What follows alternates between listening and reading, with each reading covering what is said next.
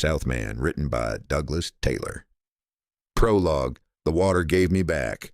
Looking back, it seems unlikely. A boy from Mississippi, red dirt under his fingernails, catfish in his blood, never seen water. He couldn't throw a rock across, falling out of the sky over the South Pacific, washing up on an island he couldn't name and staying for the rest of his life. Unlikely doesn't cover it. Impossible comes closer. But here's what I learned. Life doesn't hand you what you expect. It hands you what you weren't thinking about. The things you planned for never happen. The things that happened never crossed your mind. I thought I'd survive the war and go home. Marry a girl from Tupelo, maybe. Work my father's land until it broke me the way it broke him. Die old and forgotten in the same county where I was born, having never done a single thing worth remembering. Instead, I fell into the ocean, washed up on a beach, and became someone else entirely. This is that story, the one I wasn't supposed to live, the one that found me anyway. Chapter 1, The Fall. The plane was on fire before I understood we were going to crash. I was sitting in the cargo hold, wedged between a crate of medical supplies and something that smelled like machine oil, trying to sleep the way you try to sleep, when sleep is the only thing that makes sense and the world will not cooperate. The engines had been making sounds for an hour, sounds that were probably normal, but seemed wrong in the way that sounds seem wrong when you are 25 years old and far from home and have been trained to notice things that might kill you. My stomach was empty. This was not unusual. My stomach had been empty for most of the war, had learned to complain in a constant low murmur that I had stopped hearing the way you stop hearing a clock that ticks all night. Hunger was just the background noise of being alive in 1945. The bass note under everything else, the thing that was always true even when nothing else was. The cargo hold was dim and loud and smelled like oil and sweat and unspoken fear. The red light over the door glowed steadily, doing its job, which was to glow and not ask questions. I had my helmet on my lap and my hands folded over it, not because that helped, but because it gave my hands something to do. Up front, someone said something I couldn't quite hear over the engines. Voices traveled strangely through the plane, broken phrases drifting back to us without context, like parts of a conversation not meant to survive the distance. Then another voice answered, flat and unconcerned, the way voices sound when they think there's still time. Where we headed? South, man. A pause, a sound that might have been a laugh. How far south? Far enough. The engines changed their sound, and I do not know how to describe what a plane sounds like when it decides to stop being a plane and start being a falling object. There is a shift, a moment when the vibration that has been your constant companion fractures into something else. The hum collapses, the floor tilts, crates slide. Someone up front is shouting, but the shouting is just noise, just another sound in a world where too many sounds are happening at once. I thought, this is how I die. Not in combat, not doing anything useful, but in a cargo hold that smells like machine oil, wearing a uniform that does not fit properly, holding onto a strap that is not going to save me from anything. The plane shuddered. Something tore loose. The red light flickered, went out, came back on. Gravity hesitated, as if reconsidering its responsibilities. The ocean came up fast, faster than I expected, faster than physics should have allowed. A wall of blue-black filling the window and then filling everything. Then there was water. And then there was time. I was not sinking. This surprised me. The vest had inflated, had decided to do its job, even though the plane had not. I floated on my back, coughing, my mouth full of salt, the sky rotating slowly overhead. Pieces of the plane drifted past, wood, metal, things that had mattered minutes ago and now were just debris. I waited for voices. None came. The ocean was calm. This also surprised me. I had expected drama, waves, storms, something cinematic. Instead, the water was almost polite, lifting me and setting me down again as if undecided about what to do with me. Something passed beneath me, a shadow, long and slow, too deliberate to be a fish. I did not panic. Panic requires energy, and I was already learning that energy was something to be conserved. I floated and watched the shadow circle once and move on, uninterested. Later there were more, or maybe the same one again. It was hard to tell. Sharks look alike from above, the way systems look alike when you are inside them. They did not touch me. I realized then that this was how it would happen, if it happened at all. Not suddenly, not violently, but by waiting until I stopped being worth the trouble. And I thought, this is taking longer than I expected. Then there was nothing. I woke up on a beach I did not recognize, with a crab examining my face. The crab was small and red and had the expression that crabs have, which is no expression at all, just eyes on stalks, and a mouth that looks like it is always chewing something it does not approve of. It was standing on my chest, which struck me as rude, and it was looking at my nose with what seemed like professional interest. As if my nose were a problem it had been hired to solve. Go away, I said. My voice did not sound like my voice. It sounded like something that had been left in salt water, and then dragged across sand, and then forgotten in the sun. The crab did not go away. I was alive. This seemed unlikely, but appeared to be true. My body was doing the things bodies do when they are alive, breathing, hurting, wanting water. Especially wanting water. My throat was a desert. My tongue was a foreign object that had taken up residence in my mouth without permission. I had never been so thirsty in my life, which was saying something, because the Army had made a project of keeping me thirsty for the better part of 2 years. The beach was white. The water was blue. The sky was also blue, a different blue. The blue of something that has decided to be as blue as possible and is not interested in compromise. There were trees at the edge of the beach, palm trees, the kind you see in postcards from places you will never go. None of it looked real. It looked like a painting or a dream, or the last thing your brain shows you before it gives up and stops showing you anything. The crab moved from my nose to my ear, making a sound like tiny scissors. I said, "Go away." The crab went away, not because I told it to. Crabs do not take orders from dying men, but because something else had caught its attention.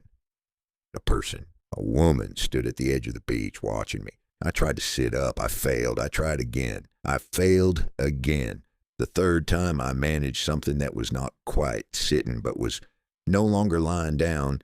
A kind of propped up collapse, my arms shaking, my head spinning, my body expressing its opinion that sitting up was a bad idea, and I should not have attempted it. She came closer.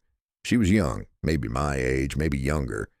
She wore something light-colored. Her hair was dark and long. She looked at me with the same evaluating attention the crab had used, as if deciding whether I was worth the trouble. She said something. I did not understand it. She said something else. I did not understand that either. Then she turned and walked away. I watched her go. I did not have the energy to call out, to ask for help, to do any of the things a person in my situation should probably do. I just watched her disappear into the trees. And then I lay back down, and the crab returned to investigate my ear, and the sky continued being blue above me, indifferent to my circumstances. I thought, I am going to die here. On a beach I do not know, in a place I have never heard of, with a crab as my only companion. This was not how I had imagined dying, but then I had not really imagined dying at all. I had assumed, the way young men assume things, that death was something that happened to other people. The time had come. I had not figured out anything. The woman came back 20 minutes later with water. Chapter 2. The village. They carried me to their village on a stretcher made of wood and woven leaves. I do not remember much of the journey. I was in and out of consciousness, drifting through a fever that had arrived without invitation and showed no signs of leaving. The world came to me in pieces. The green of the jungle passing overhead, the faces of the men who carried me, the sound of voices speaking words I did not understand, the jolt and sway of the stretcher as it moved over uneven ground. My body had opinions about all of this. My body's opinion was that it had been through enough, that it had earned a rest, that continuing to function under these circumstances was above and beyond what should be expected. I agreed with my body. I wish my body would stop complaining and do something useful instead. My body ignored me. We had that kind of relationship. The village appeared between one moment of consciousness and the next. One moment there was jungle, and then there was not jungle. There were houses, or something like houses, structures made of wood and thatch that looked like they had grown out of the ground rather than been built on top of it. There were people, lots of people, more people than I had expected, all of them looking at me with expressions that ranged from curious to suspicious to carefully blank. Someone gave me water. I drank it. Someone gave me more water. I drank that too. The water was the best thing I had ever tasted, better than beer, better than coffee, better than anything the Army had ever given me to drink, which admittedly was a low bar, but still. A woman came and looked at my wounds. There were more wounds than I had realized. Cuts and bruises and one deep gash on my leg that I did not remember getting. She cleaned them with something that stung and then smelled like plants I could not identify. And I made sounds that were not quite screaming, but were not screaming either. And she ignored my sounds and continued her work with the calm efficiency of someone who had dealt with worse. I slept. I woke. I slept again. Time became unreliable, a thing that stretched and compressed according to rules I did not understand. The fever rose and fell like tides. I dreamed of Mississippi, of my mother's kitchen, of the smell of bread baking and the sound of the radio playing songs I would never hear again. I dreamed of the plane falling, of the water rising, of the moment when everything stopped being one thing and became another. When the fever finally broke, 3 days had passed. I knew this because a man told me using gestures and the few English words he seemed to know. 3 days. He held up 3 fingers, pointed at the sun, made the motion of the sun rising and setting. I understood. 3 days of fever, 3 days of being carried and cleaned and fed by people who had no reason to help me and every reason to let me die. "Thank you," I said. He did not understand the words, but he understood something because he nodded, and something in his face shifted. Not quite a smile, but a loosening, a relaxation of the suspicion that had been there before. I was not dead. This continued to surprise me. I'd been so sure, lying on that beach, that death was the only possible outcome. But here I was in a village full of strangers, alive in spite of everything. My stomach growled, loudly, embarrassingly, the kind of growl that makes everyone in the room look at you and wonder what kind of animal you were keeping in there. The man laughed. He said something to someone I could not see. And a moment later, a woman appeared with food, fish, and something that looked like a root vegetable, and a fruit I did not recognize, but which smelled like sunshine and tasted like hope. I ate. I ate like I had never eaten before. Like eating was a skill I had only just discovered, like food was a new invention, and I was its first and most enthusiastic customer. The man watched me eat with an expression of what might have been amusement or might have been concern that I was going to choke. I did not choke. I finished everything and looked around for more, and the woman brought more, and I finished that too. "Thank you," I said again. The man said something in his language. I did not understand the words, but the tone was clear. "You're welcome, you strange creature who washed up on our beach. You're welcome, and we'll figure out what to do with you later." Chapter 3. Learning to Listen. The language was impossible, and not impossible in the way that German is impossible, or Japanese, or any of the other languages I had heard during the war and had not understood. Those languages were impossible in a familiar way. You could hear the words, could identify where one ended and another began, could at least attempt to repeat the sounds, even if you had no idea what they meant. This language was something else. The words ran together like water. The sounds did not match any sounds I had learned to make with my mouth. There were tones, I slowly realized. The same syllable meaning different things, depending on whether your voice went up or down or stayed flat. And there were sounds that required parts of my throat I had not previously known existed. I spent the first week just listening, not trying to understand, not trying to learn, just listening, letting the sounds wash over me like waves, letting my ears adjust to the rhythm and flow of a language that had been spoken on this island for longer than my country had existed. The children help. Children are merciless teachers. They would point at things and say words, and if I repeated the words wrong, which I always did, they would laugh and correct me and make me say it again and again and again until my mouth ached and my brain felt like it had been turned inside out and wrung like a washcloth. "New," a girl said, pointing at a coconut. "New," I said. She shook her head. "New." "Who?" "New." She said it louder, as if volume were the problem. "New," I said. She considered this. She looked at me with the evaluating gaze of a teacher who has seen many students fail and expects nothing better. "Close enough, Wyatt," she said in a phrase I would not understand until weeks later. Then she pointed at a fish, and we started the whole process over again. The man who had first spoken to me was named Tavita. He took it upon himself to be my guide, my translator, my interpreter of a world that made no sense. He was patient in a way that suggested he had practiced being patient, the kind of patience that comes from years of dealing with situations that required it. "You speak," he said to me one day in his limited English. "You speak, I listen. Then I speak, you listen." I don't know what to say.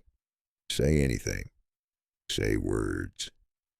So I said words. I told him about Mississippi, about the farm where I grew up, about my mother and father, and the sister who had died of scarlet fever when I was 12. I told him about the army, about the training, about the war that had sent me across the ocean to a place I had never expected to see.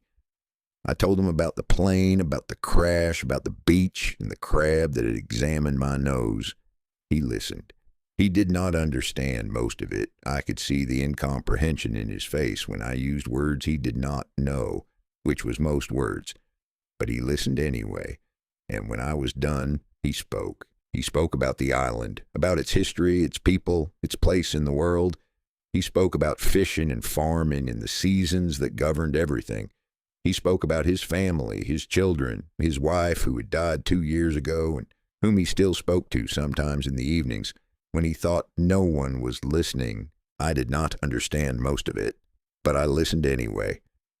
And somewhere in that exchange, in the speaking and listening, in the words that passed between us like objects handed back and forth, something began to happen. The language began to resolve like a picture coming into focus.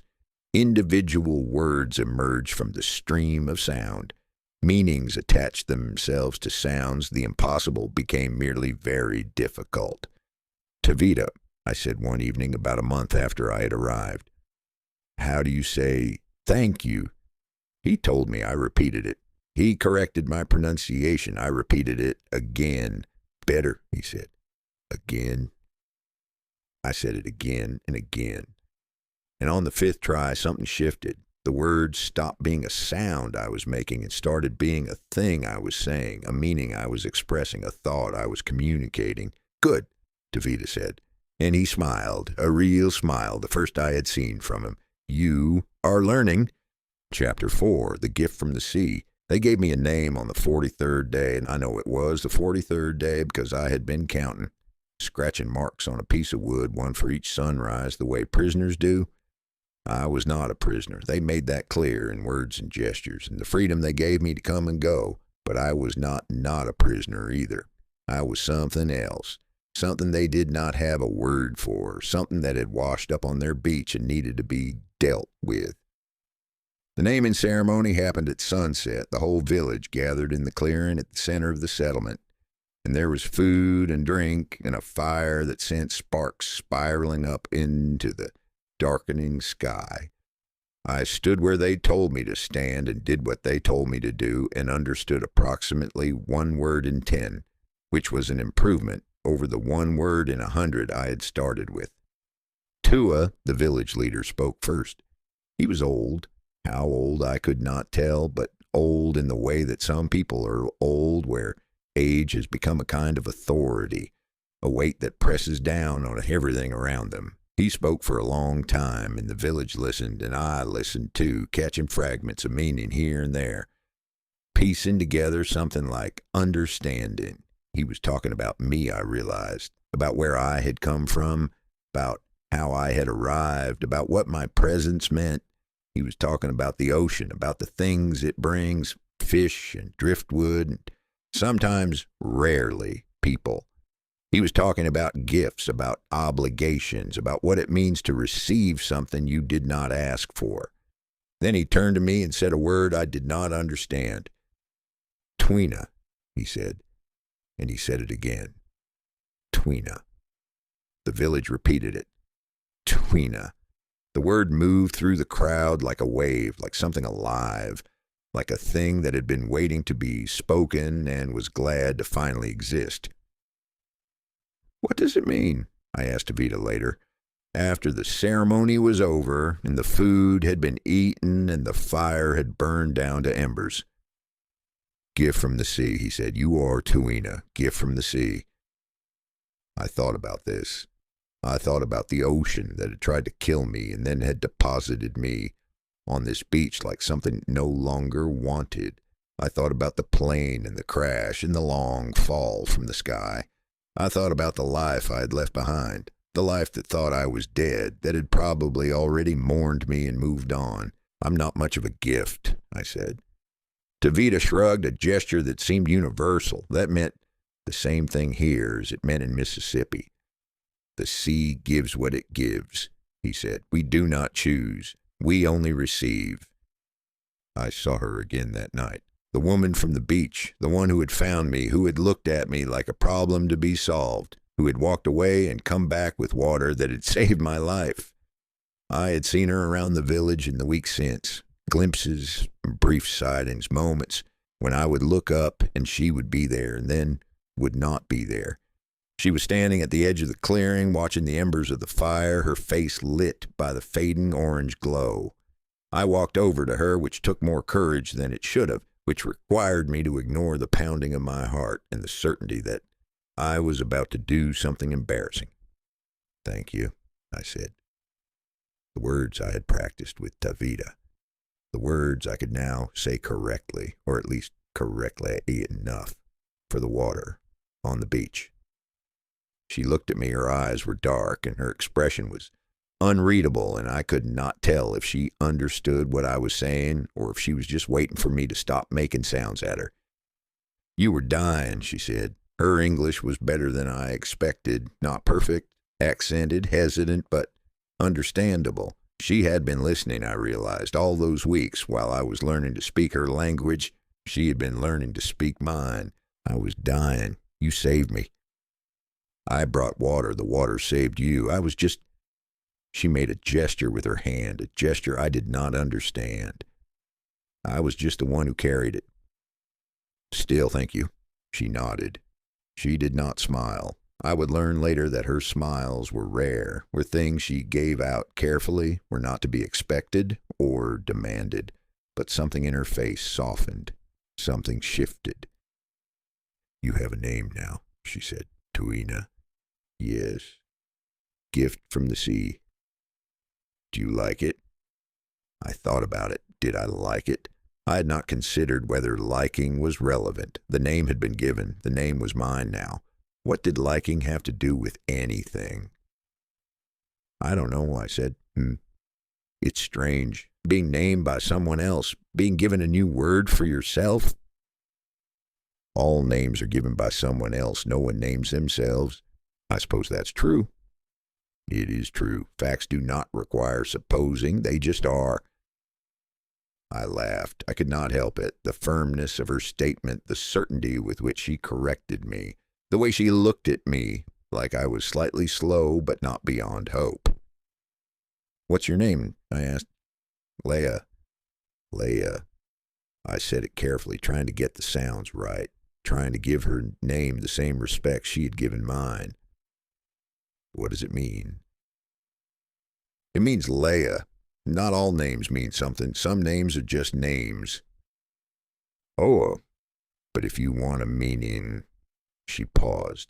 The firelight caught her face, made her look like something from a story, something not quite real. My grandmother said it meant the one who knows things, but my grandmother also said that the moon was made of fish bones, so perhaps she was not a reliable source. I laughed again, and this time, I saw it, the corner of her mouth turning up. The smallest hint of something that might, in better light, be called a smile. I will see you again, she said. It was not a question. Yes, you will. She turned and walked away into the darkness, and I stood by the dying fire and watched her go, and something in my chest was doing something it had not done in a long time, something that felt like possibility, like the beginning of something, like a door opening onto a room I had not known existed. A crab scuttled across the clearing, going about its crab business, indifferent to my emotional state. What are you looking at? I asked it. The crab did not answer. Crabs never do. Chapter 5, Learning to be Useful. The problem with being a gift from the sea is that gifts are expected to be useful. For the first 2 months, I was useless, completely, thoroughly, embarrassingly useless. I could not fish, had never fished, had grown up in Mississippi, where the closest body of water was a muddy pond that contained nothing worth catching. I could not farm. Had worked on my family's farm, yes, but the farming here was different, involved crops I did not recognize, growing in soil I did not understand. I could not weave or build or cook or do any of the 100 daily tasks that kept the village functioning. What I could do was watch, and watching, it turned out, was the first step toward doing. I watched Manu fish. Manu was Tavita's age or older, with the hands that looked like they had been carved from driftwood and a face that had been weathered by decades of salt and sun. He did not speak much, did not speak at all to me at first, but he did not seem to mind when I sat in his boat and watched him work. The watching took weeks, weeks of sitting in the boat while he paddled out past the reef. Weeks of sitting in silence while he studied the water with an attention I could not understand. Weeks of watching him throw nets and pull them back and somehow always know where the fish were when I could not see anything but blue. How do you know? I asked him one day, in my broken version of his language. How do you know where the fish are? He looked at me for a long time, long enough that I thought he was not going to answer, that he was going to go back to his work and leave my question hanging in the salt air like something unpleasant. The water tells you, he said finally, if you know how to listen. How do you listen to water? He made a sound that might have been a laugh. It was hard to tell with Manu. His face did not move much. You don't listen with your ears, you listen with your eyes, with your skin, with the part of you that knows things before you know them. I did not understand. He could see that I did not understand. He sighed, the sigh of a teacher who has been given a particularly dim student and is resigned to the work ahead. Watch me, he said, and he pointed at the water. Watch, don't think, just watch. So I watched. I watched the water the way he watched it, trying to see what he saw, trying to feel what he felt. The water was blue. The water moved in patterns I could almost see, currents and eddies and the subtle shifts that happened when something beneath the surface disturbed the something above. There, Manu said, and he threw the net. When he pulled it back, there were fish in it, silver and flashing and alive, flopping against the mesh like they were surprised to find themselves caught. How did you know? The water told me, darker there, moving differently.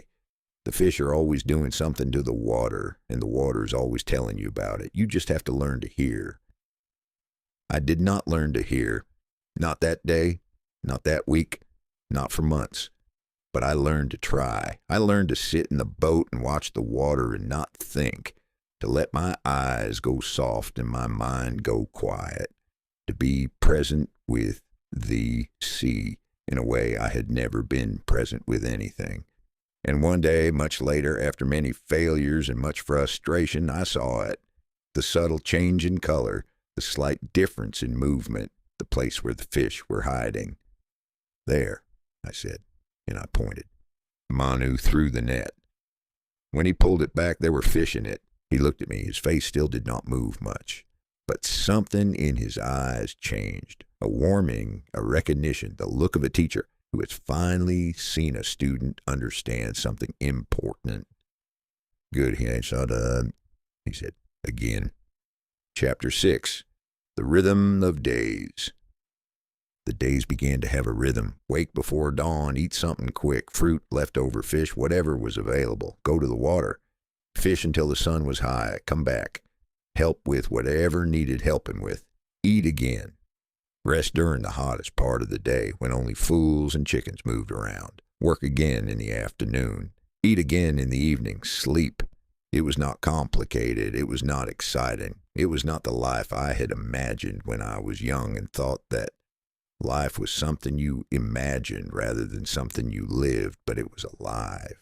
It was a rhythm. It was a way of being in the world that made sense, that had its own logic, that asked nothing of me except that I show up and do what needed to be done. I learned to weave nets.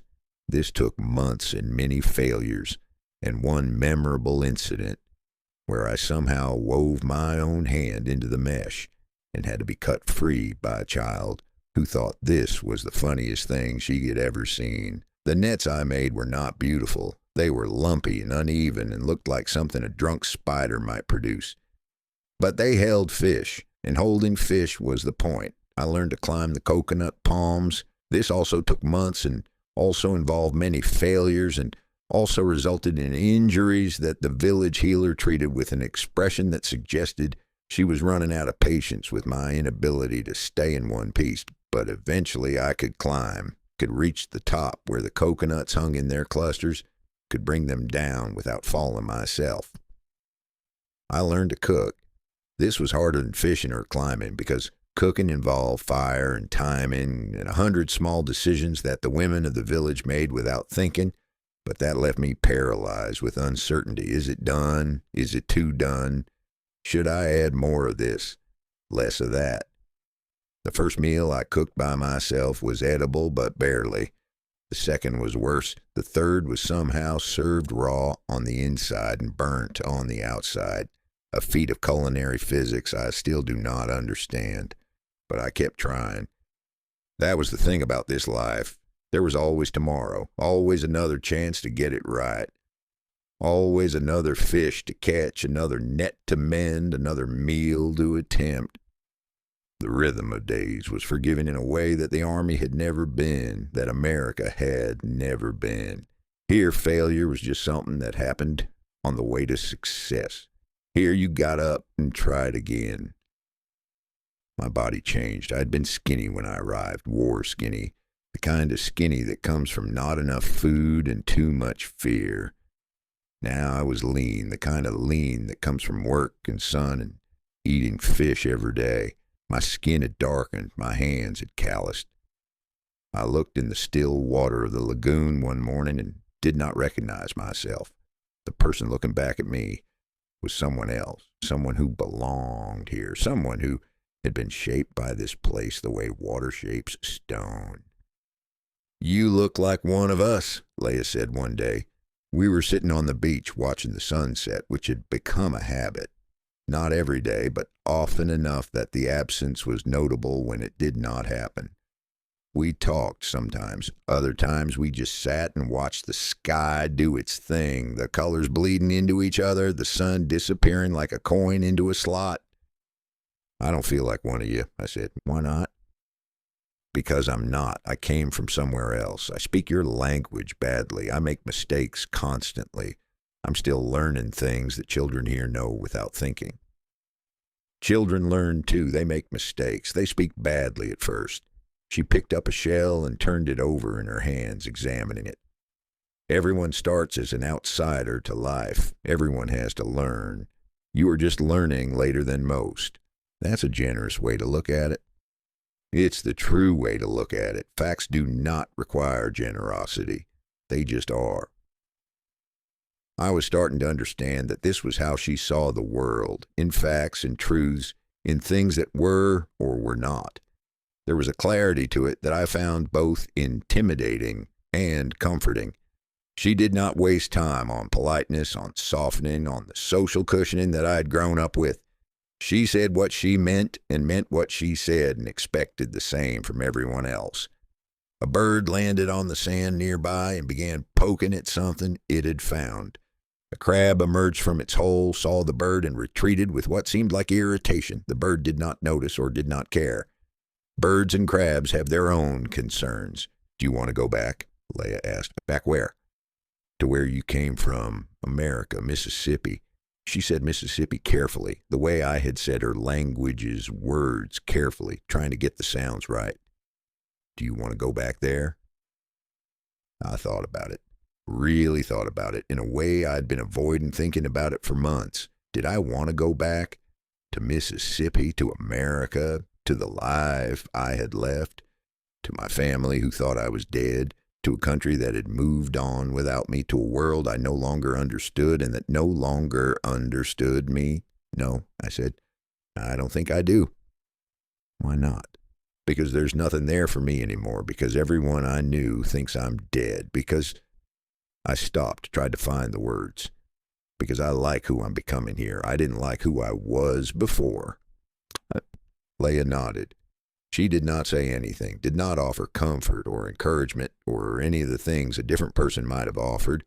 She just nodded, accepting my truth the way she accepted all truths, as facts that did not require commentary. The sun finished setting, the stars began to appear, and we sat there on the beach watching the light change, and I felt something I had not felt in a long time. I felt like I was home. Chapter 7. Courtship. I did not know how to court her. This was not surprising. I had not known how to court anyone in Mississippi either. Had stumbled through a few awkward attempts at romance that had ended in mutual embarrassment and a general agreement that we should pretend the whole thing had never happened. I was not skilled at the art of approaching someone you wanted to be closer to. I was not skilled at reading signs, at interpreting signals, at any of the things that apparently came naturally to other people, but that remained mysterious to me. And here, the rules were different. Here there were customs I did not understand, expectations I could not anticipate, an entire system of courtship that had developed over generations and that no one had thought to explain to me because why would they? I was the gift from the sea, the strange creature who had washed up on the beach. Courtship was probably not something they expected me to attempt, but I wanted to be closer to Leah.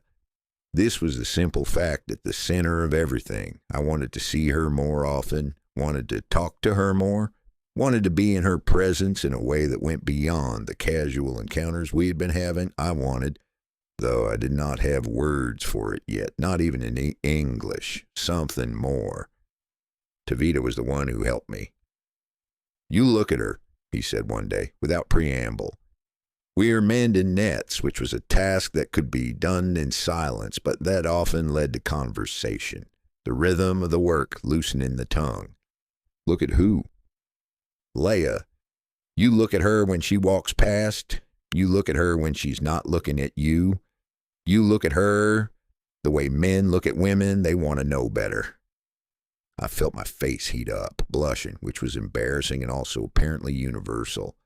Humans blush. Even humans on Pacific Islands blush when someone notices them staring at the person they're trying not to stare at. I don't know what you're talking about.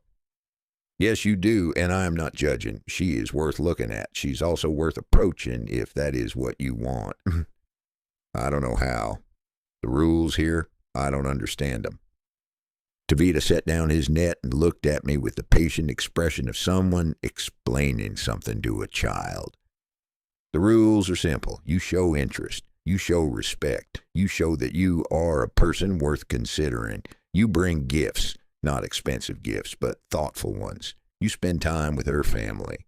You demonstrate that you can provide, that you are useful, that you would be a good partner. That's a lot of rules. Those are not rules. Those are just, he searched for the word, Those are just courtesy.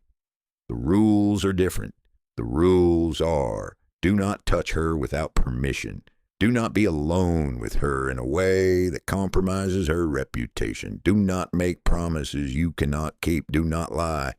That sounds like the rules in Mississippi. Perhaps the rules are the same everywhere. Perhaps people are the same everywhere, even when they think they are different. I thought about this. I thought about my mother and father, about how they had met, about the stories they told of their courtship. The details were different, but the shape was the same. Attention, respect, gifts, time, the slow building of trust. What kind of gifts? I asked. Davita smiled. A rare thing, a thing that meant I had asked the right question. Something you made, something you caught, something that shows you were thinking of her when you did not have to be thinking of her. Not a fish. Anyone can catch a fish. Something that took effort. Something that shows skill. I thought about what skills I had. Fishing, yes. Net weaving, sort of. Coconut climbing, painfully. None of these seemed like the basis for a gift that would impress anyone. But I could carve. I had whittled as a boy in Mississippi, had made small figures from wood, had been told I had talent, though I had never believed it. I had not carved since arriving on the island, had not had time, had not had tools, had not had reason, but I could carve. A carving, I said. I could make her a carving.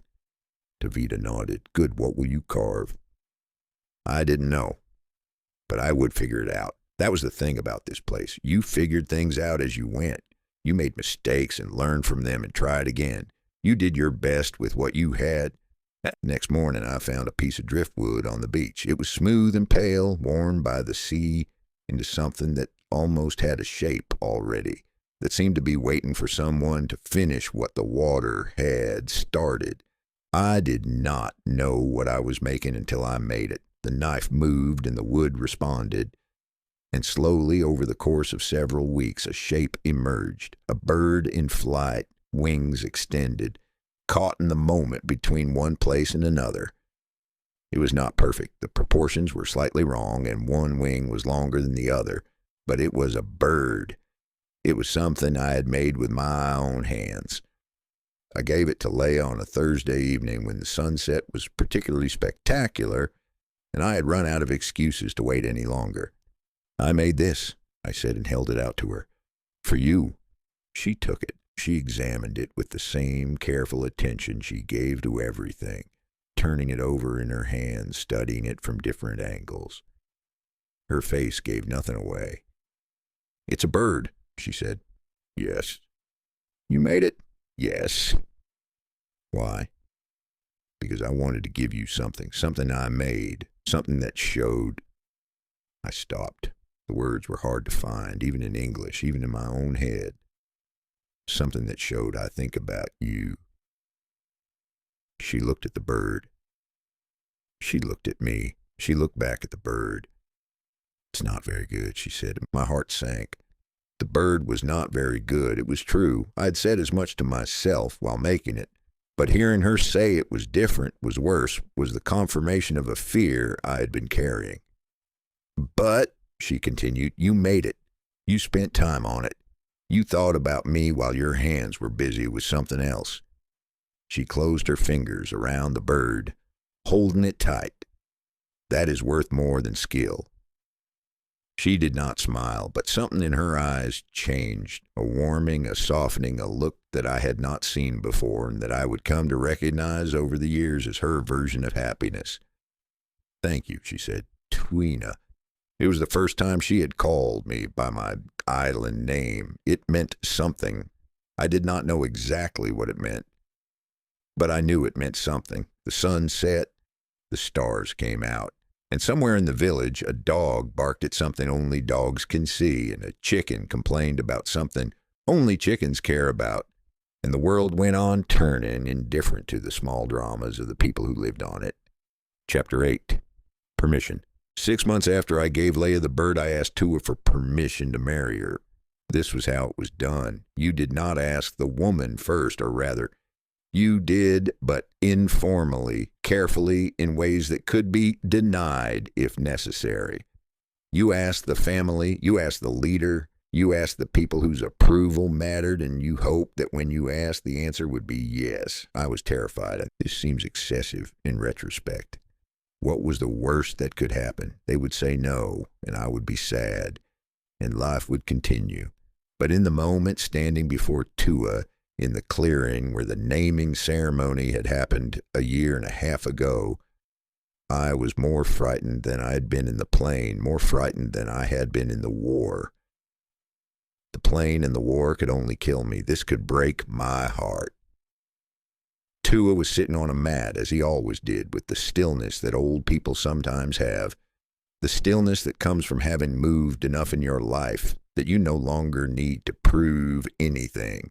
He looked at me with eyes that seemed to see everything, to miss nothing, to understand exactly what I was feeling, and to find it mildly amusing. "You want to marry Leia?" he said. It was not a question. "Yes." "Why?" I had prepared an answer to this question. I had rehearsed it, had practiced the words in front of Taveta, had made sure I could say them correctly in the language that was no longer impossible, but was still difficult.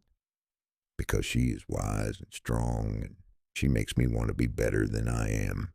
Because when I am with her, I feel like I am in the right place, because I cannot imagine my life without her in it. Tua listened. He did not interrupt, did not nod, did not give any sign of what he was thinking. He just listened, the way the ocean listens to the waves, present, receiving, unchanged. "You are not from here," he said when I was finished. "No, I am not. You may want to leave someday. You may want to go back to where you came from. This happens. People leave. I don't want to leave. You don't want to leave now, but time changes people. Time changes what they want. How do I know you will not change? How do I know you will not leave her, leave any children you might have, leave the life you were promising to build?" I did not have a good answer to this. He was right. I could not know the future, could not promise that I would never change, could not guarantee anything except what I felt in this moment. "You're right," I said. "I can't know. I can only tell you what I intend, what I want, what I will try to do." "And what will you try to do?" "I will try to stay. I will try to be a good husband, a good father, a good member of this community. I will try to be useful, to contribute, to earn the life I'm asking for." "And if you fail, if you cannot be these things, then I will fail, but I will have tried. And trying, even if you fail, is better than not trying at all." Tua was silent for a long moment. A fly buzzed past his head, and he did not swat at it, just let it go, as if flies were not worth noticing, as if his attention was reserved for more important things. "Do you know why we named you Tuina?" he asked. "Gift from the sea." "Yes, but do you know what that means? A gift from the sea is not like other gifts. You do not ask for it. You do not choose it. It arrives, and you must decide what to do with it." He paused. "We have been deciding what to do with you for a year and a half. Some people thought we should send you away. Some people thought we should keep you, but not trust you. I thought we should wait and see what kind of gift you were. And what kind of gift am I? A complicated one, a gift that does not know what it is for. A gift that is still becoming itself." He smiled, a small smile almost hidden in the wrinkles of his face, but a gift nonetheless. And gifts should be used, not wasted. He stood up slowly with the care that old joints require. "You have my permission," he said. "If Leia wants you, if her family agrees, these things are not for me to decide, but you have my permission to ask." I thanked him. I thanked him many times, probably too many times, probably embarrassingly many times.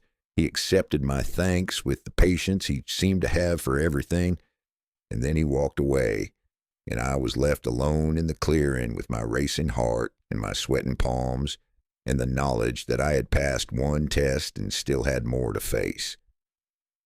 A chicken wandered past, looking for something to eat. It regarded me with the supreme indifference that chickens bring to all their interactions with humans, then wandered off again. "Wish me luck," I said to it. The chicken did not respond. Chickens are not in the business of luck, but I felt luckier anyway, standing there in the clearing, knowing that I had taken one step closer to the life I wanted. Chapter 9. The Wedding. We were married in the dry season, when the wind blew from the east and the water in the lagoon was so clear you could see the fish dreaming at the bottom. I do not remember the ceremony as clearly as I should. It was long, many hours of rituals I did not fully understand, words spoken in the old language that even the islanders did not entirely comprehend, prayers to gods whose names I could not pronounce. I stood where I was told to stand. I repeated what I was told to repeat. I did my best to look like a person who belonged there, even though I felt like a fraud, like someone who had wandered into a story that was not his. But I remember Leia. She was wearing white. Not the white of Western wedding dresses, but a different white. A white made of cloth that had been woven on the island, decorated with shells and feathers and things that had meaning I did not know. Her hair was loose, which was rare. She usually kept it tied back, practical and out of the way. But today it was down, a dark wave that fell past her shoulders and caught the light. She looked at me and I looked at her, and for a moment the ceremony disappeared. The people disappeared. The island disappeared. There was only her face and her eyes, and the knowledge that we were doing something that could not be undone, making a promise that would shape the rest of our lives. "Are you scared?" I asked her in the brief moment before the next part of the ceremony began. "Yes," she said. "Are you?" "Terrified." "Good. It would be foolish not to be scared. This is a foolish thing we are doing. Do you want to stop?" "No." She almost smiled, almost. "Do you?" "No." "Then we are fools together. That is the best kind of fools to be." The feast afterward lasted until dawn. There was food, more food than I had ever seen in one place, fish and pork and fruits and vegetables, and things I did not recognize, but ate anyway because refusing food at your own wedding would be rude. There was drink, fermented something that tasted like coconut and fire and made the world soft around the edges. There was music, drums and voices, and something that might have been a flute, though it made sounds no flute I had ever heard could make. People danced. I danced badly, with the uncoordinated enthusiasm of someone who has never learned to dance but is happy enough to try anyway. Leia danced well with the grace she brought to everything she did. We danced together, badly and well, mixed into something that was neither but was ours. Tavita found me late in the evening when the drink had made me philosophical and the hour had made me tired. "You are married," he said. "I am married. It does not feel different. It feels the same as before, but it is not the same. You will see. Things change when you're married. Slowly, in ways you do not notice until you look back." Is that a warning? It is a fact. Facts do not warn. They just are. He was drunk, I realized. I had never seen Tavita drunk before. It made him more talkative, more willing to say things he might not say otherwise. "She is a good woman," he said. "Leia, better than you deserve, probably. But most men have wives better than they deserve. That is how it works. Women are generally better than men. It is one of the facts of the world. I'll try to deserve her. You will try and you will fail and you will try again. That is also how it works." He put his hand on my shoulder. "But you will be happy. I can see it. The way you look at her, the way she looks at you. You will be happy for as long as you can manage it, and that is enough. That is all any of us can hope for." We spent our first night as a married couple in a small house at the edge of the village. It had been built for us, a gift from the community. a place of our own where we could begin the life we had promised to build. The house was simple: one room, a mat for sleeping, a place for cooking, a window that looked out on the lagoon, which was silver in the moonlight, holding the reflection of stars that seemed close enough to touch. I lay there in the darkness, my wife beside me. My wife, I thought, testing the word, trying to make it feel real, and I listened to the sounds of the night, insects, waves, the distant call of a bird that hunted after sunset, the sounds of home. "Are you awake?" Leah asked me. "Yes." "What are you thinking?" "I'm thinking that I don't deserve this, any of this. A year and a half ago, I was dying on a beach, and now I have a wife and a home and a life I never expected. Doesn't seem possible. Many true things do not seem possible. That is part of what makes them true." "What are you thinking?" She was quiet for a moment. I could feel her beside me, the warmth of her body, the rhythm of her breathing, real and present, and mine. "I'm thinking that I was not sure about you when you first arrived, when you were sick and strange and speaking words I did not understand. I was not sure you were worth saving. And now I am sure."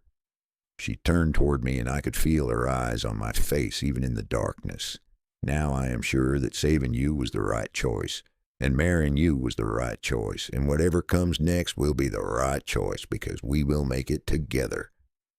I reached out and found her hand, her fingers intertwined with mine. We lay there, holding hands in the darkness, and the moonlight came through the window and painted silver lines on the floor. And somewhere outside, a dog barked at something only dogs can see. "Go to sleep," Leah said. "Tomorrow will be long.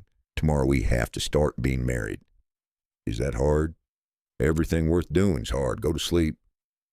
I went to sleep, and for the first time in a long time, for the first time since the plane, since the crash, since the life that had ended so that this life could begin, I slept without dreaming. Chapter 10. The Sun. Alpha was born in the rainy season, when the sky opened every afternoon and the world turned green and wet and new. I was not present for the birth. Men were not present for births here. It was women's work, done in a special place, surrounded by women who knew what to do and had no need of nervous husbands pacing outside and asking unhelpful questions. I was told to go away, to find something useful to do, to wait until someone came to get me. I was useless. I tried to fish, but I could not concentrate. I tried to mend nets, but my hands would not cooperate. I walked up and down the beach, wearing a path in the sand, looking at the sky and the water and seeing nothing, hearing nothing except the silence where news should be. Tavita found me there late in the afternoon. "You're going to wear yourself out," he said. "Sit down. Wait. The baby will come when the baby's ready." "What if something goes wrong?" "Then something goes wrong. Worrying about it will not change it. Worrying is just suffering twice, once for what might happen and once for what does happen." He sat down on the sand, patted the spot beside him. "Sit." I sat. The water did its water thing in front of us, waves coming and going, eternal and indifferent. A crab emerged from a hole and looked at us, then retreated. The crab had its own concerns. "I was like you," Tavita said. "When my first child was born, I could not sit still. I drove everyone crazy with my pacing. My wife's mother told me to go catch fish, and I went and caught nothing because my mind was somewhere else, and I came back and my daughter had been born while I was gone. Were you upset that I missed it? No, I would have been useless if I had been there. Men are useless at births. We can only wait, and waiting is not something we are good at." "I'm not good at waiting." "No one is good at waiting. That is why it is called waiting. If it were easy, it would be called something else." A bird flew past, one of the frigate birds, black and angular, riding the wind with its wings spread wide. I watched it go. It did not look back. "What if I'm a bad father?" I asked. The question had been sitting in my chest for months, growing larger as Leia's belly grew larger, taking up more and more space until I could not contain it any more. What if I don't know how to do it? What if I make mistakes? You will make mistakes. Every father makes mistakes. The question is not whether you will make mistakes. The question is what you will do after you make them. What should I do after I make them? Apologize. Learn. Try to do better. That is all anyone can do. That is all anyone has ever done. He picked up a shell and turned it over in his hands. Your father, the one in Mississippi, did he make mistakes? Yes, many. Did he try to do better? I thought about my father, about his silences and his stubbornness and his way of never admitting he was wrong, even when he was obviously wrong, about the times he had failed me, the times he had failed my mother, the times he had failed himself, about the distance between who we wanted to be and who he actually was. Sometimes, I said, not always. Then do better than sometimes. That is your job, to do better than your father did. And your son's job will be to do better than you. This is how it works. Each generation tries to be a little better than the last. Some succeed, some fail. But the trying is what matters. The woman came to get me at sunset. A boy, she said, healthy. Your wife is asking for you. I ran. I do not remember deciding to run. My legs just started moving, carrying me toward the place where Leah was, where my son was, where my life had just changed in a way that could not be unchanged. The room was small and warm and smelled like blood and sweat and the particular smell of new life, a smell I had never smelled before but would never forget. Women moved around me, doing things I did not understand, cleaning and arranging and murmuring to each other in low voices. Leah was lying on a mat in the center of the room. She looked exhausted, more exhausted than I had ever seen her. Her face pale, her hair damp with sweat, her body wrung out by hours of work I could not imagine. But she was smiling, a real smile, the kind I rarely saw, the kind she saved for moments that mattered. Come, she said, meet your son. He was small. This was my first thought. He was so small, so impossibly small, a tiny creature wrapped in cloth that seemed bigger than he was. His face was red and wrinkled and not at all attractive, if I was being honest. He looked like a very old man who'd been left in the sun too long and was displeased about it. He's beautiful, I said. He's not beautiful. He's red and wrinkled, and he has been screaming for an hour. Leah laughed, a real laugh, the kind that comes from exhaustion and joy mixed together. But he is ours. That is what matters. I took him from her carefully, so carefully as if he were made of glass, as if the slightest wrong move would break him. He weighed almost nothing. He was warm in my arms, warm and alive and real. Afa, Leah said. His name is Afa. What does it mean? It means storm because he arrived during the rain and because I think he will be loud. As if to confirm this, Afa opened his mouth and began to scream. It was an astonishing sound, huge, outraged, completely disproportionate to the size of the creature producing it. He was not happy. He was cold or hungry or simply displeased at the indignity of having been born. He's loud, I agreed. He's ours. Leah reached out and touched my face, her hand gentle, her eyes soft with something I had not seen before. A new kind of love. A love that included me but also went beyond me, that extended to this small screaming creature and would extend to whatever future we built together. Ours, Tweena.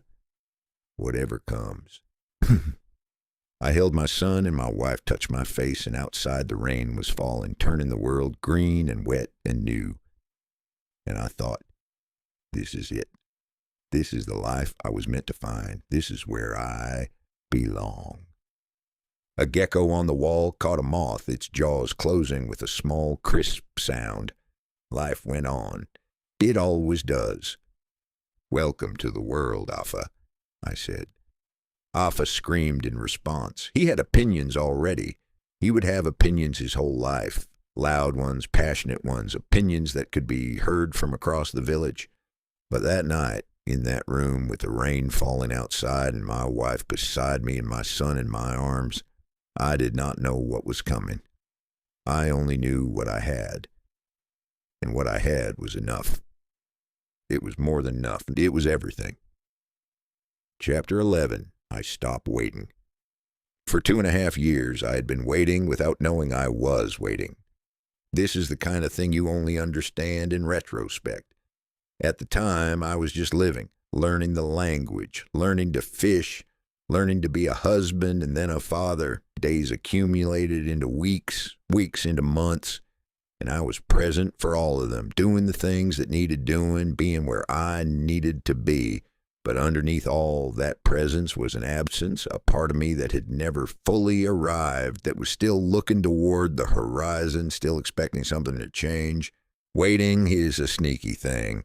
It disguises itself as patience, as caution, as keeping your options open. You think you are being sensible, and actually you are being absent.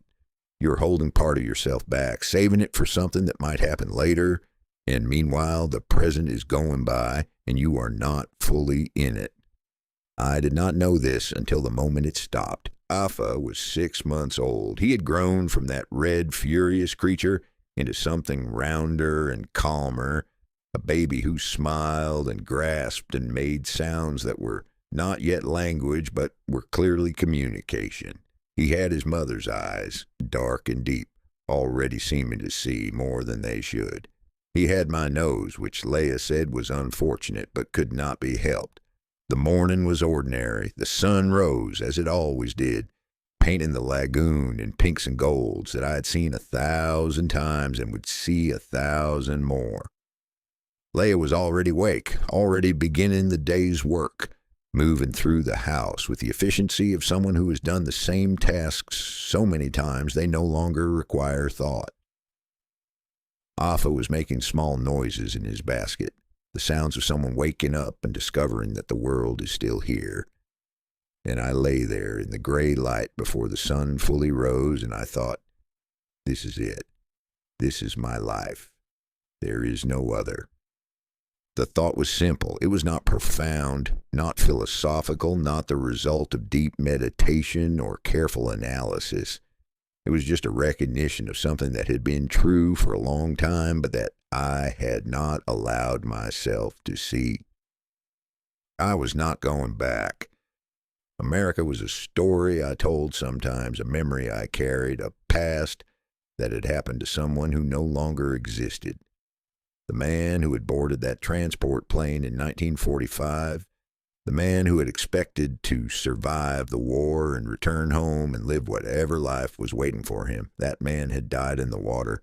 What had survived, what had washed up on the beach and been given food and language and a name, was something else. I was Tuina now, husband of Leah, father of Afa, fisherman, gardener, member of a village that had decided, for reasons I would never fully understand, to keep me.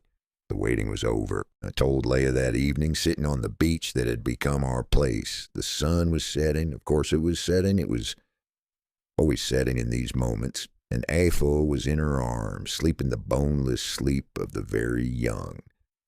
The water was doing its thing, being impossibly blue, and the birds were doing their thing, fishing in the shallows, and everything was exactly as it had been 1,000 evenings before. I'm staying, I said. I know I have been staying, but now I am staying. She looked at me. Her face was lit by the sunset gold and pink, and her expression was something I could not quite read. I know, she said. You know? I have known for some time. I was waiting for you to know. How could you know before I knew? Because I watch you. You used to look at the horizon all the time, at the water, at the sky, at the edge where the world continued without you. You were always looking for something there. She shifted Afa, adjusting his weight against her chest.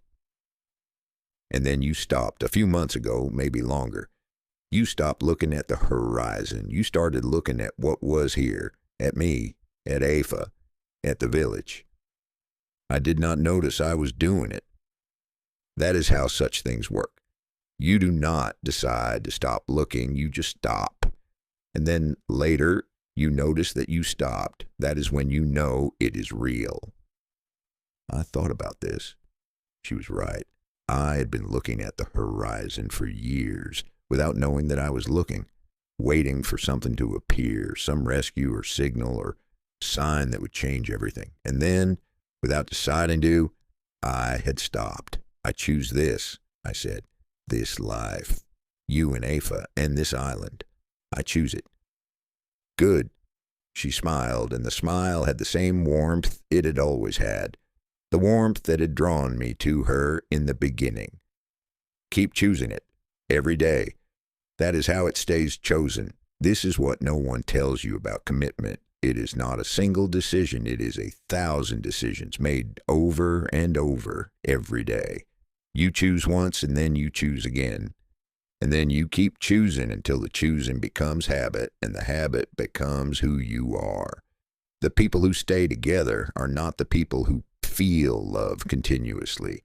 They're the people who keep choosing to stay even when the feeling wavers. That night after Afa was asleep and the village was quiet, I walked to the beach where I had washed up 3 years before. It looked different now, not physically. The sand was still white, the water still impossible blue, the palm trees still standing in their loose formation. But the meaning had changed. It was no longer the place where my old life had ended. It was the place where my new life had begun. Meanings change, places stay the same, but what they mean to you shifts depending on where you are standing in your own story. The beach was the same beach. I was not the same man. I walked into the water, just to my ankles, just far enough to feel the warmth of the lagoon, the gentle pull of the current. The stars were out, thick and bright, the same stars I'd watched for 3 years. The same sky. The same ocean that had killed 11 men and spared me for reasons I would never know. Goodbye, I said. Not to anyone, not to America, which did not care whether I said goodbye or not. Not to my mother, who had buried an empty coffin and believed I was dead. Just to the man I had been. The man who had boarded that plane expecting to survive a war and return to a life he could not imagine anymore. That man was gone, had been gone for a long time. I was just acknowledging it now, giving him a moment of recognition before letting him dissolve into the water that had carried him here and would carry him no further. Goodbye, I said again. The ocean did not answer. The ocean never answers. It just continues, patient and eternal, doing what it has always done. This is comforting if you think about it the right way. The ocean does not care about your problems, which means your problems are smaller than they seem. Everything is smaller than it seems when you compare it to the ocean. I walked back to my house, to my wife, to my son, to the life that had been waiting for me while I was waiting for something else, to the future that would unfold here, on this island, in this language, among these people. I did not know what that future held. I did not know about the planes that would eventually circle, the strangers who would come asking questions, the forces that would gather in distant offices and make decisions about us. I did not know that Leia would die before me, that Afa would walk into the mountains to fight, that I would become a witness to the destruction of everything I loved. I knew only that I was here. And for now, and for whatever came after, here is enough. Chapter 12. A Boy Between Worlds. My son learned to swim before he learned to walk, which tells you everything you need to know about where he was growing up and nothing at all about what it would cost him later. Leia took him to the lagoon when he was perhaps 6 months old, earlier than I would have chosen, earlier than seemed safe to me, but I had learned by then that my opinions about child rearing were mostly wrong and always unwelcome, like a guest who shows up to a party on the wrong night and insists on staying anyway. She waded out to where the water was chest deep on her, held Afa against its surface, and let go. He did not sink. He did not panic. He moved his arms and legs in motions that were not quite swimming, but were not drowning either, a kind of instinctive paddling that kept his head above water while his body figured out what to do. It was the same way I had seen puppies swim and ducklings, and once a very determined cat that had fallen off a boat and was not happy about any of the choices that had led to this moment. Leia stayed close, ready to grab him, but she did not need to. He floated, he kicked, he made a sound that might have been delight or might have been confusion, but it was definitely not fear. "You see," Leia said when she brought him back to shore, "the water knows him, he knows the water. They are not strangers. He's 6 months old, he does not know anything." "He knows this." "Watch." She took him back out and I watched, and she was right. He did know. Something in his body understood the water in a way that something in my body never had, never would. I had learned to swim as a boy in Mississippi in a muddy pond that smelled like frogs and regret it, and swimming had always felt to me like a negotiation with an element that would rather see me dead. But Alpha swam like the water owed him money and was happy to pay up. He was born here, I realized, not just geographically, but fundamentally. The island was in him in ways it would never be in me, no matter how many years I stayed, no matter how much I wanted it to be otherwise. Some things you inherit, some things you earn, and some things are simply given to you by the place where you take your first breath, gifts you never asked for and can never return. Alpha's first word was not mama or papa or any of the words that babies are supposed to say first, according to the books I had never read because there were no books on the island, and I would not have trusted them anyway. His first word was fish, or rather, it was the island word for fish, Ika, which he produced one morning while watching the men bring in the catch, pointing at the silver bodies piled in the boats with a certainty that suggested he had been waiting for this moment his entire short life and was glad everyone had finally caught up to where he already was. "Ika," he said. "Ika, Ika." The men laughed.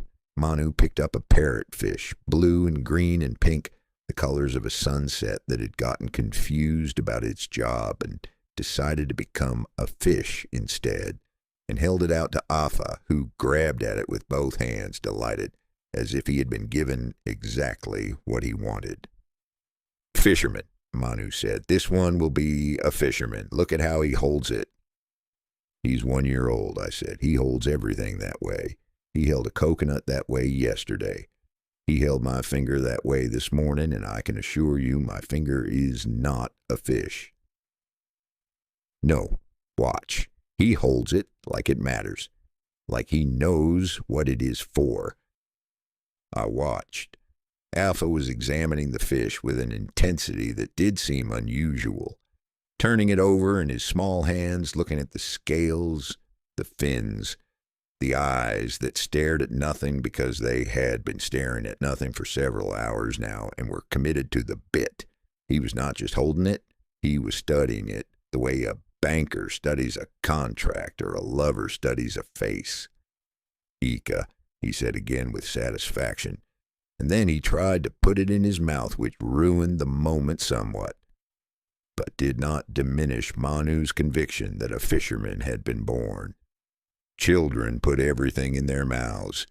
It is their way of asking questions that do not yet have words. The language question arose early and never quite resolved itself, like a dinner guest who keeps saying they should leave but never actually stands up. Leia spoke to Afa in Inua Afan, the island tongue, the language of home and hearth and everything that mattered.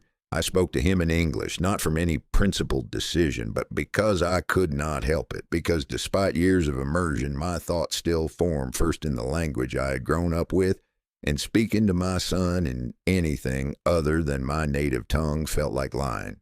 Not a big lie, not a harmful lie, but the kind of small lie you tell when you pretend to be something you are not quite. And small lies have a way of accumulating interest. The result was a child who heard 2 languages constantly, who absorbed both without apparent confusion, who switched between them with an ease that made me dizzy and slightly jealous. It was like watching someone juggle while you struggled to hold a single ball. He will be confused, I worried when Alpha was 2, and already stringing words together in both languages, sometimes in the same sentence, as if the two tongues were ingredients in a recipe only he knew. He will not know which language is his. Both are his, Leah said. How? Why should he have only one? Does a bird have only one wing?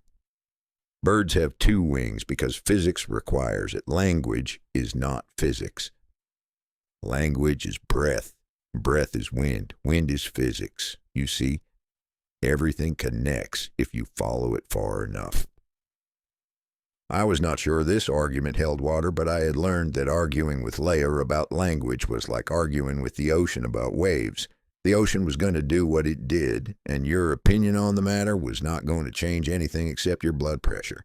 She was right, of course. She was usually right about things like this. But I watched Afa grow, watched him move between languages like a fish moving between currents, or perhaps more accurately, like a fish who had realized that currents were optional, and you could just swim wherever you wanted if you were stubborn enough. And I wondered which one he dreamed in, which one he would curse in when he stubbed his toe, which one would rise to his lips in the moments when thought was too slow and only instinct remained. Both, it turned out. He dreamed in both. He cursed in whichever language was nearest to the injury. He was not confused at all. I was the one who was confused, trying to fit him into categories that did not apply, like a man trying to store water in a basket and blaming the water when it leaked out. Afa grew the way children grow, relentlessly, transforming from one thing into another while you watch and fail to keep up.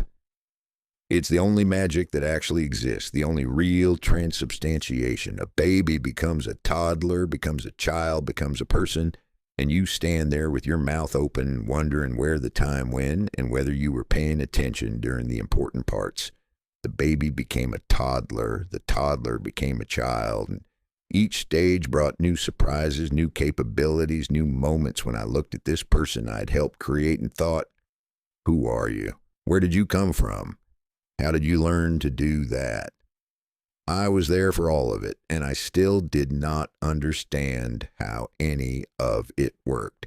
He learned to fish properly by 7, sitting in the boat with Manu and the older men, watching with an intensity that bordered on predatory. By 8, he could read the water, could see the signs of fish below the surface that remained invisible to me, no matter how hard I squinted or how much I wanted to see them. How do you know? I asked him once, after he had pointed to a spot in the lagoon and said, with absolute confidence, that there were trevally there. We cast the net. There were trevally there, silver and muscular, thrashing against the mesh like commuters who had just realized they were on the wrong train and were determined to get off before the next stop. I don't know how I know, he said. The water looks different, darker maybe, or it moves wrong, like it's trying to keep a secret but isn't very good at it. Can't you see?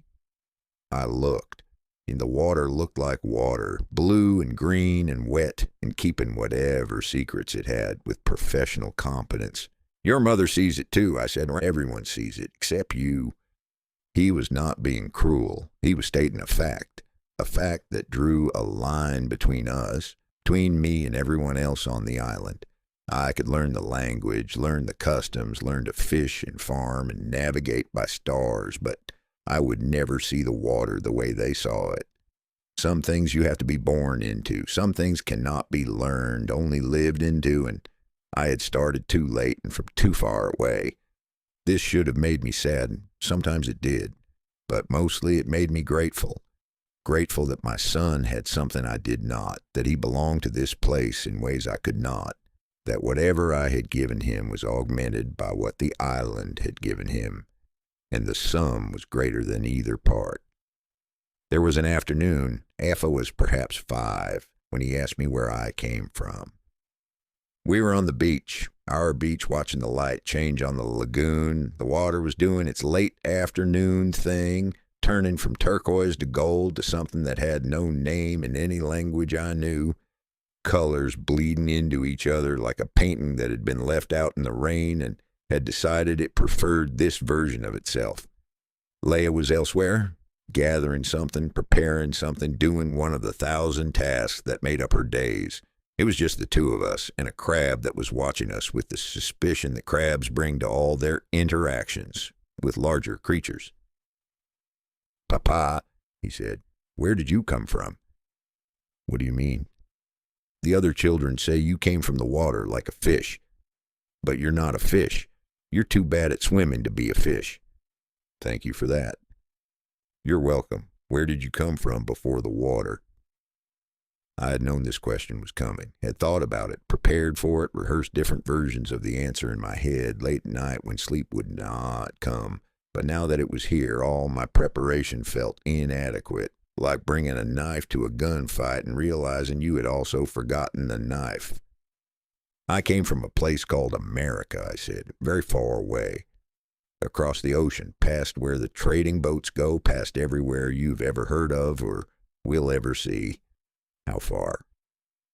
"So far that if you sailed every day for a month, you would not reach it. So far that the birds that fly over us have never been there, and the fish that swim past us have never heard of it." Alpha's face scrunched with the effort of imagining this. A month was a long time when you were 5. A month was approximately forever, give or take a few days for good behavior. "Why did you leave?"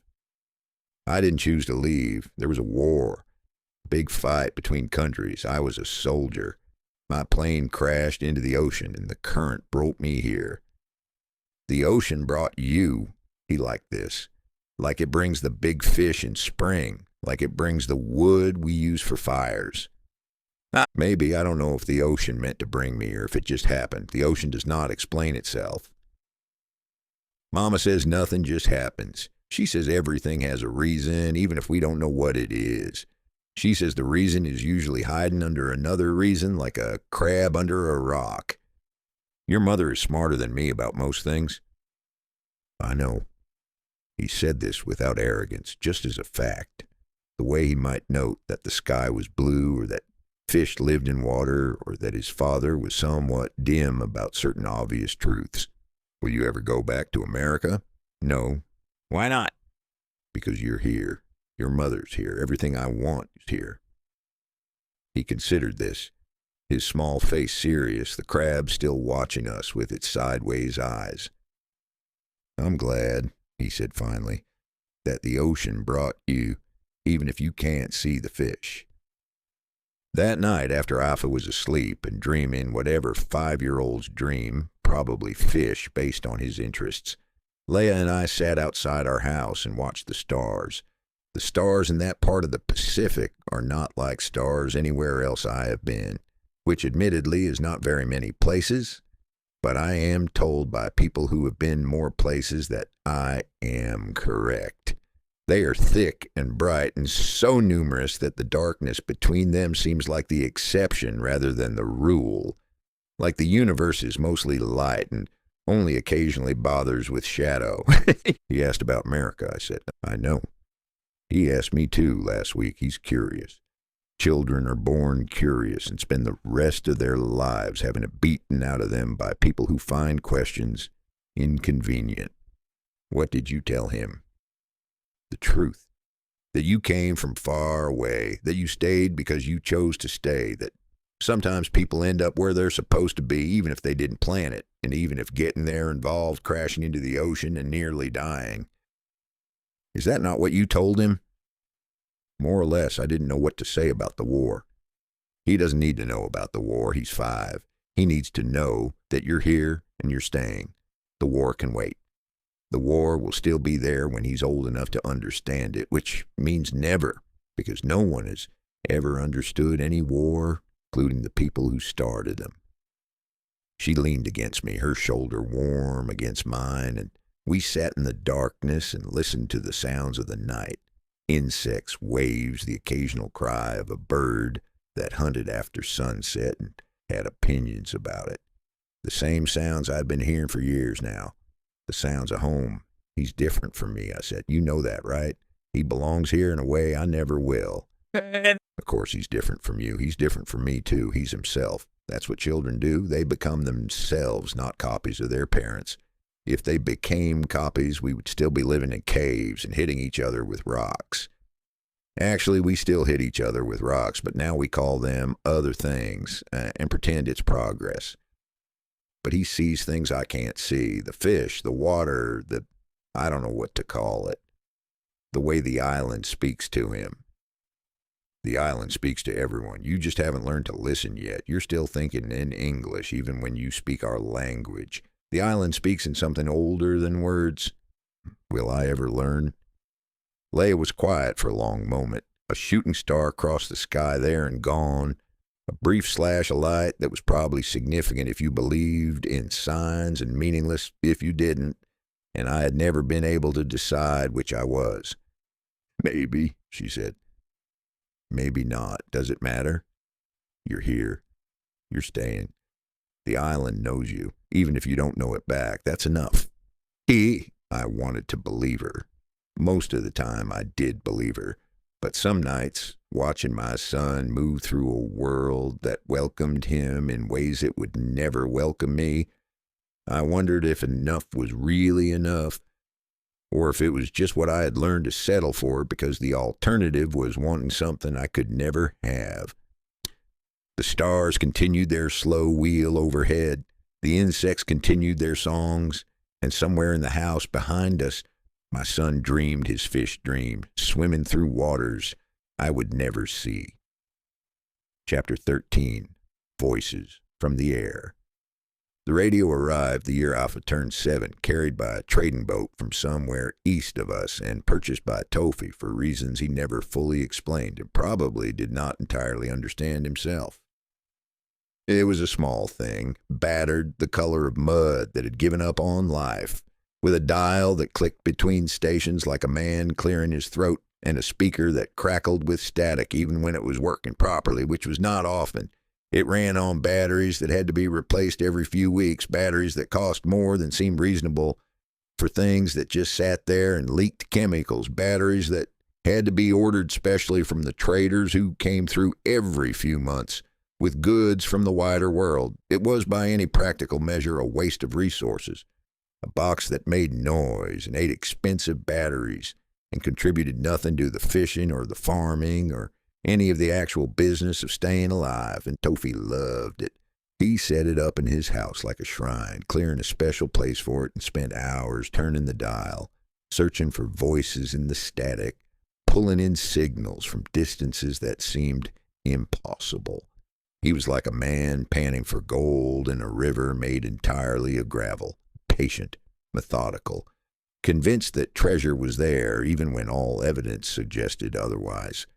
Most of what he found was unintelligible, languages he didn't speak, music that sounded like someone had recorded a fight between cats and machinery, fragments of speech that faded before they could become meaning. But sometimes when the atmospheric conditions were right and the batteries were fresh and luck was on his side and possibly the moon was in the correct phase, he found something he could understand. News, weather reports, music that sounded like music. Voices from the world beyond the reef speaking about things that had nothing to do with fishing or farming or any of the concerns that filled our days. It was like receiving messages from another planet, a planet that apparently cared a great deal about things we'd never heard of and not at all about things that mattered to us.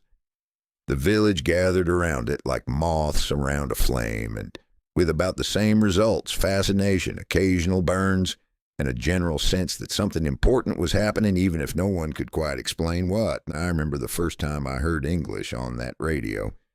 It was evening, the usual time for Tofi's broadcasts, and a dozen of us were crowded into his house listening to whatever the static decided to offer. The air smelled like bodies and smoke and the particular closeness that happens when too many people are in too small a space, all of them trying to hear something that did not want to be heard. The dial had been drifting through frequencies for an hour, producing nothing but noise and frustration, when suddenly a voice emerged. Clear, calm, speaking words I understood. And in other news, President Kennedy today announced. The voice cut out, swallowed by static like a man pulled under by a wave, but the words hung in the air like smoke. President Kennedy, I knew that name. I had heard it on other evenings, on other fragments of broadcasts that the radio had captured and then lost. Kennedy was the American president now, a young man, a Catholic, which had apparently been controversial in ways I did not fully understand because I had been away from America long enough that its controversies had become foreign to me. What did it say? Manu asked. Wait, what was the voice? News, I said, from America about the president. What about the president? I don't know. It stopped before I could hear. The radio does that. It gives you just enough to make you want more, and then it takes it away. It's like a lover who enjoys watching you suffer. Tofi was already working the dial, trying to find the frequency again, his fingers moving with the delicacy of a man defusing a bomb or performing surgery. But the signal was gone, carried away by whatever atmospheric currents had brought it in the first place, back to wherever it came from, which was everywhere and nowhere. We sat in the static and waited, but the voice did not return. It had said what it came to say and had moved on, leaving us with questions that would not be answered and a strange feeling in my chest that I did not recognize at first. That night, walking home with Leia, I identified the feeling, homesickness. Not for America exactly, not for the place with its humid summers and its pine-thick woods and its people who were probably still doing whatever people there did, but for the world, for the sense of being connected to something larger, of knowing what was happening beyond the horizon, of being part of a story that extended past the reef. The radio had brought that world back. It reminded me that it existed, and now that I knew it was there, I could not unknow it. Some doors, once open, do not close again. They just stand there, letting in drafts. You're quiet, Leia said. I'm thinking. About the voice, the news from America, about everything, about how the world keeps going without us. People are doing things, deciding things, changing things, and we're here, where we want to be. Yes, but the world doesn't care where we want to be. The world does what it does regardless of our opinions on the matter, which is rude when you think about it. Leia stopped walking. We were near our house, near the place where the path opened onto the beach that had been ours since the beginning. The beach where I had washed up and she had found me and everything had started. The world has always done what it does, she said. The radio didn't change that. It just let you hear it. Before, the world was doing things and you didn't know. Now the world is doing things and you do know. The world is the same, only your knowledge is different. Is that supposed to make me feel better? It is supposed to be true. Whether it makes you feel better is your decision, and your decisions are your own responsibility, and I refuse to take responsibility for your feelings because I have enough trouble managing my own. The radio became a fixture after that, a gathering point, a window that opened onto elsewhere and occasionally let in weather. Tofi learned to find the stations that came through most clearly, a BBC broadcast that arrived reliably on certain frequencies, speaking in the kind of English that made my Mississippi English sound like I had learned it from a drunk, a military channel that played music between announcements and seemed to exist primarily to remind people that there were still places with armies, a religious program in a language none of us could identify, but that had a pleasant melody to its hymns and a confidence in its convictions that was almost enviable. He learned the rhythms of atmospheric conditions, which hours were best for reception, which frequencies faded at sunset and which strengthened, which nights were good for listening, and which were good for nothing but static and frustration. He became an expert in something that had not existed on our island a year before, which is how experts are made. Someone cares about something enough to pay attention, and attention applied consistently becomes knowledge. And the village listened. Not everyone, not always, but enough. A rotating audience of the curious and the bored, gathering in Tofi's house to hear whatever the air decided to bring, like children waiting for gifts from a relative who had strange taste and unpredictable moods.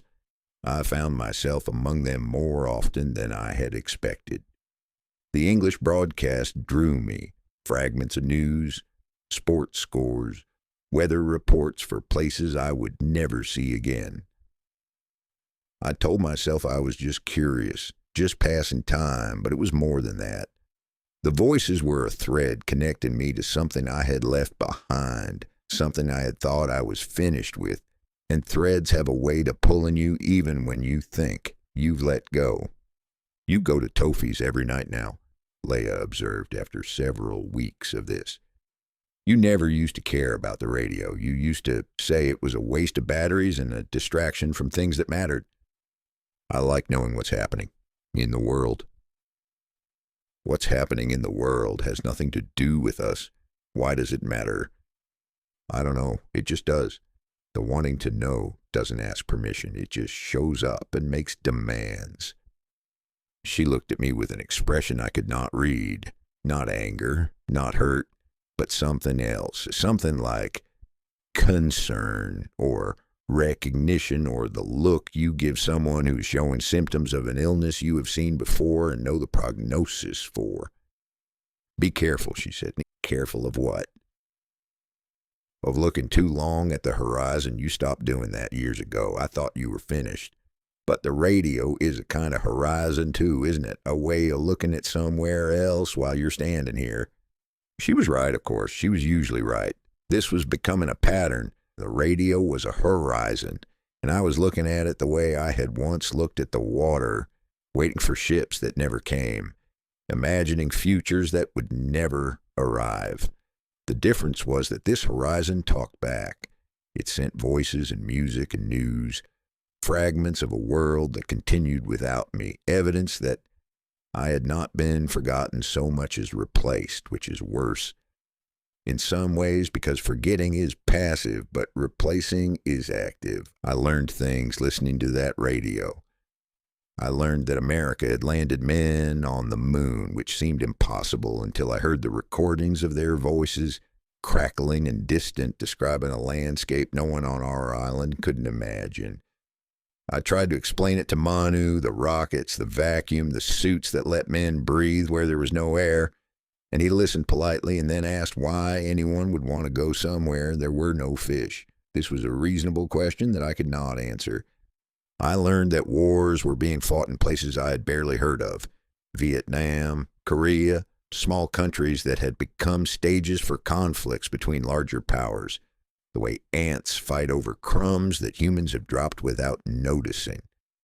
The names of the dead were read sometimes, lists that went on, and I listened to them and wondered what each name had meant to someone, somewhere, before it became just a sound on a radio. I learned that the world had developed weapons that could destroy cities in an instant, that the very air had become dangerous with radiation, that the future I had imagined as a young man was not the future that had arrived. The future that had arrived was stranger and more dangerous and more capable of ending itself than anything I had pictured back in Mississippi, back when the future seemed like a place you would eventually get to if you just kept walking forward. None of this affected us. None of it changed the fishing or the farming or the rhythm of our days.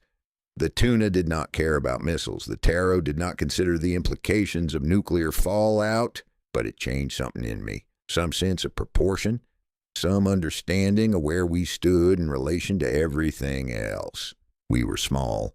We had always been small, but now I knew exactly how small, could measure it against the scale of a world that had moved on without us, and was entirely prepared to continue doing so. Papa, Alpha said one evening when he was perhaps 9, what is the moon? I had been listening to a broadcast about the anniversary of the moon landing, the radio voice describing the footage, the famous words, the whole spectacle of it. Alpha had been playing nearby, apparently not listening, but children listen to everything. Their ears are connected directly to their curiosity, which is connected directly to their mouths. The moon is what you see in the sky at night, I said. The bright round thing, the one that changes shape and controls the tides and makes dogs howl. I know that. But what is it? The radio said people walked on it. How can you walk on something so far away? I tried to explain rockets, space, the mathematics of orbital mechanics that I barely understood myself. It was like trying to describe color to someone who had never seen, or music to someone who had never heard. The words existed, but they did not convey the thing itself, only pointed in its general direction and hoped for the best. "Why did they go?" Alpha asked finally. "To see if they could. To learn what was there, to prove that it was possible. To beat the Russians there first, which apparently mattered a great deal to people who were not going to the moon themselves." But what did they find? Rocks. Dust.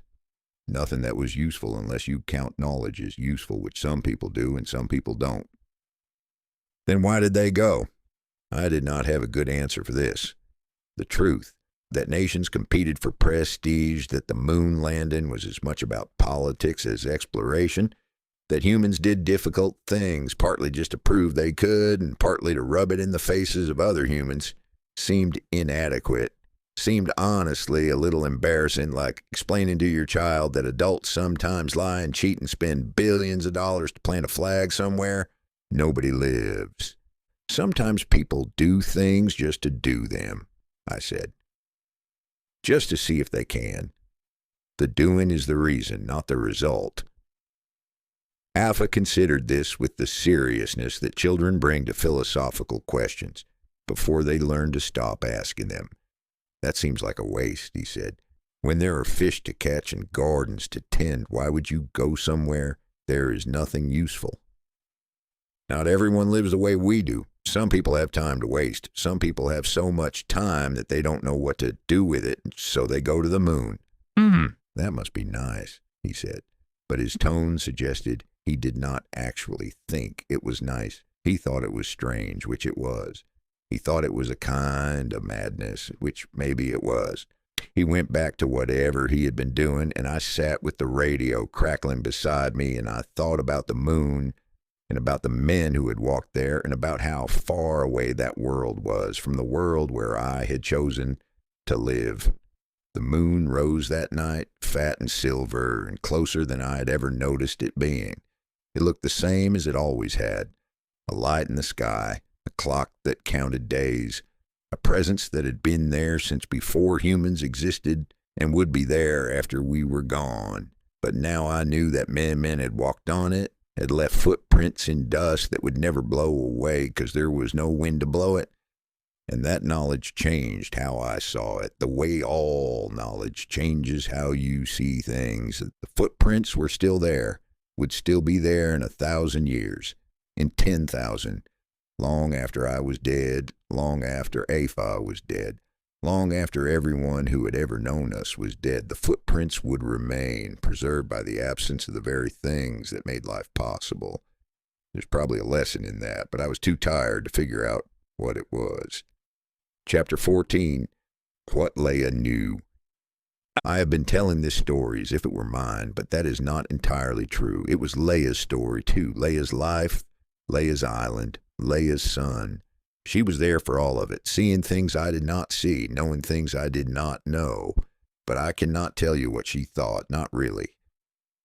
I can only tell you what she showed me, what she said, what I observed from my position beside her. This is the limitation of being the one who speaks. The story becomes yours even when it isn't, like a river that cuts a new channel and leaves the old channel dry, and soon everyone forgets there was ever another way for the water to flow. Leia was not curious about America. I know this because I asked her once directly whether she wanted to know more about where I came from.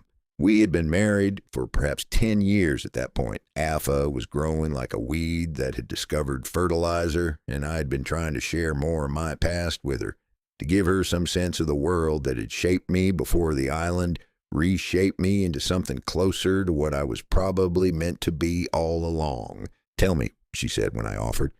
"If you want to tell me, tell me. I am listening. I am always listening, even when you think I am not." So I told her about Mississippi, about my parents, about the flat fields and the gray winters and the town where everyone knew everyone and nobody was satisfied with what they had. about the army, the training, the war that had sent me into the sky and dropped me into the ocean, about all of it, everything I could remember, every detail I had been carrying for years without anyone to share it with. She listened. She listened the way she listened to everything, completely without interruption, with an attention that made you feel like the only person in the world. She did not ask questions or make comments. She just took it in, processing it through whatever filter she used to make sense of things. And when I was finished, she was quiet for a long moment, long enough that I began to wonder if I had said something wrong, or said it the wrong way, or said too much and bored her into catatonia. That is sad, she said finally. Which part? All of it, the way you lived, so many people so close together, but all of them wanting to be somewhere else, all of them working for things they did not have. It sounds... She searched for the word, her face doing the thing it did when she was translating between her way of thinking and mine. It sounds hungry, like no one ever had enough, like everyone was eating but still starving. We didn't think of it that way. No, you wouldn't. Fish don't think about water, but from here, from outside, it looks hungry. It looks like a place where people are always reaching for something they cannot touch, and the reaching has become more important than the touching, and no one even remembers why they started reaching in the first place. I had never thought about it that way, but she was right. America was hungry, had always been hungry, had built itself on the premise that more was better, and enough was never enough. I had grown up swimming in that hunger without recognizing it as hunger, the way fish swim in water without recognizing it as water. It had felt normal because it was all I knew. It had felt like the way things were supposed to be because I had never seen another way things could be. Are you not curious? I asked. About what it looks like? What it feels like? You've never been anywhere but here. Don't you want to see other places, just to know what they're like? I have been many places, she said. I have been to the reef and back. I have been to the mountains and the far beach and the place where the fresh water comes from the rocks. I have been everywhere on this island, and everywhere is different, and I have not yet learned everything there is to learn about any of it. The reef alone would take a lifetime to understand. Why would I go somewhere else when I have not finished understanding here? But beyond the island is more island. Different shapes, different names, but the same thing. Water and land and people trying to live. What would I learn there that I could not learn here? That people are different? I already know people are different. That places are different. I can see that from the beach, looking at the clouds on the horizon. And the clouds are different every day, but they are still clouds. And I did not have an answer for this. I wanted to say that there was more to the world than islands, that there were cities and mountains and deserts, that there were things she could not imagine from her position on this small piece of land in the middle of the ocean. But the truth was that she had a point. The world was large, but it was also repetitive. People everywhere were doing the same things. Eating, sleeping, loving, fighting, dying. The variations were endless, but the fundamentals were the same. You're not curious, I said again. That is strange to me. You are always curious, she said. That is strange to me. You have enough. You have a wife, a son, a home, a place where you belong. Why do you always want to know about somewhere else? I don't know. It's just how I am. The curiosity doesn't ask for permission. It just exists, like the tide or the wind. Yes, it is. She smiled, but the smile had something in it. Not sadness exactly, but a kind of knowing. That is why you listen to the radio. That is why you ask questions about places you will never see. You're still hungry. Even here. Even with enough. There was a morning when Alpha was 11 when I woke up and Leia was not beside me. This was unusual. She woke early, always, before the sun, before the birds, before anything with sense was moving around.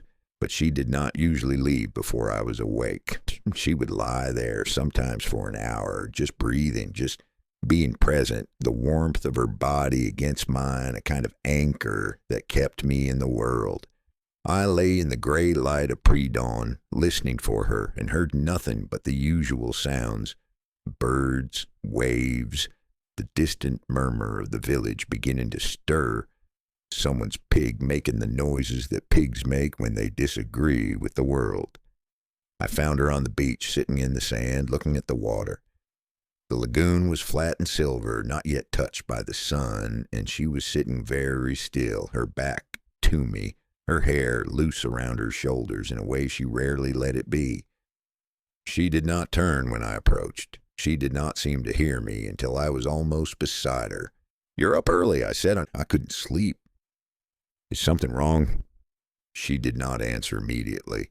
She was looking at the water with an expression I could not see, her face turned away, her body very still in the way that bodies are still when they are holding something heavy. "Sit," she said. I sat. The sand was cool, not yet warmed by the sun. The water made its small sounds, waves that barely deserved the name. The lagoon breathing in its sleep. "I was thinking about my mother," she said. "She died when I was 12. I don't remember her very well, just pieces. Her hands, which were always moving, always making something. The way she smelled like flowers and salt, and the oil she used in her hair. The sound of her voice when she was angry, which was not often but memorable when it happened."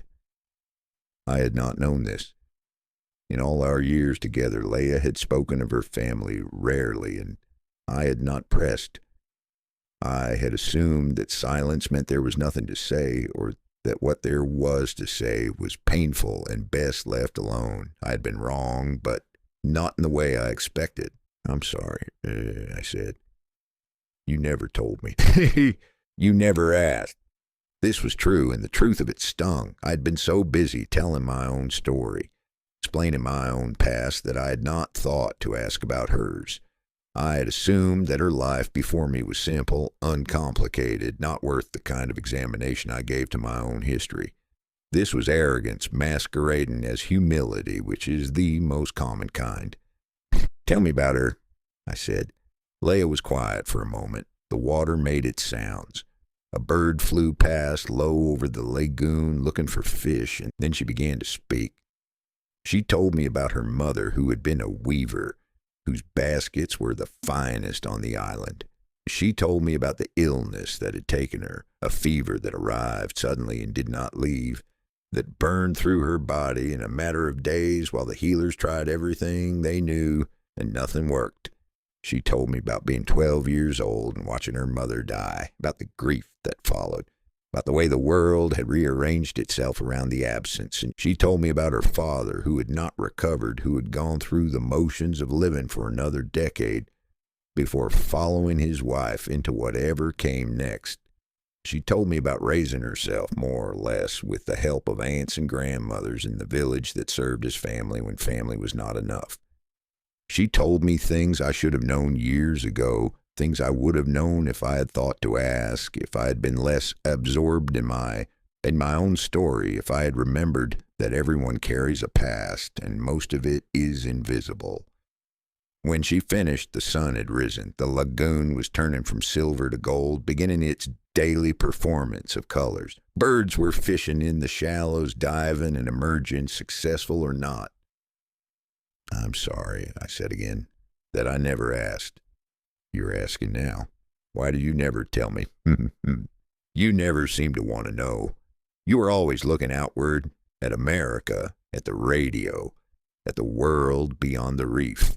I did not think my small stories would interest you. They do not have rockets or presidents or any of the things that make the radio so fascinating. They interest me. Everything about you interests me. I was just too stupid to know that I needed to ask." She turned to look at me then, and her face was open in a way it rarely was, vulnerable in a way she rarely allowed. "Then listen," she said, "not just to the radio, not just to the voices from far away. Listen to what is here, to me, to Alpha, to the island. We have stories too. They are smaller than the stories on the radio, but they are ours. I will, I said. I promise. Good. She stood brushing sand from her clothes. Now come. There is work to do. And the fish will not catch themselves. They are very lazy, the fish. They just swim around waiting for us to catch them, and if we do not catch them, they seem perfectly content to keep swimming, no ambition at all. I tried to keep that promise. I tried to listen more, to look less at horizons, to be present in the way she had asked me to be present. Some days I succeeded. Some days I found myself drifting, pulled toward the radio, toward the voices, toward the world that continued without us. But I learned things about Leah that I had not known. I learned that she had a scar on her left shoulder from a fall when she was 7, a fall that had taught her to be careful on rocks and made her suspicious of heights. I learned that she dreamed in colors rather than images, which I did not know was possible and still do not entirely understand.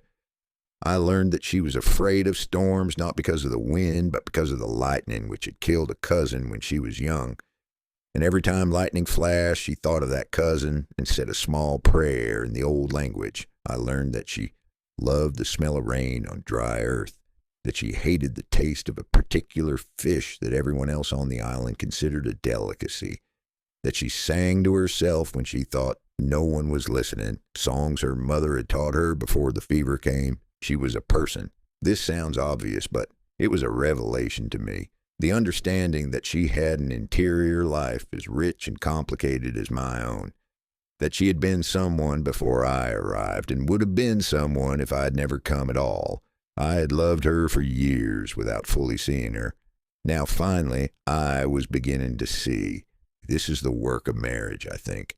Not the early work, which is easy. The attraction and the passion and the discovery of someone new.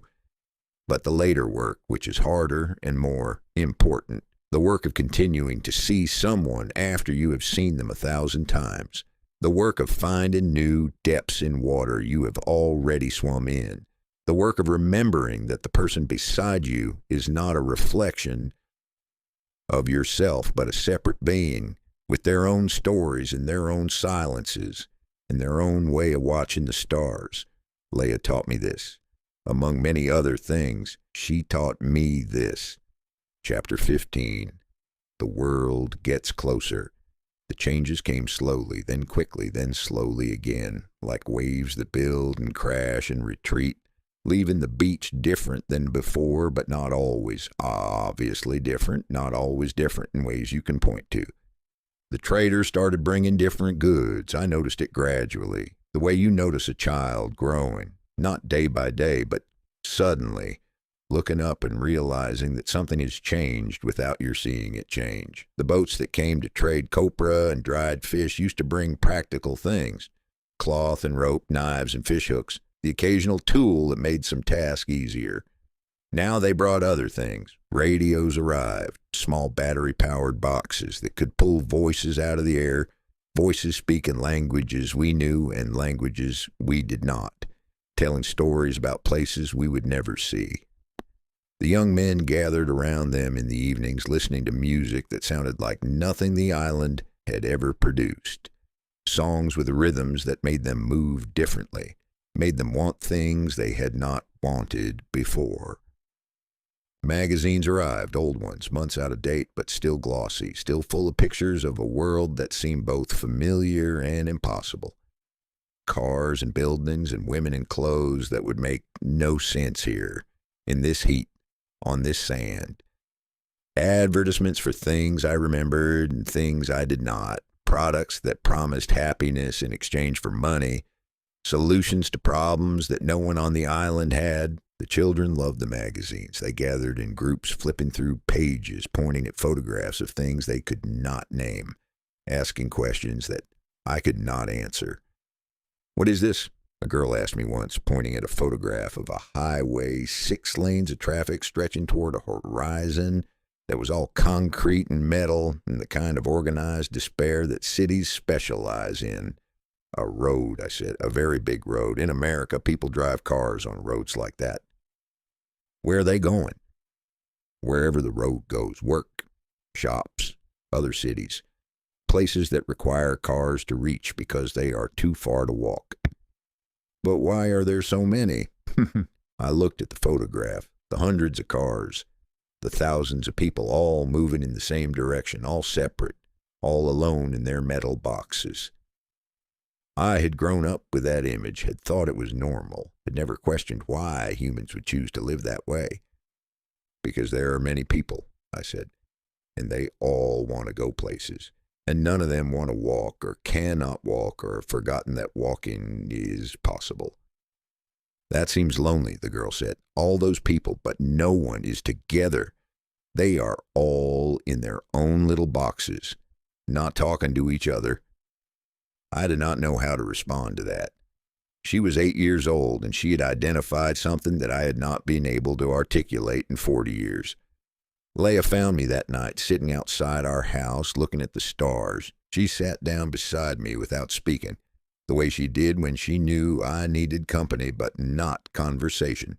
We sat together in the warm darkness, the insects singing their endless song, the magazine still on my knee where I had been looking at it. "You're worrying again," she said finally. I'm thinking. You're worrying, I can tell the difference. When you're thinking, your face is calm. When you're worrying, you look like you're trying to solve a problem that doesn't have a solution, and you're angry at the problem for being unsolvable. I looked at her, at the lines around her eyes, the gray in her hair, the face I had loved for nearly 20 years and would love for however many years remained. She was right. She was always right about things like this. "The world's getting closer," I said. "Every year, a little closer. The radios, the magazines, the people who come asking questions. The traders bring different things now. The children ask different questions. The world has always been getting closer. That is what worlds do. They do not stay still. They move and change and get closer or farther. And we adjust. But what if we can't adjust fast enough? What if the world gets here before we're ready?" Ready for what? We have survived storms that destroyed houses. We have survived droughts that killed crops. We have survived fevers that took people we loved. We survive. That is what we do. We are good at it. This is different. Why? Because storms end, droughts end. The world doesn't end. The world just keeps coming. Leah took the magazine from my knee, looked at the photograph of the highway, the cars, the people alone in their metal boxes. "They don't look happy," she said. "They're not, most of them. Happiness isn't the point. The point is movement, getting somewhere, being productive." What a strange way to live. She set the magazine aside. "Let me tell you something. Something my grandmother told me when I was young. She said, 'The wave that is coming is always coming. You cannot stop it. You cannot outrun it. You can only decide whether to meet it standing up or lying down. Standing up is harder, but you can see better. And if you're going to be knocked over anyway, at least you saw what was coming.'" "Your grandmother was very wise?" "My grandmother talked too much and never finished anything she started. But sometimes she was wise anyway when she wasn't being impossible. The plane came that year. I have written about this elsewhere, about standing in the taro field, about watching the white shape circle 3 times and disappear. But I have not written about what came after, about the weeks of waiting, about the way the village changed in small ways that added up to something larger. People talked more quietly, not about the plane specifically, but about everything, as if volume itself had become dangerous, as if being noticed was something to avoid. The evening gatherings continued, but they were shorter, more subdued.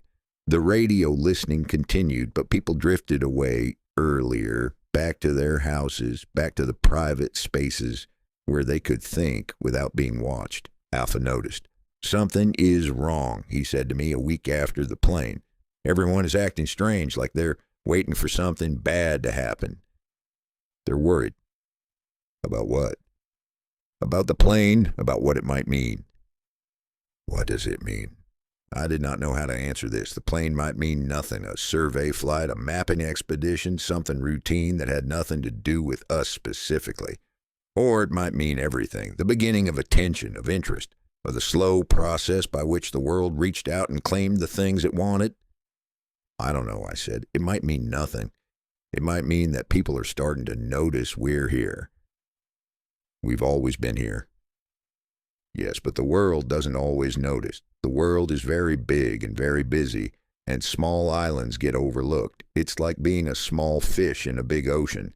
Most of the time, the big fish don't see you, and that's good because when the big fish see you is usually when the trouble starts. Alpha was quiet for a moment, processing this. What happens when the world notices? He asked. I don't know that either. Sometimes nothing. Sometimes people come. They ask questions, they make plans, and the island changes. Changes how? I don't know. I've never seen it happen, but the radio talks about it sometimes. Islands that were one thing and became another thing. Places that the world decided it wanted. What did the world want them for? Different things, military bases, mining, tourism, whatever the world needed at the moment. The world has a lot of needs, and it's not shy about meeting them. And the people who lived there, what happened to them?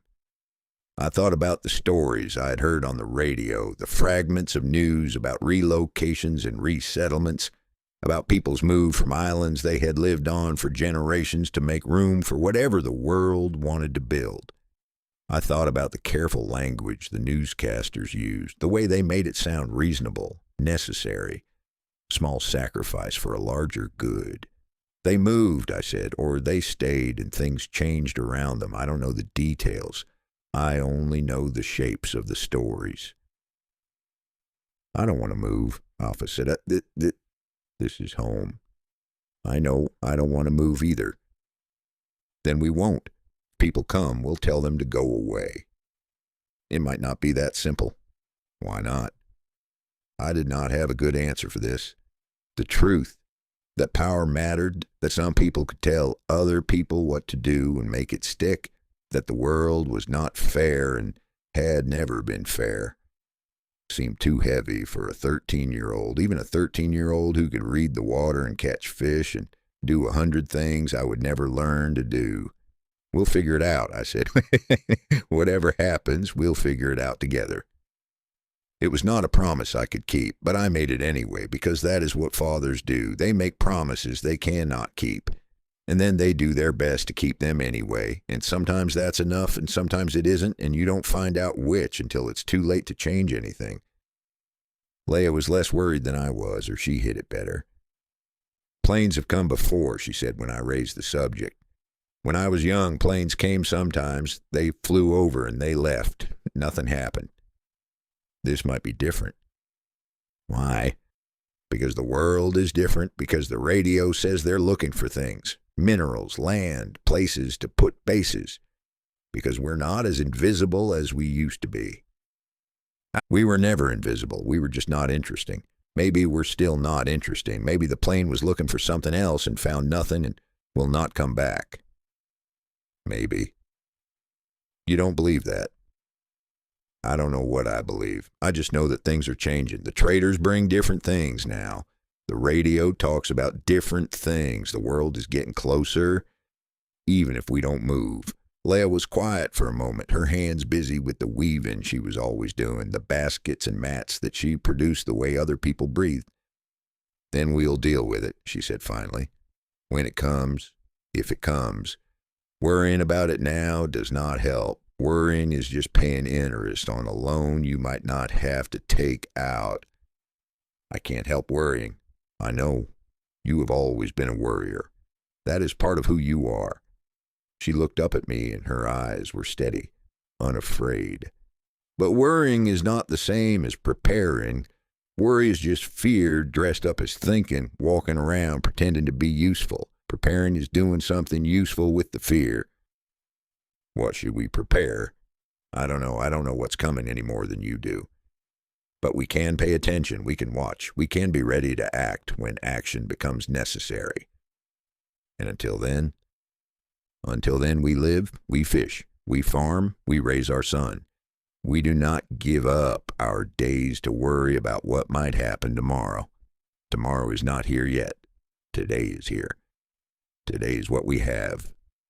She returned to her weaving, her fingers moving with the speed and certainty of 40 years of practice. I watched her, this woman who had chosen me for reasons I still did not fully understand, who had given me a life I had not known I wanted, who faced the uncertain future with a calm I could not match. "I love you," I said. She did not look up. "I know," she said. "I love you too. Now stop worrying and go do something useful. The chickens need feeding, and they don't care about planes." I went. I fed the chickens. The chickens did not care about planes or worry or any of the things that were keeping me awake at night. The chickens cared about food and each other and the ongoing territorial disputes that chickens apparently have very strong feelings about. There is wisdom in chickens, probably, but it is hard to access because you have to speak chicken to understand it, and I've never learned. Chapter 16. A plane that never lands. The sound came first before I knew what I was hearing. I was in the taro field, knee-deep in mud that smelled of rot and growth and the particular funk that taro produces when it is happy. A vegetable smell, ancient and fertile. The smell of food becoming itself through processes that have nothing to do with human intention and everything to do with sun and water and the patient chemistry of the earth. The sun was directly overhead, which meant I had been working too long and should find shade, but the weeds were winning, and I had developed a personal grudge against one particular vine that kept coming back, no matter how many times I pulled it. The vine had become my nemesis. I was determined to prevail. Then the sound. A drone, distant but distinct. A vibration in the air that did not belong to the wind or the waves or any of the thousand sounds the island made. A mechanical sound, a sound from before, a sound that said, "Remember me?" I straightened up. My back complained. I was 57 years old, and 57-year-old backs have opinions about bending that they are not shy about expressing, but I ignored it.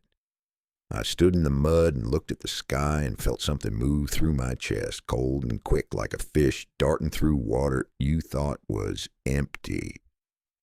The plane was small and white, catching the sun in a way that made it flash, made it impossible to miss. It came from the east, from the direction of the morning, tracking across the sky at perhaps 5,000 feet. I could not read the markings, too far, too bright, but I could see that it was not a bird, not a cloud, not anything that belonged here. It crossed the island in perhaps 30 seconds. Then it was gone, disappearing over the western horizon, the sound fading until I was not sure if I was still hearing it or just remembering it. I stood in the taro field and waited. 5 minutes later, it came back. The second pass was lower, close enough that I could see the wings clearly, the shape of the tail, the glint of windows along the fuselage. It flew the same path, east to west, bisecting the island, as if drawing a line across us, as if marking us for something. The other workers had stopped too. Elia, who was 19 and had been complaining about the heat all morning because that is what 19-year-olds do, was shading his eyes with his hand and squinting upward. Old Tavita, the same Tavita who had taught me the language 40 years ago, now bent and slow but still working because stopping would mean admitting something he was not ready to admit, had sat down on a rock and was watching the sky with an expression I could not read. Airplane, Elia said. He pronounced it the way the young people did, with a borrowed English word that had been absorbed into the language and changed in the absorption. "What does it want?" I did not answer. I did not know, but I knew that planes do not circle without reason. I knew that fuel costs money and time costs money, and no one flies the same path twice unless they are looking for something, unless they are interested in what is below. The plane came back a third time, lower still. This time it circled, a wide banking turn that took it out over the lagoon and back, the wings tilting, the sun flashing off the metal. I could see it clearly now. A small aircraft, single engine, the kind that might carry 4 or 5 passengers, the kind that researchers used, or surveyors, or people whose job was to find things that did not want to be found. Then it straightened, climbed, and flew away to the east. The sound faded. The sky was empty again, blue and cloudless, as if nothing had happened. But something had happened. I could feel it in my chest, in the place where fear lives before the mind has named it, the place where the body knows things the brain hasn't admitted yet. Leah was preparing the afternoon meal when I came home, gutting a parrotfish with the quick, sure motions she had been making for 40 years, the knife flashing, the scales scattering like coins from a gambler's pocket. The fish was beautiful even in death, blue and green and pink, colors that should not have worked together but did. She had caught it that morning in the shallows near the reef, in water so clear you could see the sand 20 feet down. "You're early," she said. There was a plane. Her hands stopped moving, just for a moment, a pause so brief that anyone else would have missed it. Then they resumed, the knife continuing its work, the fish surrendering its insides to the bowl beside her. "I heard it," she said, "from here." It circled 3 times, then it left. "And you came home." "I came home." She set the knife down and looked at me. Her face was older than it had been when I first saw her, 40 years older, the skin creased, the hair gray. But her eyes were the same, dark and deep, and capable of seeing things I could not see. "You think they have found us," she said. "I don't know. Maybe. The world has been getting closer for years. The radios, the traders, the researchers who came last season. Maybe someone talked. Maybe someone mentioned an island with an American on it, and someone else wrote it down, and now, and now a plane comes to look. Maybe. I don't know." Leah picked up the knife and returned to the fish. Her movements were calm, unhurried, as if we were discussing the weather or the fishing or any of the ordinary things that made up our ordinary days. "If they have found us," she said, "what will you do?" "Nothing. What can I do? Hide in the jungle? Pretend I was never here? They have planes. They have boats. They have technologies for finding things that don't want to be found. If they want to find me, they will find me." And then I did not have an answer. I had thought about this moment for years, had imagined it, feared it, sometimes almost hoped for it in the dark hours when the past felt heavier than usual. But I had never decided what I would do. The decision had always been theoretical, a problem for a future that might never arrive. Now the future was circling overhead, and I still did not know. That night I could not sleep. The moon was full or nearly full, and the light came through the gaps in the walls, painting silver stripes across the floor. Leah slept beside me, her breathing slow and steady, the breath of someone who had made her peace with whatever was coming. She had always been better at peace than I was. She had grown up here on an island where the ocean could kill you and the storms could destroy everything you had built. And she had learned early that worry was a luxury you could not afford. You dealt with what came, and you did not waste energy on what might come, because energy was finite and life was long.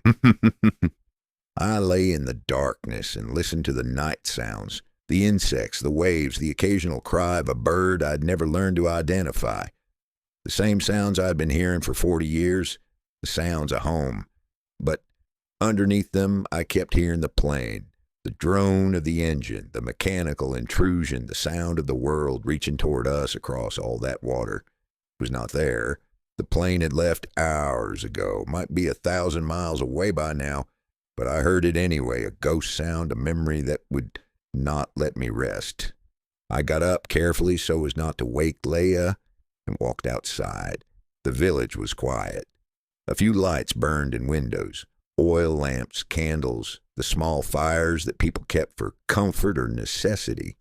The lagoon was flat and silver, reflecting the moon, and the reef was a dark line at the edge of vision, the waves breaking over it in a continuous white rush that I could hear but not quite see. I walked to the beach. The same beach where I had washed up 40 years ago, more dead than alive, with nothing but an empty canteen and a willingness to let the island decide what happened next. The sand was cool under my feet, the air warm and salt-smelling, and the stars were thick overhead, more stars than anyone in America ever saw. The whole galaxy spilled across the sky like something precious that had been dropped and scattered. You're worried. I turned. Alpha was standing behind me, appearing out of the darkness, the way he always did, as if he had been there all along. I had simply failed to notice. He was getting good at that. Someday it would probably get him in trouble or save his life.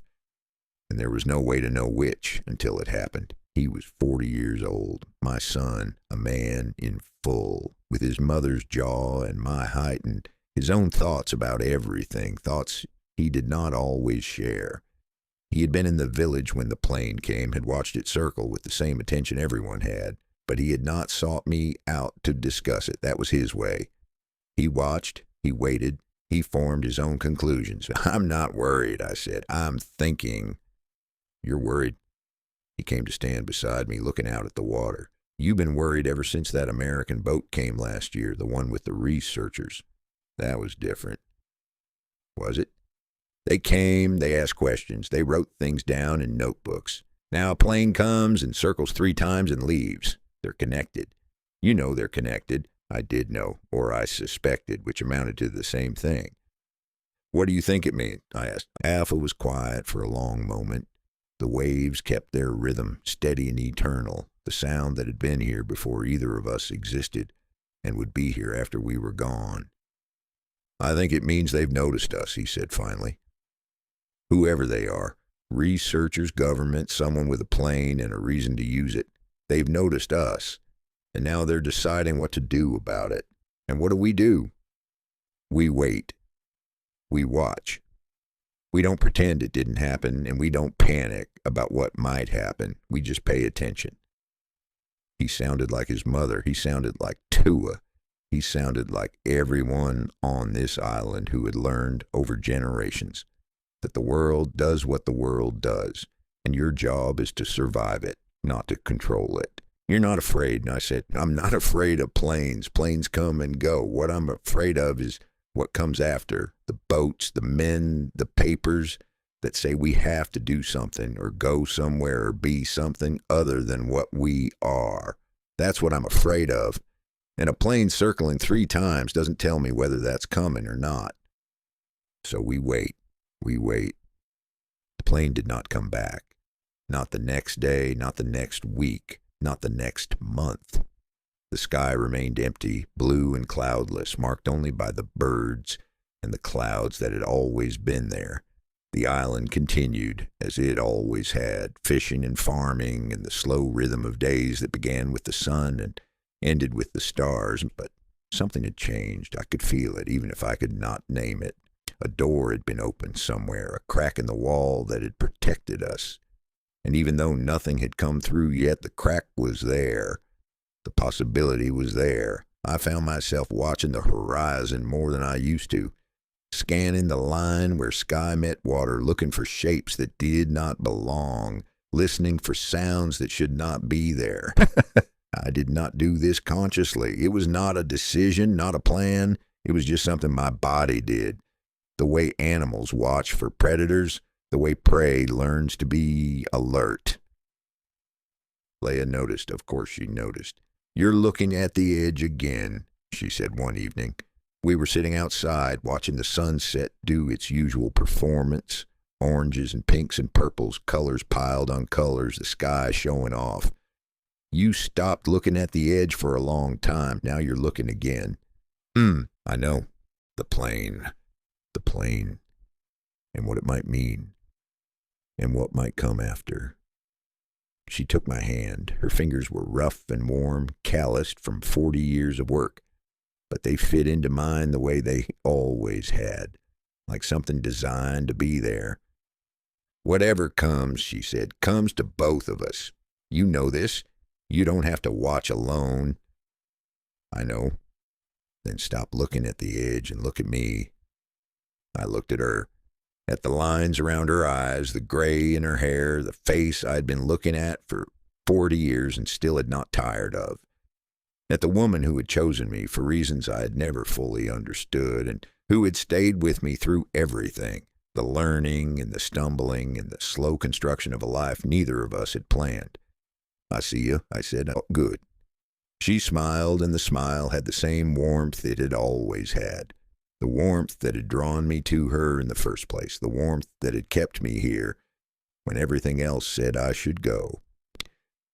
Keep seeing me. The horizon will still be there tomorrow. I might not be. She was joking. She was always joking about death in the way that old people do, making light of the thing that is coming for all of us.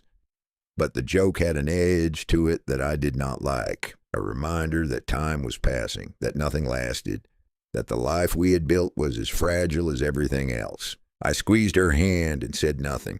The sun finished setting, the stars came out, and somewhere far away in a place I could not see, someone was making decisions about us that we would not learn about until it was too late.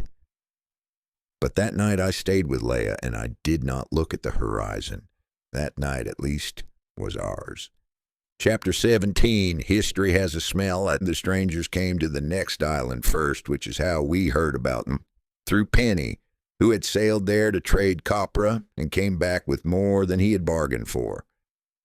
Penny was one of the younger fishermen, 25 or so, with the kind of energy that made older men tired just watching him.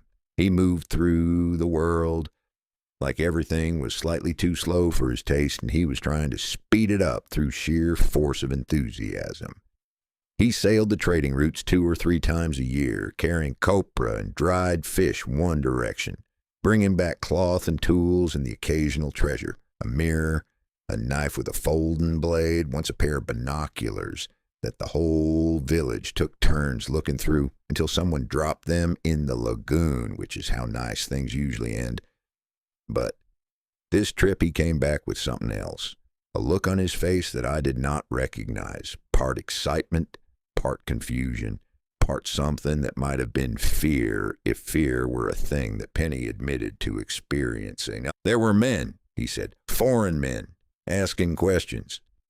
We were gathered at the beach the way we always gathered when a boat returned, helping unload the cargo and listening to whatever news had been carried across the water. Tua was there, Imanu, and a dozen others. Leia stood beside me, her shoulder touching mine, a contact so familiar I barely noticed it anymore. What kind of questions? Tua asked. Everything. How many people live on the islands? What we grow, what we catch, who we trade with, whether we have contact with any governments, whether anyone keeps records. Records of what? Penny shrugged. They did not say. They just asked if we had papers, documents, written things. I felt Leia's shoulder stiffen against mine. Written things, documents, the language of bureaucracy, of systems, of the world I'd left behind, the language of people who believe that nothing is real until it has been written down and filed somewhere. And what did they look like? I asked. Penny turned to me. His eyes were wide, still processing what he had seen. Like you, he said.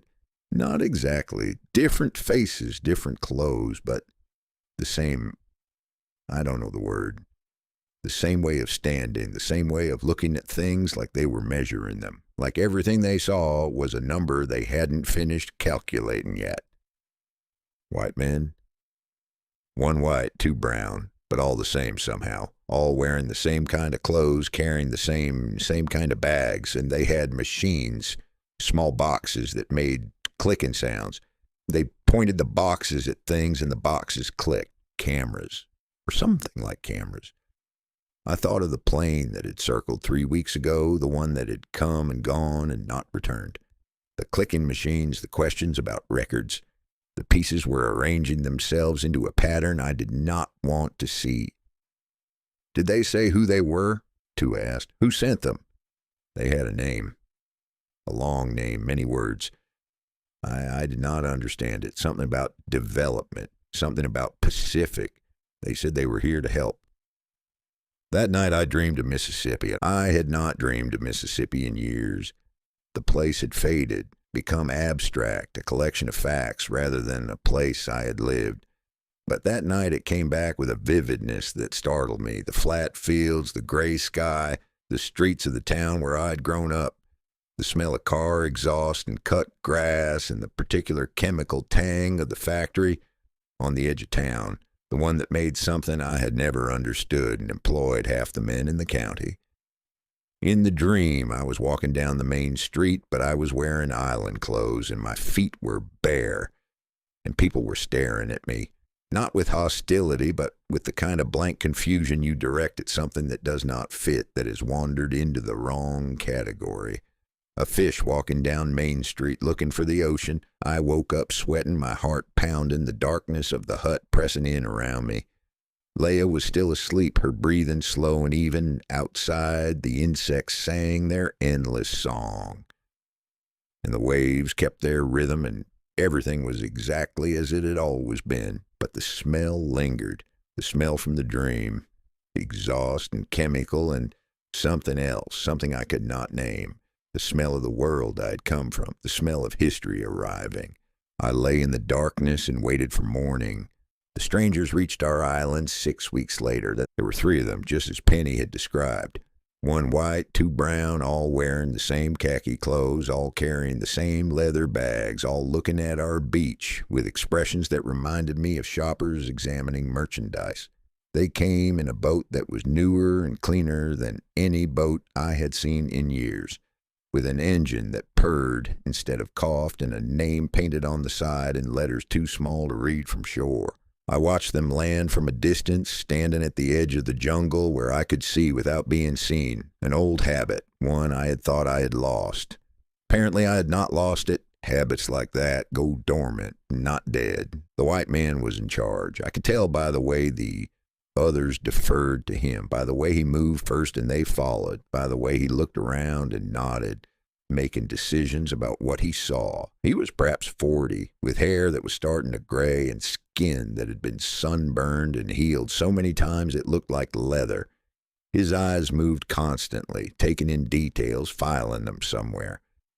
Tua went to meet them. I watched him walk across the sand, unhurried, his posture relaxed, showing nothing of what he might be thinking. The white man smiled and extended his hand, and Tua looked at it for a moment, a beat too long, just enough to make a point before shaking it. They talked. I was too far away to hear the words, but I could see the shapes of the conversation. The white man explaining, gesturing, pointing at things. Tua listening, nodding, giving nothing away. After a few minutes, Tua turned and pointed toward the village, and the group began walking, and I slipped through the trees to get there before they did. "We are conducting a survey," the white man said.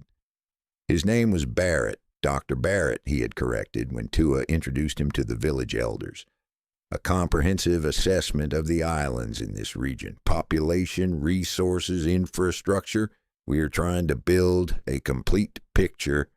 We were sitting in the meeting area, the open space near the center of the village where important conversations happened. The 3 strangers sat on one side. Tua and the elders sat on the other. I sat in the back where I could watch without being watched, though I knew this was an illusion. Barrett had looked at me when he arrived, a quick flicker of interest that he had immediately suppressed.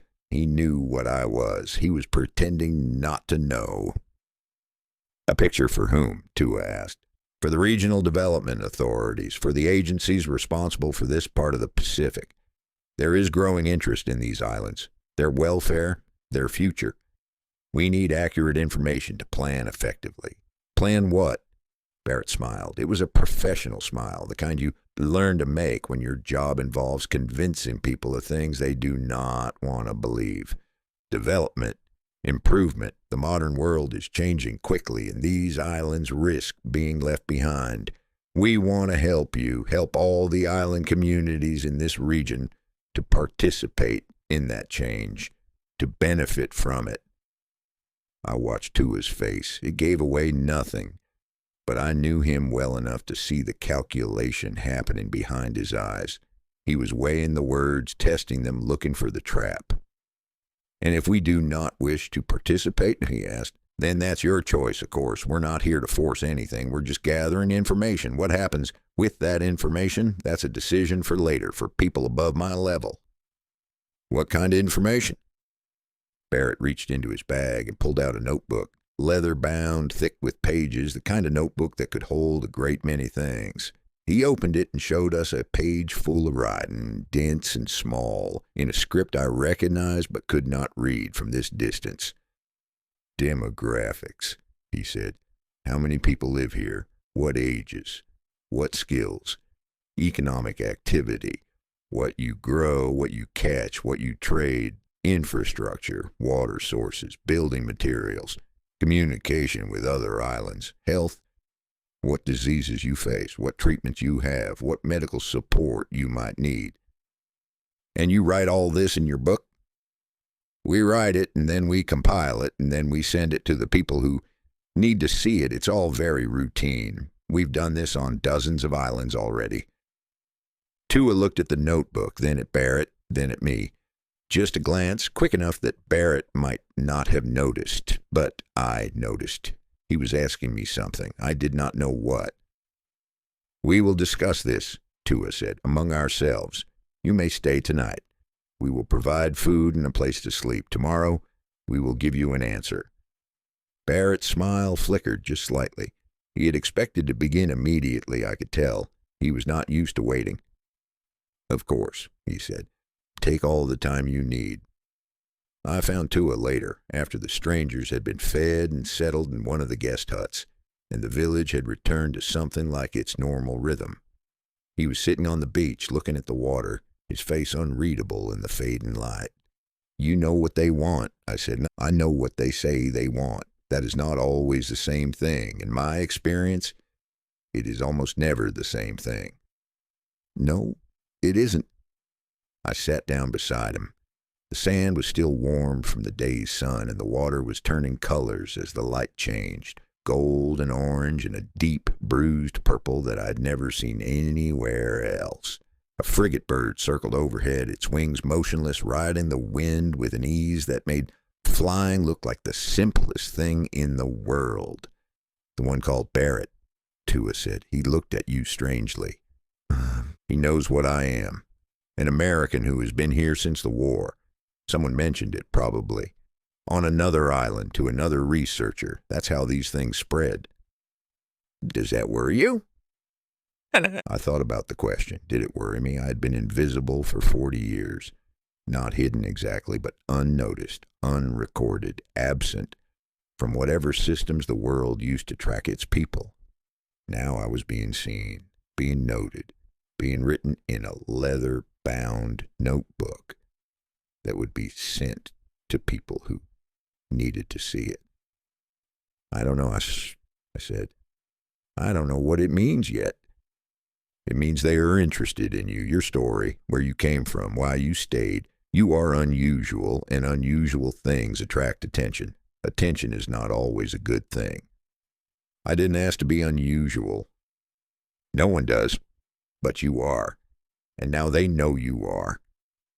The frigate bird dipped lower, its shadow passing over us, and then climbed again, riding an updraft toward the darkening sky. The first stars were appearing, faint at first, then brighter as the light faded. The same stars I'd been watching for 40 years, the same sky. What will you tell them tomorrow? I asked.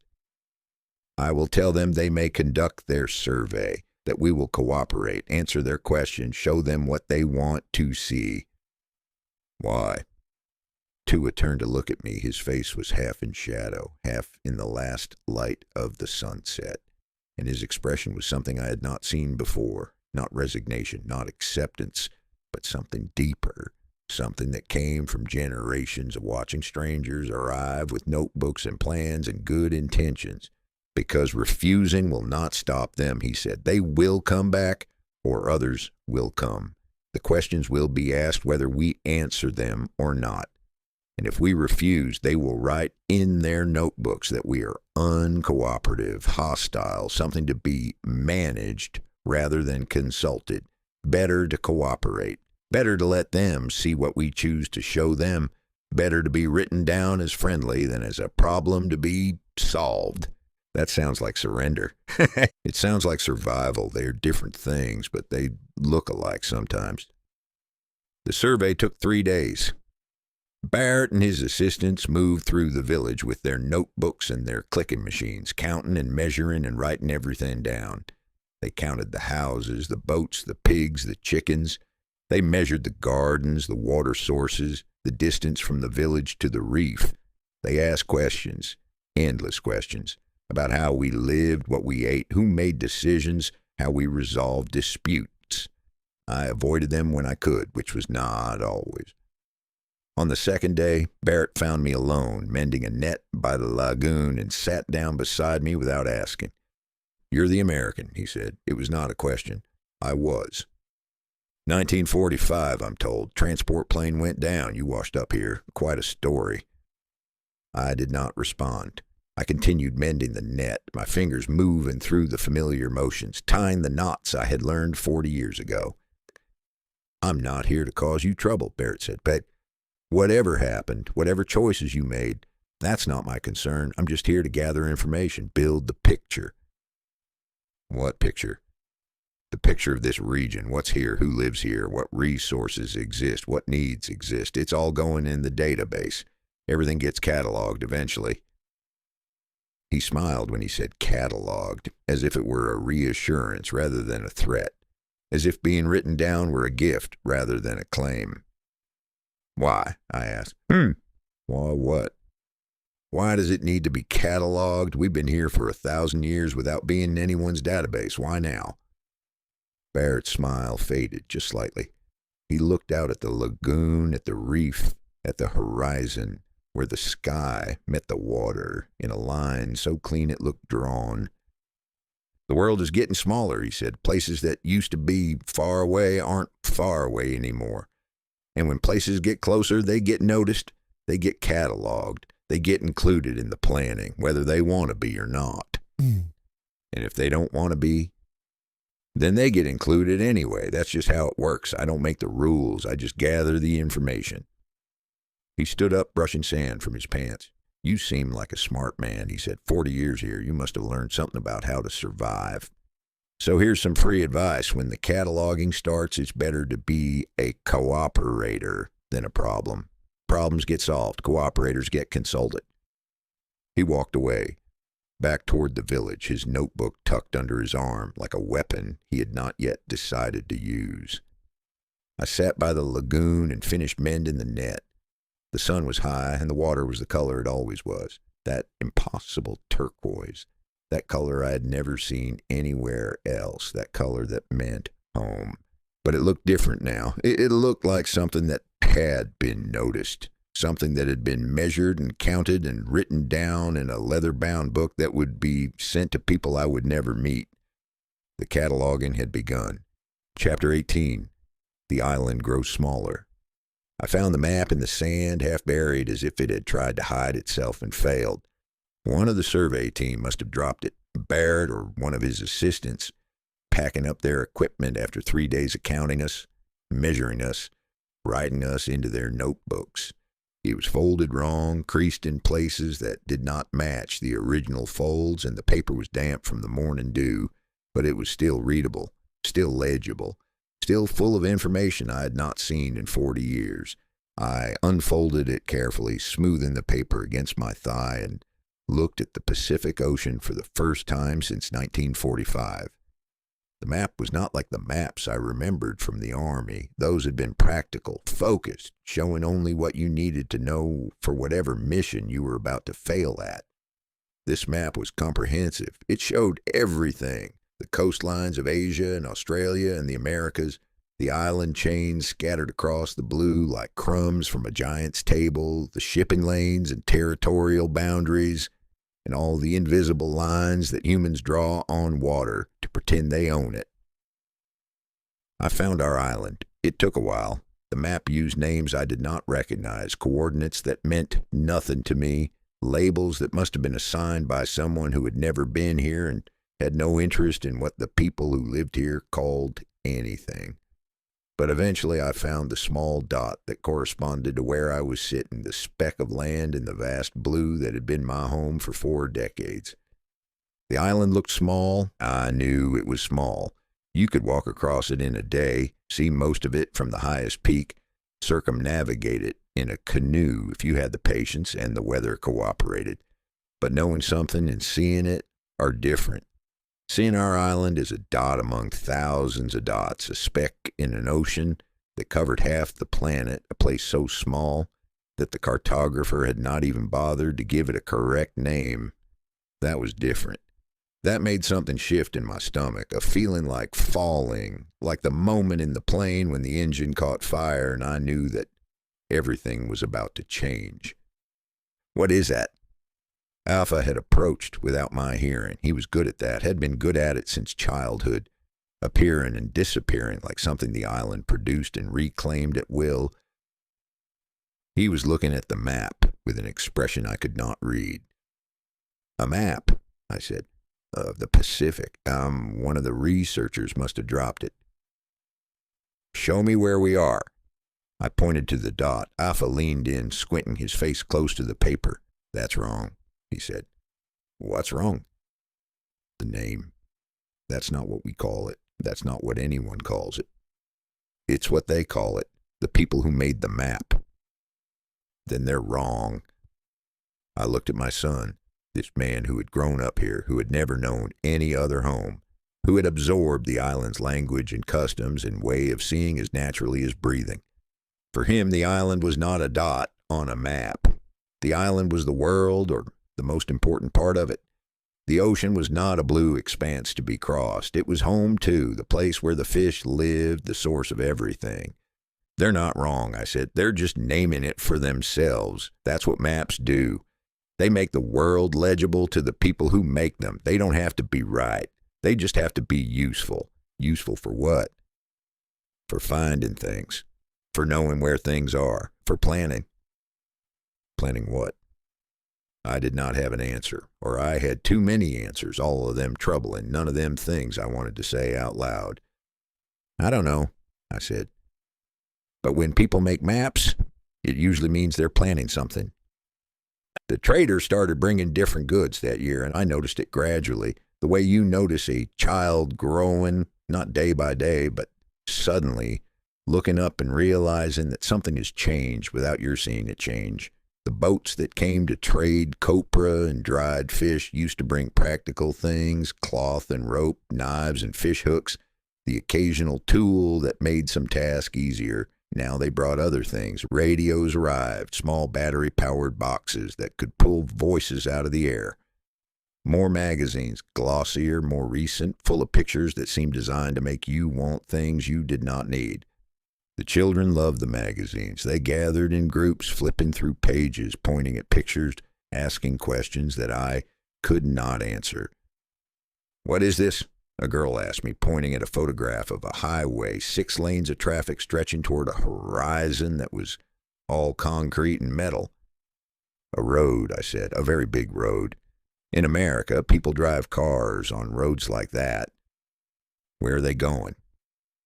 Wherever the road goes, work, shops, other cities. But why are there so many? I looked at the photograph, the hundreds of cars, the thousands of people all moving in the same direction, all separate, all alone in their metal boxes. I had grown up with that image, had thought it was normal, had never questioned why humans would choose to live that way. Because there are many people, I said, and they all want to go places. That seems lonely, the girl said. All those people, but no one is together. I did not know how to respond to that. She was 8 years old, and she had identified something that I had not been able to articulate in 40 years. Leia found me that night sitting outside our house, looking at the map by the light of an oil lamp. She sat down beside me without speaking, the way she did when she knew I needed company, but not conversation. We sat together in the warm darkness, the insects singing their endless song, the map spread across my knees like a secret I was trying to understand. You're worrying again, she said finally. I'm thinking. You're worrying, I can tell the difference. When you're thinking, your face is calm. When you're worrying, you look like you're trying to solve a problem that doesn't have a solution. I looked at her, at the lines around her eyes, the gray in her hair, the face I had loved for 40 years and would love for whatever years remained. She was right. She was always right about things like this. The world is getting closer, I said, every year, a little closer. The radios, the magazines, the people who come asking questions. And now this. I held up the map. They have us on paper now. We're a dot, a speck, something to be included in their plans. We have always been a dot, Leia said. To someone looking from far away, everything is a dot. That doesn't change what we are up close. But they're not staying far away. That's the point. They're coming closer. They're landing boats on our beach and writing in notebooks and making plans.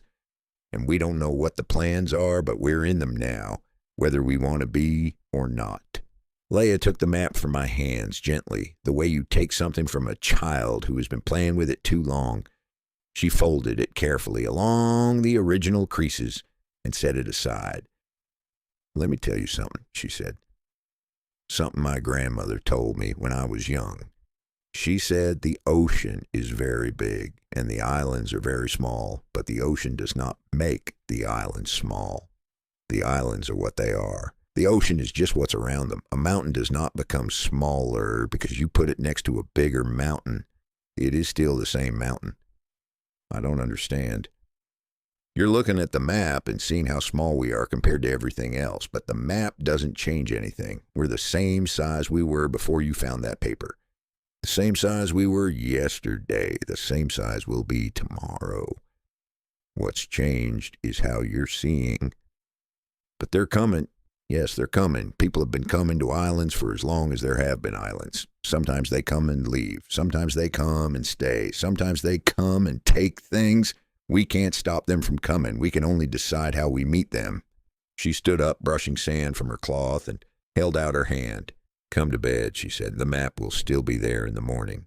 So will we. So will they. But tonight, we can sleep, and tomorrow, we can worry again if we want to. I took her hand. Her fingers were warm and certain, the fingers of a woman who had never been lost, who had always known exactly where she was and why. How are you not afraid? I asked. I didn't say I wasn't afraid. I said worrying doesn't help. Those are different things. The next morning, I burned the map. I did not decide to do this. Or rather, I did not remember deciding. I woke up and Leia was already gone, already beginning the day's work. And the map was still sitting where she had set it, folded neatly, innocent, and full of information. I picked it up and walked to the fire pit and dropped it into the coals from last night's cooking fire. It caught quickly, the paper curling and blackening, the blue ocean turning orange and then gray and then gone. Alpha watched me from across the clearing. That was their map, he said. Oh, yes. Now they'll have to make another one. They have plenty of others. This won't stop anything. And then why'd you burn it? I watched the last of the paper crumble into ash, the tiny flakes rising on the heat, scattering into the morning air. Because I didn't want it in my house, I said. Because I didn't want to look at it anymore. Because burning it doesn't change anything, but it made me feel like I was doing something, and sometimes that's enough. Alpha nodded slowly. He did not seem surprised. He did not seem anything. His face was calm, patient, the face of someone who was still learning who his father was and had not yet finished. The traders are coming today, he said. Penny says they have magazines. The children are excited. Let them be excited. It's just pictures. Pictures of another world. Yes, another world, one that's getting closer. But not here yet. No, I agreed. Not here yet. The ash had settled now. Gray on gray, invisible unless you knew where to look. The morning was warming, the sun climbing, and the day beginning the way it always began, with work to do and fish to catch and all the ordinary tasks that made up an ordinary life. The map was gone, but the dot it had shown was still here, still the same size it had always been, still full of people who had never needed a map to know where they were. For now, that would have to be enough. Chapter 19, we learn the word survey. The word arrived in the spring, carried by a man in a boat who seemed to think we should be grateful for it. His name was Caldwell, and he worked for something called the Pacific Regional Development Authority, which was a collection of words that meant nothing to me individually and less than nothing together. He was younger than Barrett had been, perhaps 30, with the energy of someone who believed in what he was doing and had not yet learned the reasons not to. He wore khaki clothes like Barrett's, but cleaner, newer, as if he had bought them specifically for this trip and had not yet had the chance to sweat through them. Survey, he said, as if the word were a gift he was presenting. A comprehensive geological survey. We'll be assessing the mineral potential of islands throughout this region. We were sitting in the meeting area again, two of the elders and me, in my usual spot at the back. Caldwell had arrived that morning alone, which was unusual. Barrett had brought assistance, had moved with the confidence of numbers. Caldwell's solitude suggested either trust or foolishness, and I was not sure which. Mineral potential, Tua repeated. His voice was neutral, careful, giving nothing away. Yes, we have reason to believe that certain islands in this region may contain valuable mineral deposits, rare earths primarily, materials that are becoming increasingly important for modern technology. And you wish to dig for these materials? Not immediately. First, we survey. We test the soil, take samples, analyze them. We determine what's here and where it is. Then, if the results are promising, we discuss next steps. With whom? Caldwell smiled. It was a different smile than Barrett's. Less practiced, more genuine. The smile of someone who had not yet learned to separate what he felt from what he showed. With you, of course. With the communities that would be affected. We believe in partnership, in consultation. Nothing happens without the consent of the people involved. I watched Tua's face. I had known him for almost 40 years, and I could read him better than I could read most people, but even I could not tell what he was thinking. His expression was calm, almost pleasant, revealing nothing of the calculation that must have been happening behind it. You say survey, Tua said. What does this word mean exactly? What will you do? Caldwell leaned forward, eager to explain. He had been waiting for this question, had rehearsed his answer. We'll bring a team, geologists, technicians, support staff. They'll set up equipment, take measurements, collect samples. Core samples primarily. We drill into the ground, extract cylinders of earth and rock, and analyze them in laboratories. The process takes a few weeks, maybe a few months. It's minimally invasive. You'll barely notice we're here. And the samples you take, what happens to them? They're analyzed, tested for mineral content. If we find what we're looking for, that information goes into a report. The report goes to the relevant authorities who decide what to do next. What authorities?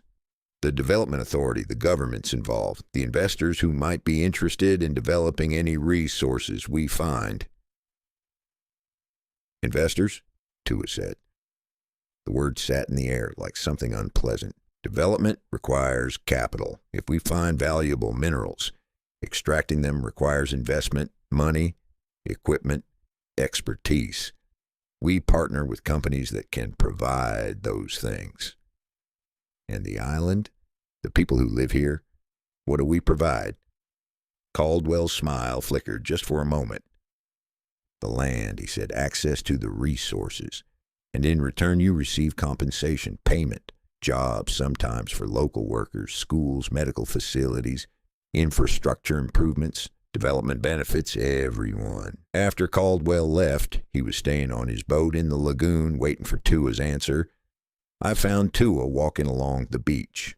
The sun was setting, turning the water orange and gold, and the fishing boats were coming in dark shapes against the bright water. You don't believe him, I said. Oh, I believe he believes what he says. That's not the same thing. What do you think the word means, survey? What does it really mean? Tua stopped walking. He looked out at the water, at the boats, at the horizon where the sun was touching the sea. It means they have already decided, he said. The survey is not to find out if there is something here. They already know there is something here, or they strongly suspect. The survey is to confirm what they suspect, to make it official, to put numbers on it so they can make plans. And if the survey confirms what they suspect, then they will come back. With more people, more equipment, more words that sound like gifts but are not. They will talk about partnership and consultation and consent, and they will do what they were always going to do, and we will have to decide whether to cooperate or resist. Can we resist? Tua turned to look at me. His face was half in shadow, half in the dying light, and his expression was something I had not seen before. Not despair, not resignation, but something deeper.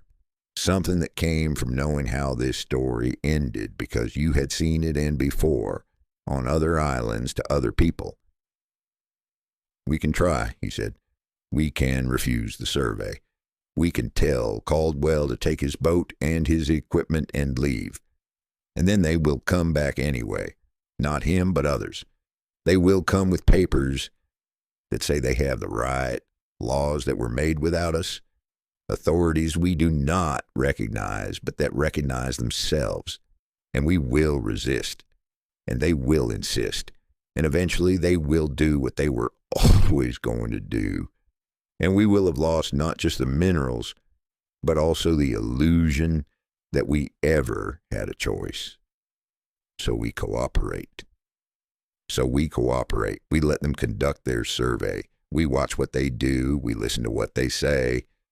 We learn as much as we can about what they want and how they think. And when the time comes, when they come back with their plans and their investors and their words about development, we will know more than we know now. We will be prepared.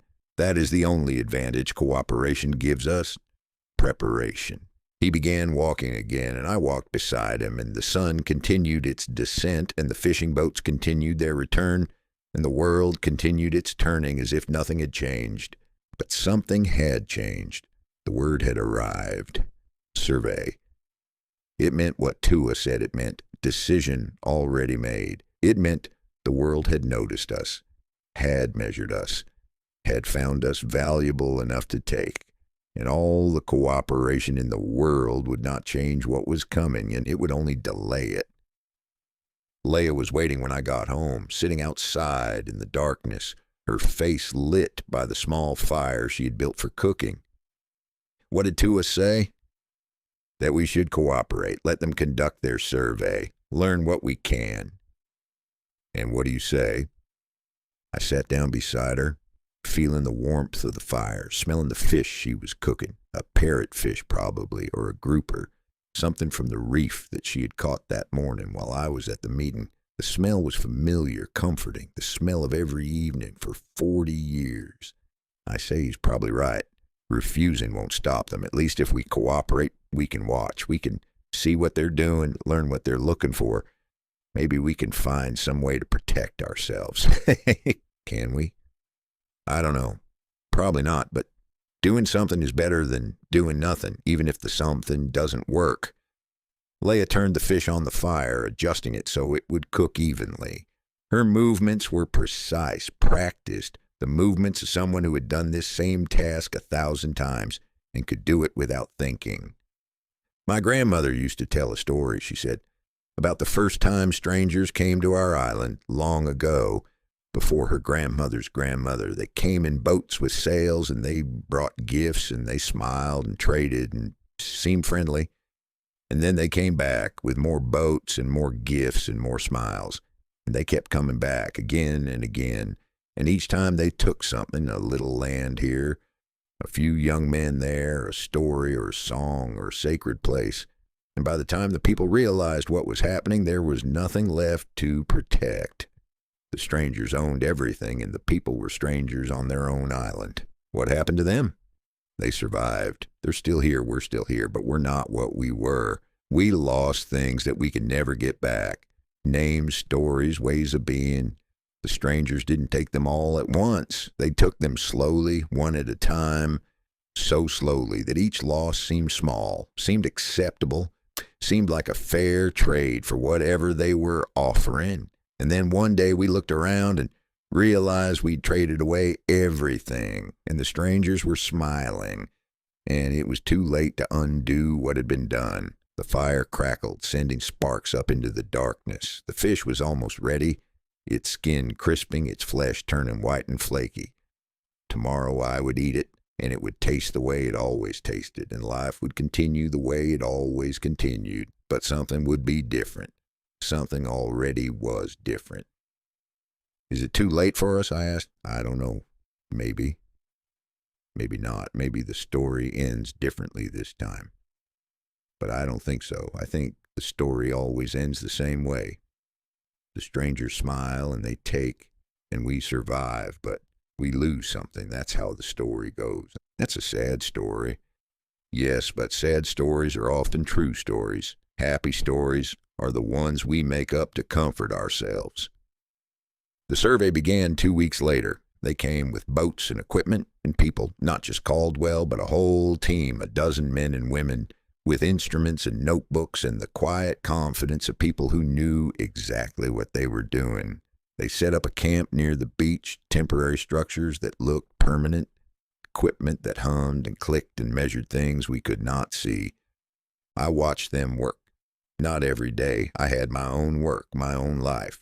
The ordinary tasks that did not stop just because strangers were drilling holes in the ground. But I watched when I could, from a distance, trying to understand what they were looking for and how they were looking for it. They drilled. That was the main thing. They drilled holes in the earth, extracted cylinders of soil and rock, labeled them, and packed them in boxes that were loaded onto boats and taken somewhere else. The holes were not large, not deep, but they were everywhere. They covered the island in a grid, drilling at regular intervals, mapping what was beneath our feet with a precision that seemed almost obsessive. "What are they finding?" Afa asked me one day. He had been watching too, from his own distance, with his own questions. "I don't know. They don't tell us. They drill. They take samples. They write things down, but they don't explain." "That seems wrong. It's our island. We should know what they're finding." "It's our island, but it's their survey. They decide what to share and what to keep. That's how it works." "That's not fair." "No, it's not." Afa was quiet for a long moment. We were standing on the hill above the village, looking down at the camp, at the people moving around with their equipment, at the boats in the lagoon. "What do you think they'll find?" he asked. "Something they want. They wouldn't be here if they didn't already think there was something worth finding." "And when they find it, what happens to us?" I did not answer. I did not have to. We both knew what happened to islands when the world decided they had something worth taking. We both knew the story, even if we did not know how our particular version would end.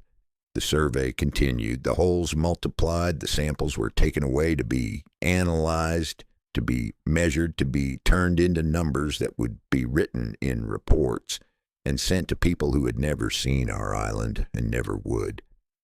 And somewhere in offices we would never see, decisions were being made about our future. We just didn't know what they were yet. Chapter 20, The First Gift. The boy's name was Keone, and he was dying in a way that the island did not know how to stop. He was 6 years old, the son of one of the younger fishermen, a child I had watched grow from an infant into a boy who ran everywhere and laughed at everything and seemed to contain more energy than his small body could reasonably hold. He had his mother's smile and his father's stubbornness and a way of asking questions that made you realize how little you actually knew about anything. The fever came in the night, the way fevers do, uninvited and inconvenient, like relatives who show up without calling first. His mother noticed first, the heat radiating from his skin and the restlessness, the small moans that children make when something is wrong, but they don't have words for what. By morning he was worse. By afternoon he was not responding to his name. Sana came and the other healers, and they did what they had always done, the herbs, the prayers, the remedies that had been passed down through generations and had worked more often than not. But this fever was different. This fever did not respond. It burned through Keone's body like fire through dry grass, consuming everything it touched, and nothing the healers tried made any difference. I watched from a distance, helpless, useless. I had no medical knowledge beyond the basic first aid the Army had taught me, which was designed for bullet wounds and broken bones. not for fevers that came from nowhere and refused to leave. I could only watch and wait and feel the particular anguish of seeing a child suffer and being able to do nothing about it. "What is it?" I asked Sina on the second day. "What's wrong with him?" "I don't know." Her face was drawn, exhausted. She had not slept. "I have seen fevers before. I have treated fevers before, but this one—" She shook her head. "This one does not listen. It does what it wants. Is there anything else we can try?" "I have tried everything I know. The old remedies, the new ones, everything. Nothing works." "What about the traders? They bring medicines sometimes. Maybe they have something." "The traders are not here. They will not come for another month, and even if they were here, I do not know what medicine would help. I do not know what this sickness is." She looked at me, and her eyes held something I had rarely seen in her. Fear. Not the fear of danger which the island faced regularly and handled with practical calm. The fear of helplessness, the fear of watching something terrible happen and being unable to stop it. The boat arrived on the third day. It was not a trading boat. It was smaller, faster, with a motor that hummed instead of coughed. It carried 3 people, a man, a woman, and a stack of boxes that turned out to contain medical supplies. They were from somewhere official. I never fully understood where. Some agency, some organization, some branch of the vast machinery that the outside world had built to manage itself. They had heard about the fever, they said. Word had traveled through the network of islands, from boat to boat and radio to radio, and they had come to help. The woman was a doctor. She examined Keone with instruments I had not seen since before the crash. A stethoscope, a thermometer, small devices that measured things I could not name. She asked questions in English, which I translated, and listened to the answers with the focused attention of someone who was solving a puzzle. "Bacterial infection," she said finally.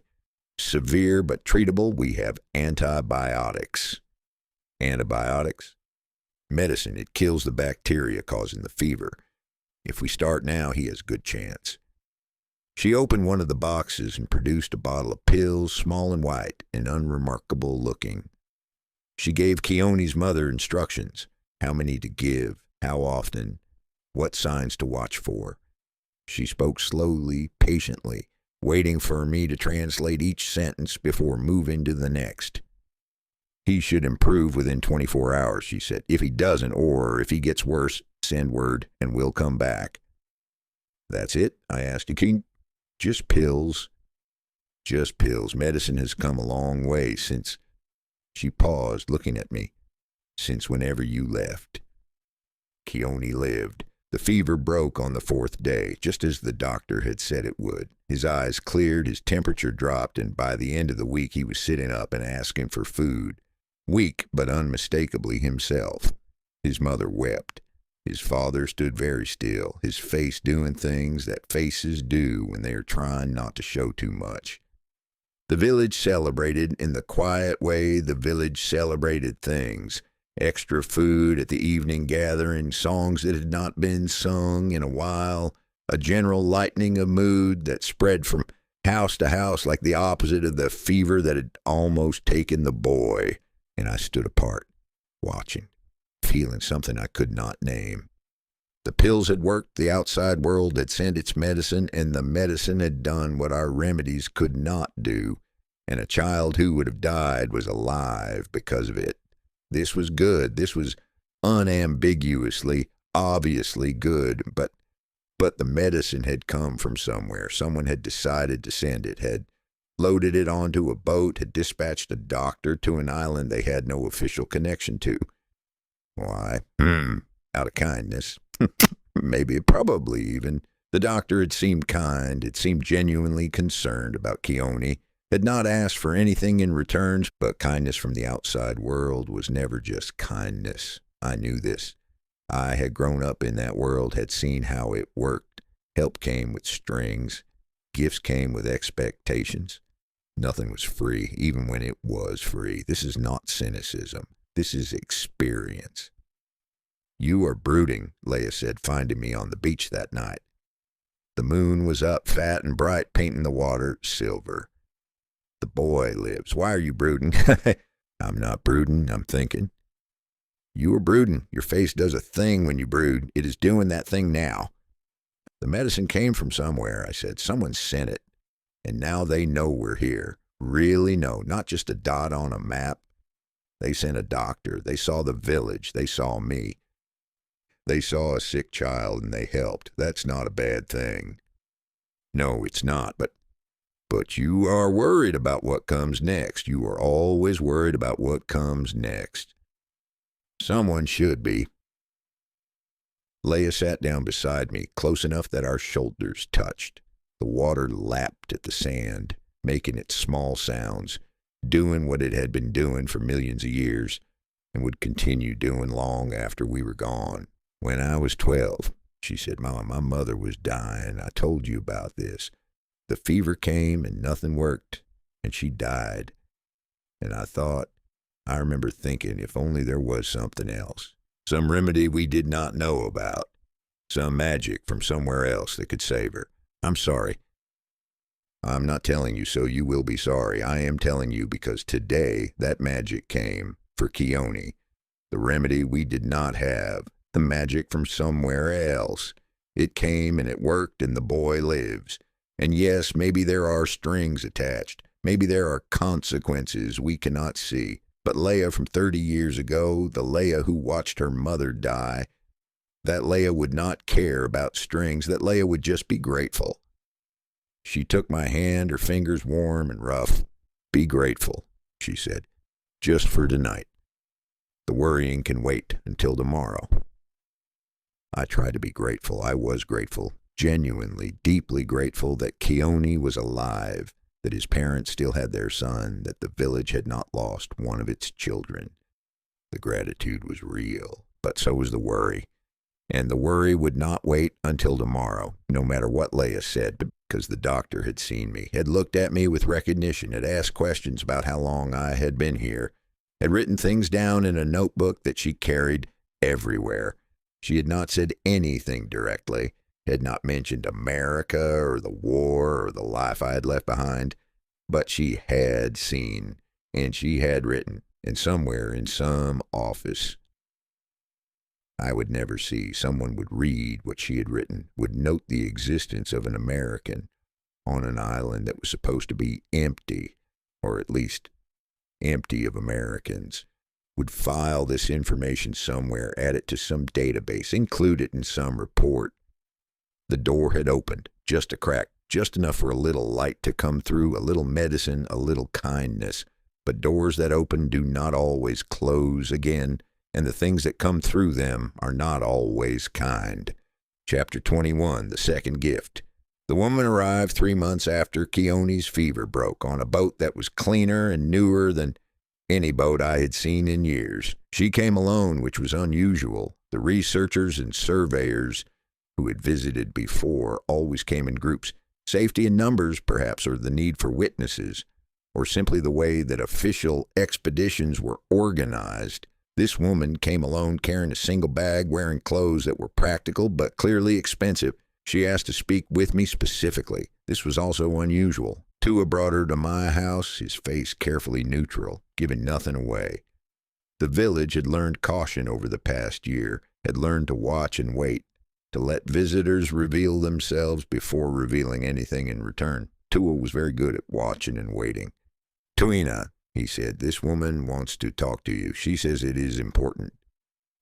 The woman stepped forward. She was perhaps 50, with gray streak in her hair and lines around her eyes that suggested she had spent a lot of time squinting at things she did not like. Her face was tired in a way that went deeper than lack of sleep, the tiredness of someone who has seen too much and cannot unsee it. Thank you for meeting with me, she said. Her English was precise, educated, the English of someone who had spent time in institutions.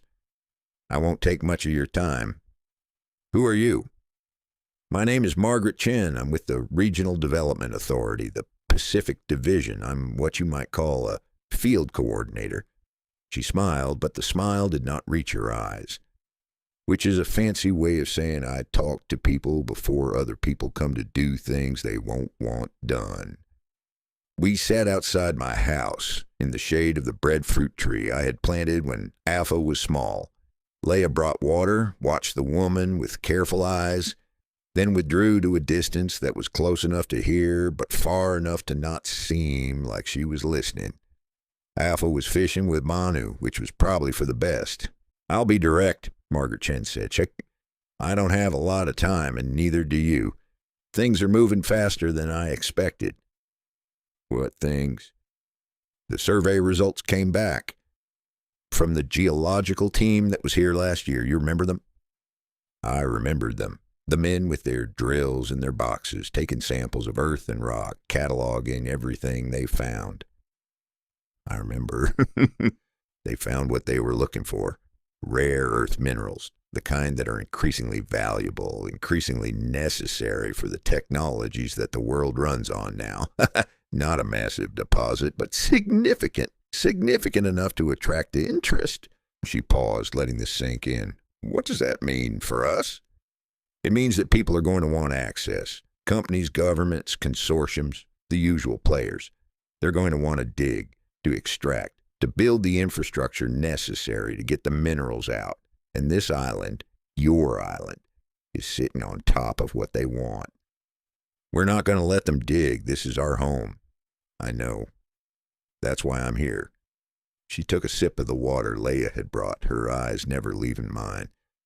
"I'm here to warn you, not officially. Officially, I'm here on routine follow-up from the medical visit, but actually I'm here because I've seen this happen before, and I'd like to see it happen differently this time." "Why?" "Because I'm tired." She said it simply, without self-pity. "I've been doing this job for 20 years. I've watched islands get cleared, populations relocated, communities destroyed, all in the name of development, progress, the greater good. I've written the reports that made it sound reasonable. I've attended the meetings where the decisions were made, and I'm tired of it." "So you're here to help us?" "I'm here to tell you what's coming. That's all I can do. The help part, that's up to you." She told me about the process, how it would start with more surveys, more studies, more official visits that would seem benign but were actually reconnaissance, how the reports would be written in language that made extraction sound necessary, inevitable, a matter of regional importance, how the consultations would happen, technically satisfying the requirement that affected communities be heard while never actually changing anything. She told me about the legal frameworks, the treaties and agreements that gave outside authorities rights over islands like ours, rights that had been signed away generations ago by people who did not understand what they were signing, rights that could be invoked at any time by anyone with the resources to invoke them.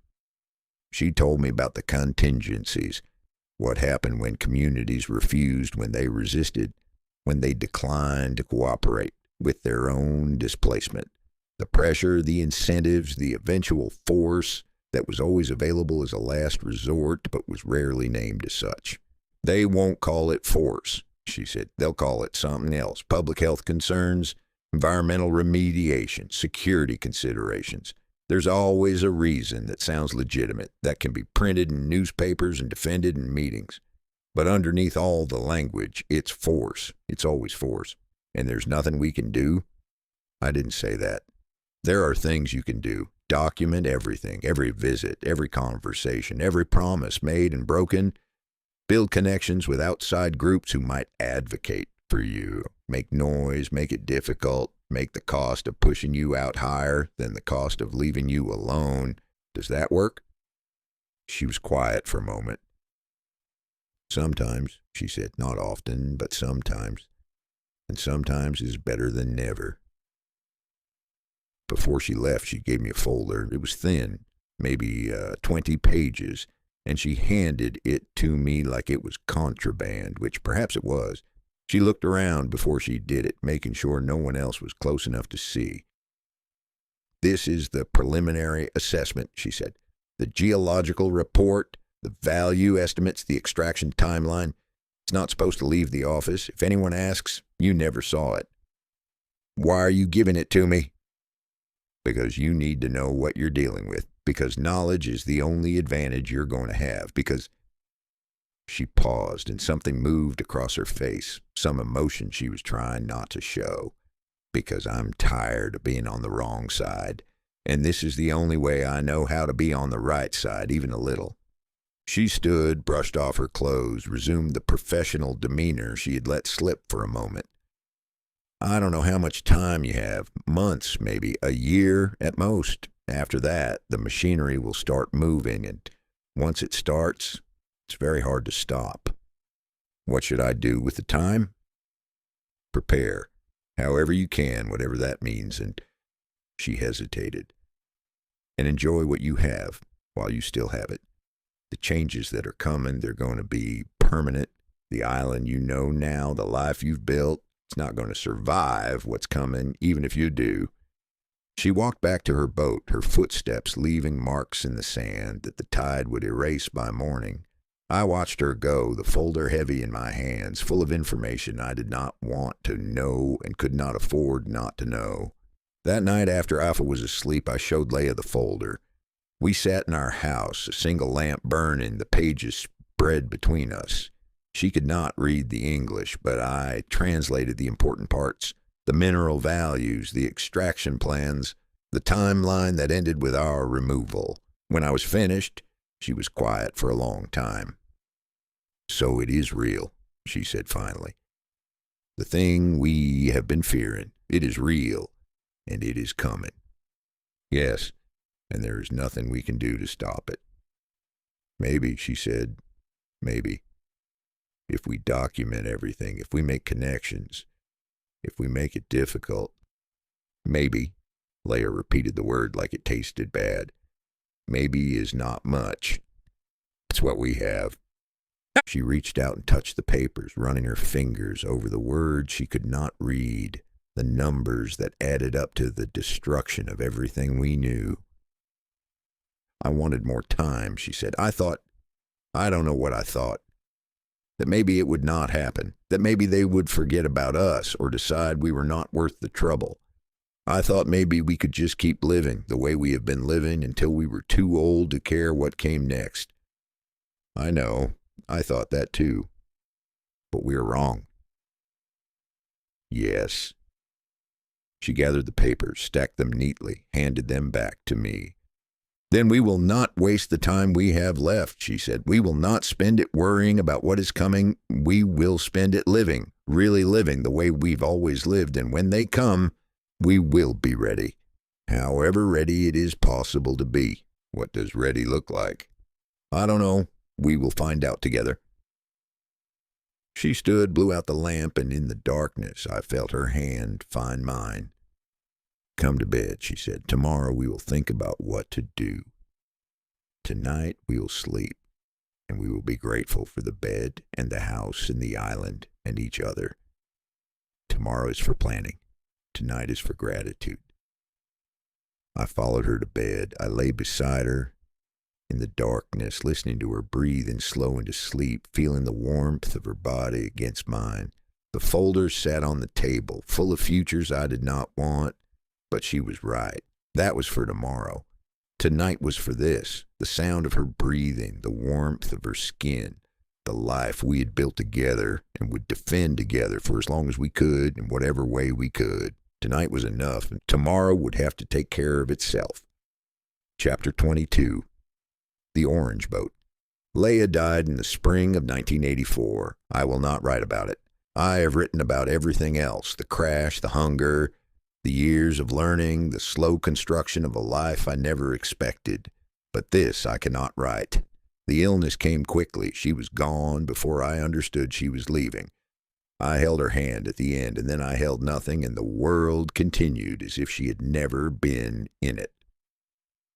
I am told that grief fades. I am still waiting.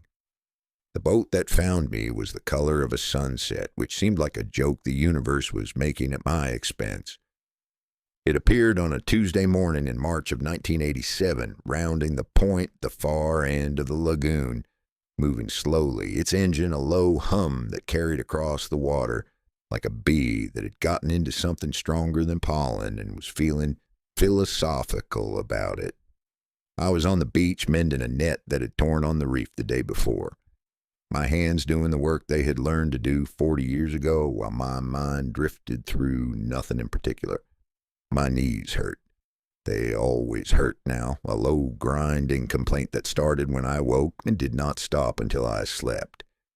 This is the gift that age gives you, a body that keeps score. My back was announcing its dissatisfaction with the angle I was sitting at.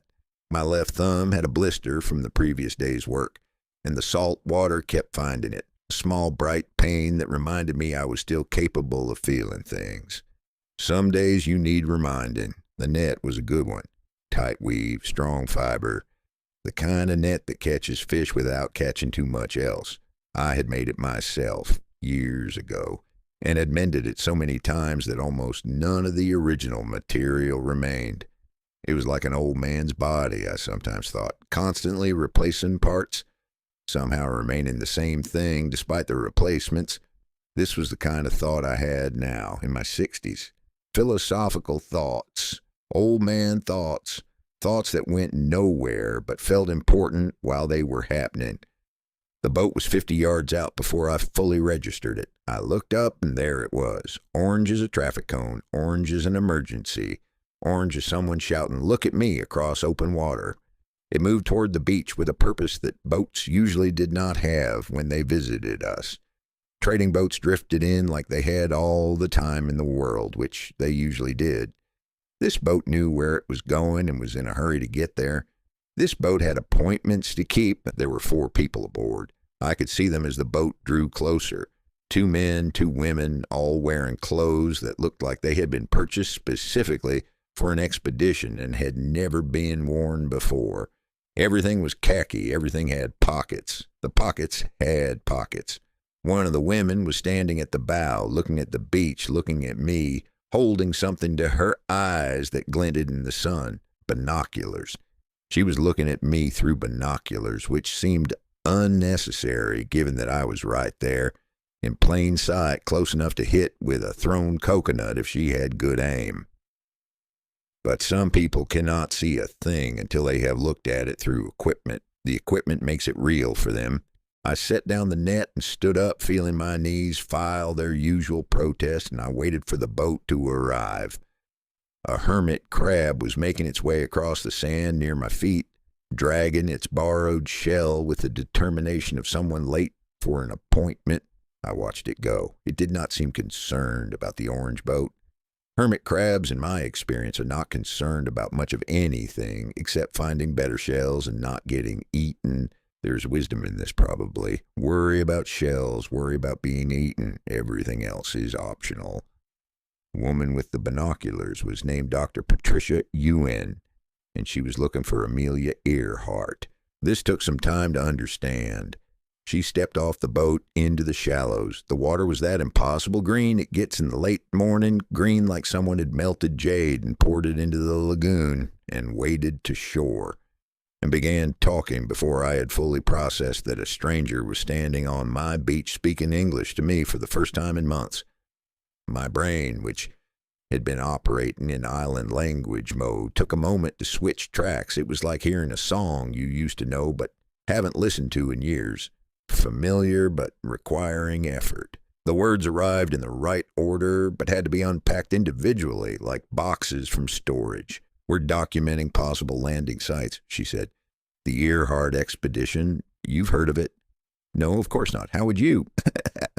"Anyway, we're mapping islands that fit the profile. The right distance from Howland, the right geography. Your island is on our list." "My island," I said. The words felt strange in my mouth. English words shaped by lips that had mostly been speaking something else. "Well, not yours personally, I assume, but the island you're on. You're American, aren't you? Your accent, I can hear it. Where are you from?" "Mississippi," I said, "a long time ago." Mississippi. She said it like it was a specimen she had found in an unexpected location. Her eyebrows did something complicated. "And how long have you been here on this island?" Since 1945. She stared at me. The others had come ashore by now.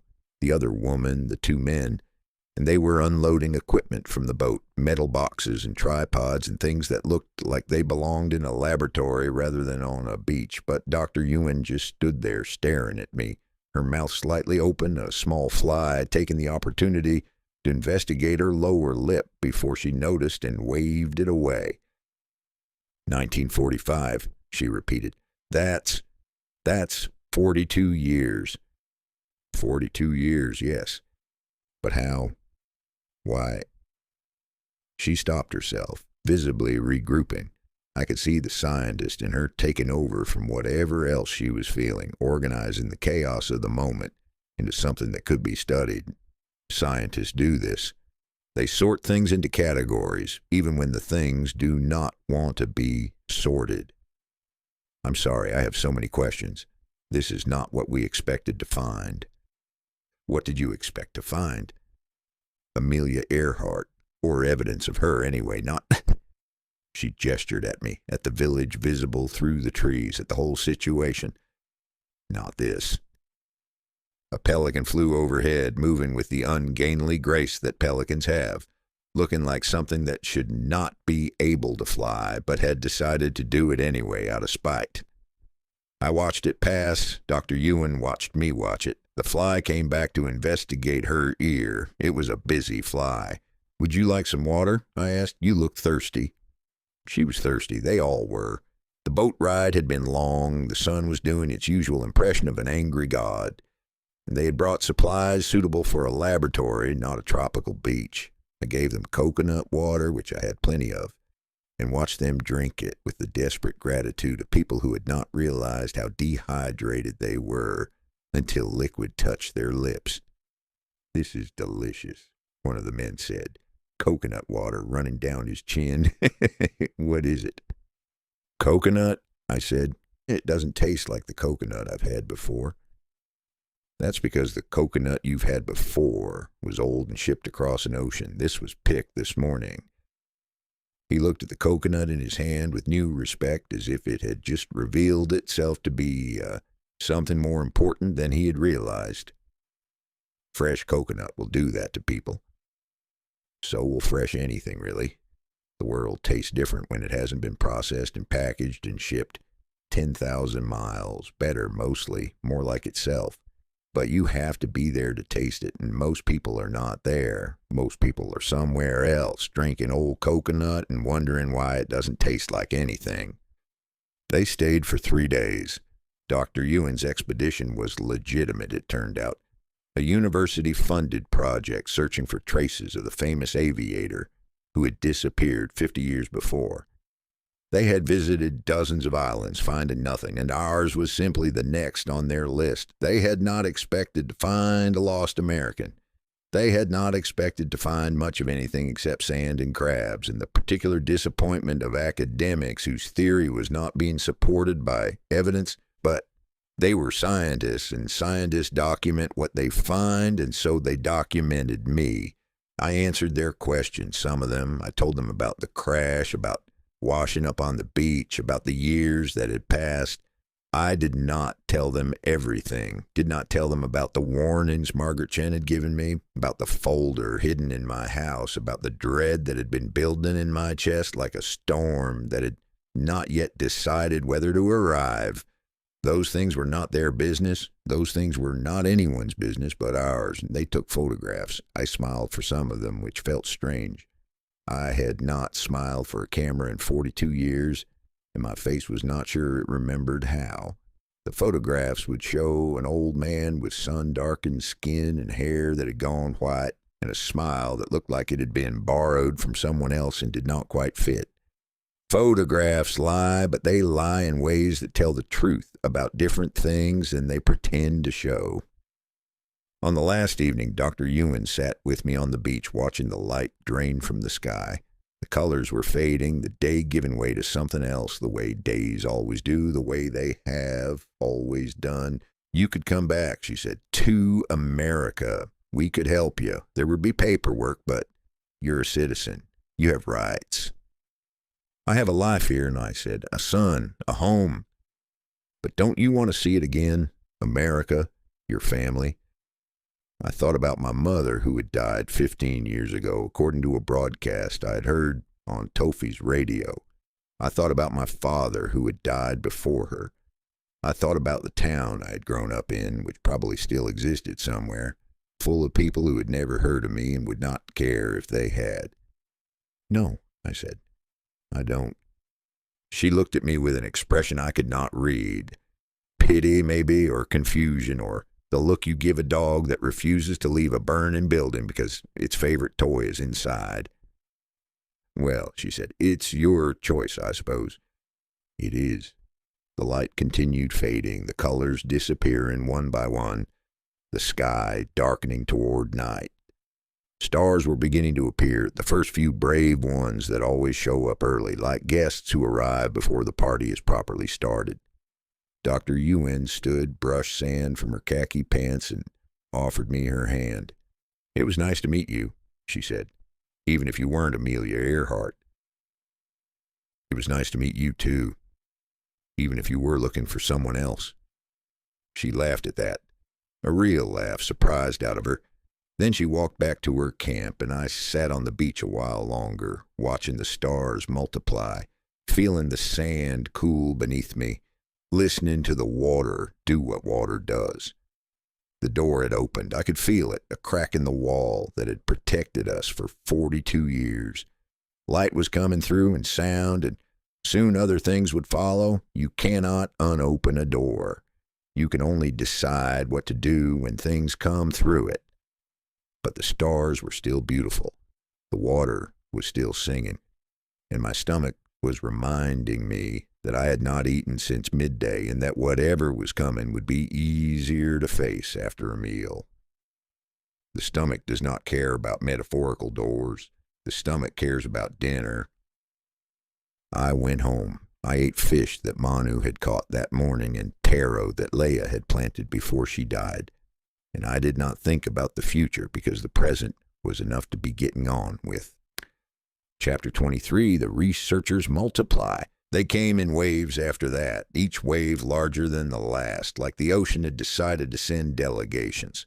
The first wave was academics, anthropologists, linguists, historians, people who studied things and wrote papers about them and got very excited about footnotes. They arrived in small groups, 2 or 3 at a time, carrying notebooks and cameras and an eagerness that reminded me of puppies encountering a new smell. Puppies are very interested in smells. They want to know everything about the smell. They will follow the smell wherever it goes and report back to no one in particular. Professor Webb was the first. He was perhaps 60, with a beard that had gone gray and eyes that had not. Still bright, still curious, still lit with the excitement of someone who has found something interesting and cannot wait to categorize it. He specialized in Pacific Island cultures, he told me, and our island was a remarkable preservation of pre-contact social structures. Pre-contact, I said. What does that mean?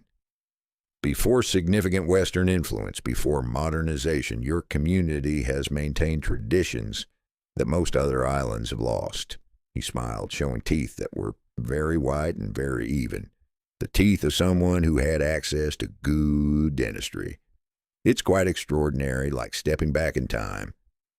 I did not tell him that we had not maintained anything, that we had simply continued living the way we had always lived, not as a museum exhibit, but as people getting through their days. I did not tell him that his excitement made me uneasy, that his notebook felt like the beginning of something I could not name but did not want. Notebooks are dangerous.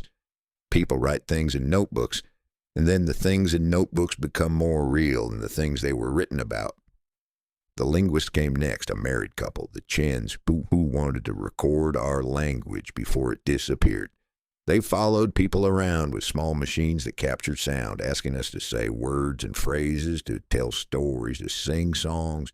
They were kind, I thought, genuinely interested, genuinely respectful. But they spoke of our language as if it were already a ghost, already a memory, something to be preserved in recordings because it would not survive in mouths. Endangered, Dr. Chen, the wife, said when I asked why they were so urgent. The language is endangered. Only a few hundred speakers remain. We teach the children, I said. The language continues. Yes? But for how long? The world is changing. Languages are dying. We want to make sure this one is preserved. Preserved like a fish in salt. She did not understand the joke or did not find it funny. Preserved fish is dead fish. That is what preservation means. Stopping the change that comes with life. Holding something still so it cannot rot, but also cannot grow. I did not want our language preserved. I wanted it spoken, lived, changed by the mouths that used it. But I did not say this. I let them record and smiled and said the words they asked me to say. Her machine hummed quietly, recording everything, turning our voices into patterns that could be stored and studied and played back after we were gone. Manu had opinions about the researchers. They look at us like we are fish, he said. We were out on the boat, past the reef, in water so blue it made your eyes ache. He was showing me how to read a current that I had failed to read correctly for 40 years. Some lessons take longer than others. Interesting fish. Fish they want to understand, but still fish. They mean well. Fish don't care if the fisherman means well. The net feels the same either way. He pulled in a line and examined the hook, which had been stripped clean by something faster than us. His hands, which were older than mine, moved with the certainty of someone who had done this so many times that thinking was no longer required. When you do something long enough, your body learns it, and your mind becomes a passenger. What do you think they want? I asked. The same thing everyone wants, to take something, information, stories, our voices in their little machines. They will take these things back to wherever they come from, and they will write about us, and people will read what they write, and those people will think they understand something, but they will not understand anything. You cannot understand a fish by catching it. You can only understand a fish by being a fish, and they are not fish, and neither are we, but we are closer to fish than they are. I'm not sure I understand anything either, and I've lived here 40 years. Manu grinned, the grin of an old man who has heard younger men say foolish things and has decided to be amused rather than annoyed. No, he said, you don't, but at least you know you don't. That is something. That is the beginning of something. The researchers think they know, and that is the end of something. The geologists came last, and they were different. They did not ask questions about our culture or our language. They did not seem interested in us as people at all. They were interested in the ground beneath our feet, the rocks that made up the island, the secrets that might be hidden underneath everything we had built. There were 3 of them, all men, all young, all carrying equipment I did not recognize. Drills and sensors and things that beeped and clicked and did whatever things do when they are looking for something you cannot see. They set up a camp at the far end of the island away from the village, and they spent their days making holes in the earth and peering into them with expressions of intense concentration. I watched them work one afternoon, standing at a distance, eating a mango that was exactly at the point of ripeness where eating it was less like eating and more like drinking something that had decided to be solid. Juice ran down my chin. I did not wipe it off. The mango was too good to interrupt for something as unimportant as dignity.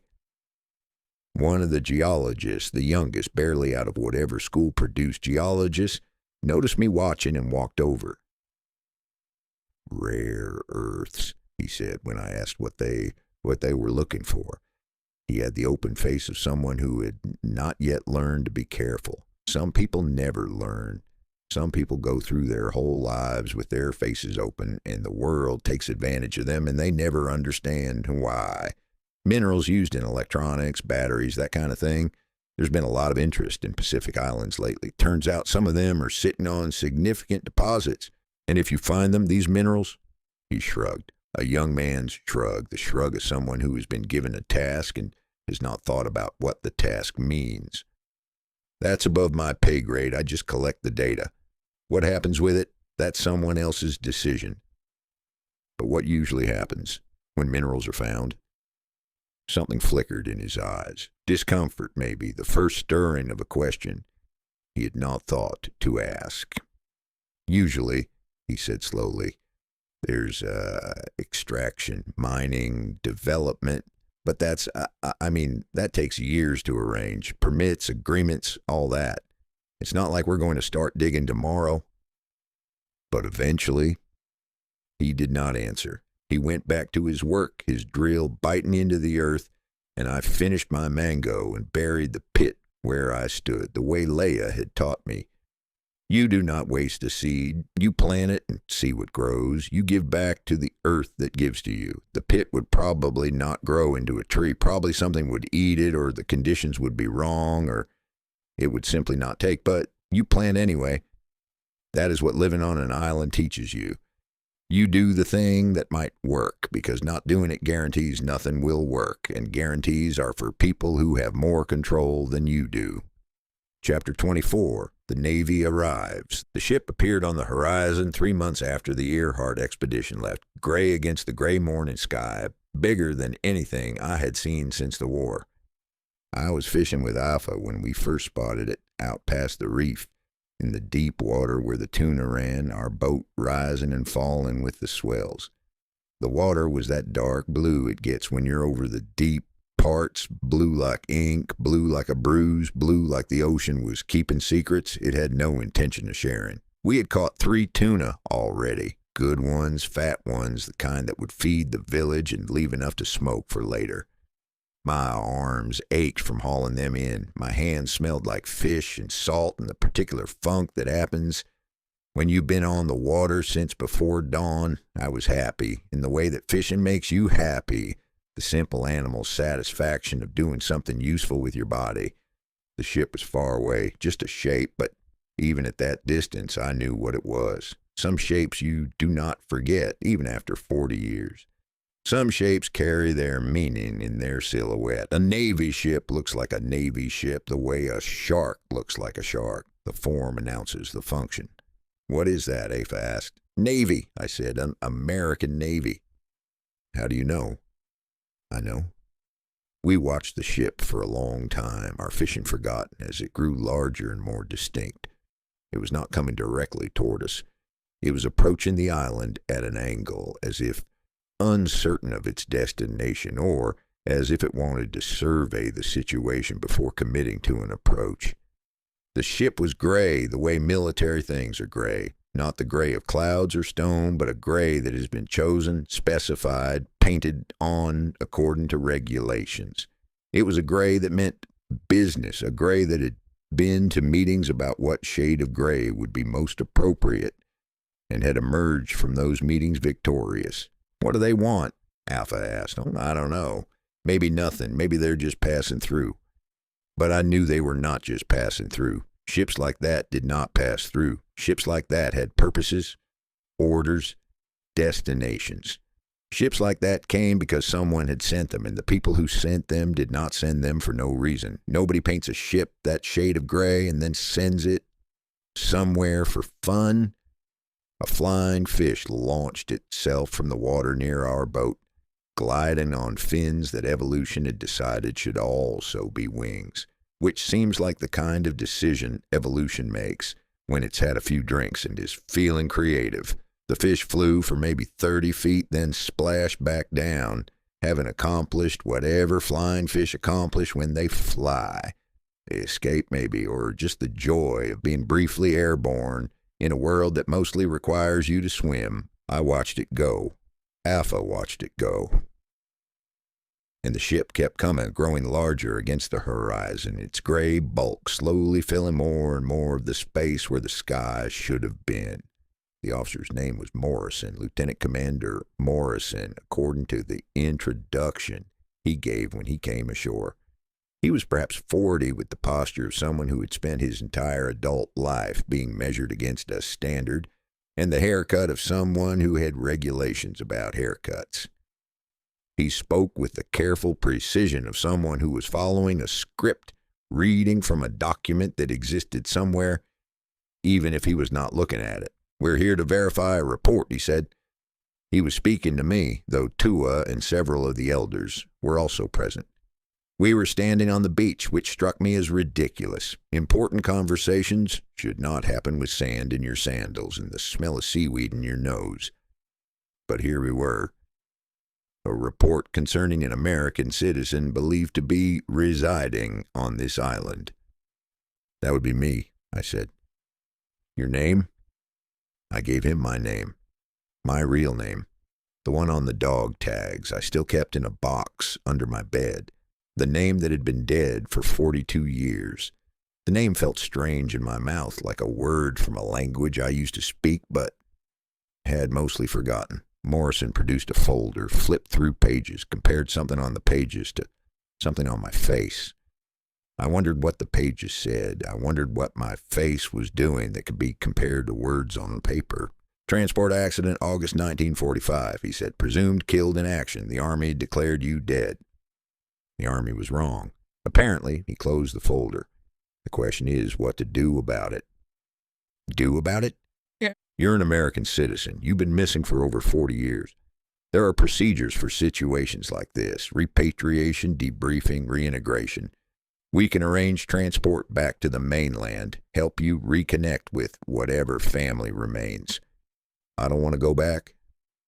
Morrison blinked. Whatever script he was following, this was apparently not one of the expected responses. His face did something it probably was not supposed to do, showed surprise, showed confusion, showed the human underneath the uniform. Humans are always underneath uniforms, trying to get out. You don't want to go back, he repeated. No, I have a life here, a family, a home. I don't want to leave. But you're an American citizen. You have rights. I have a son.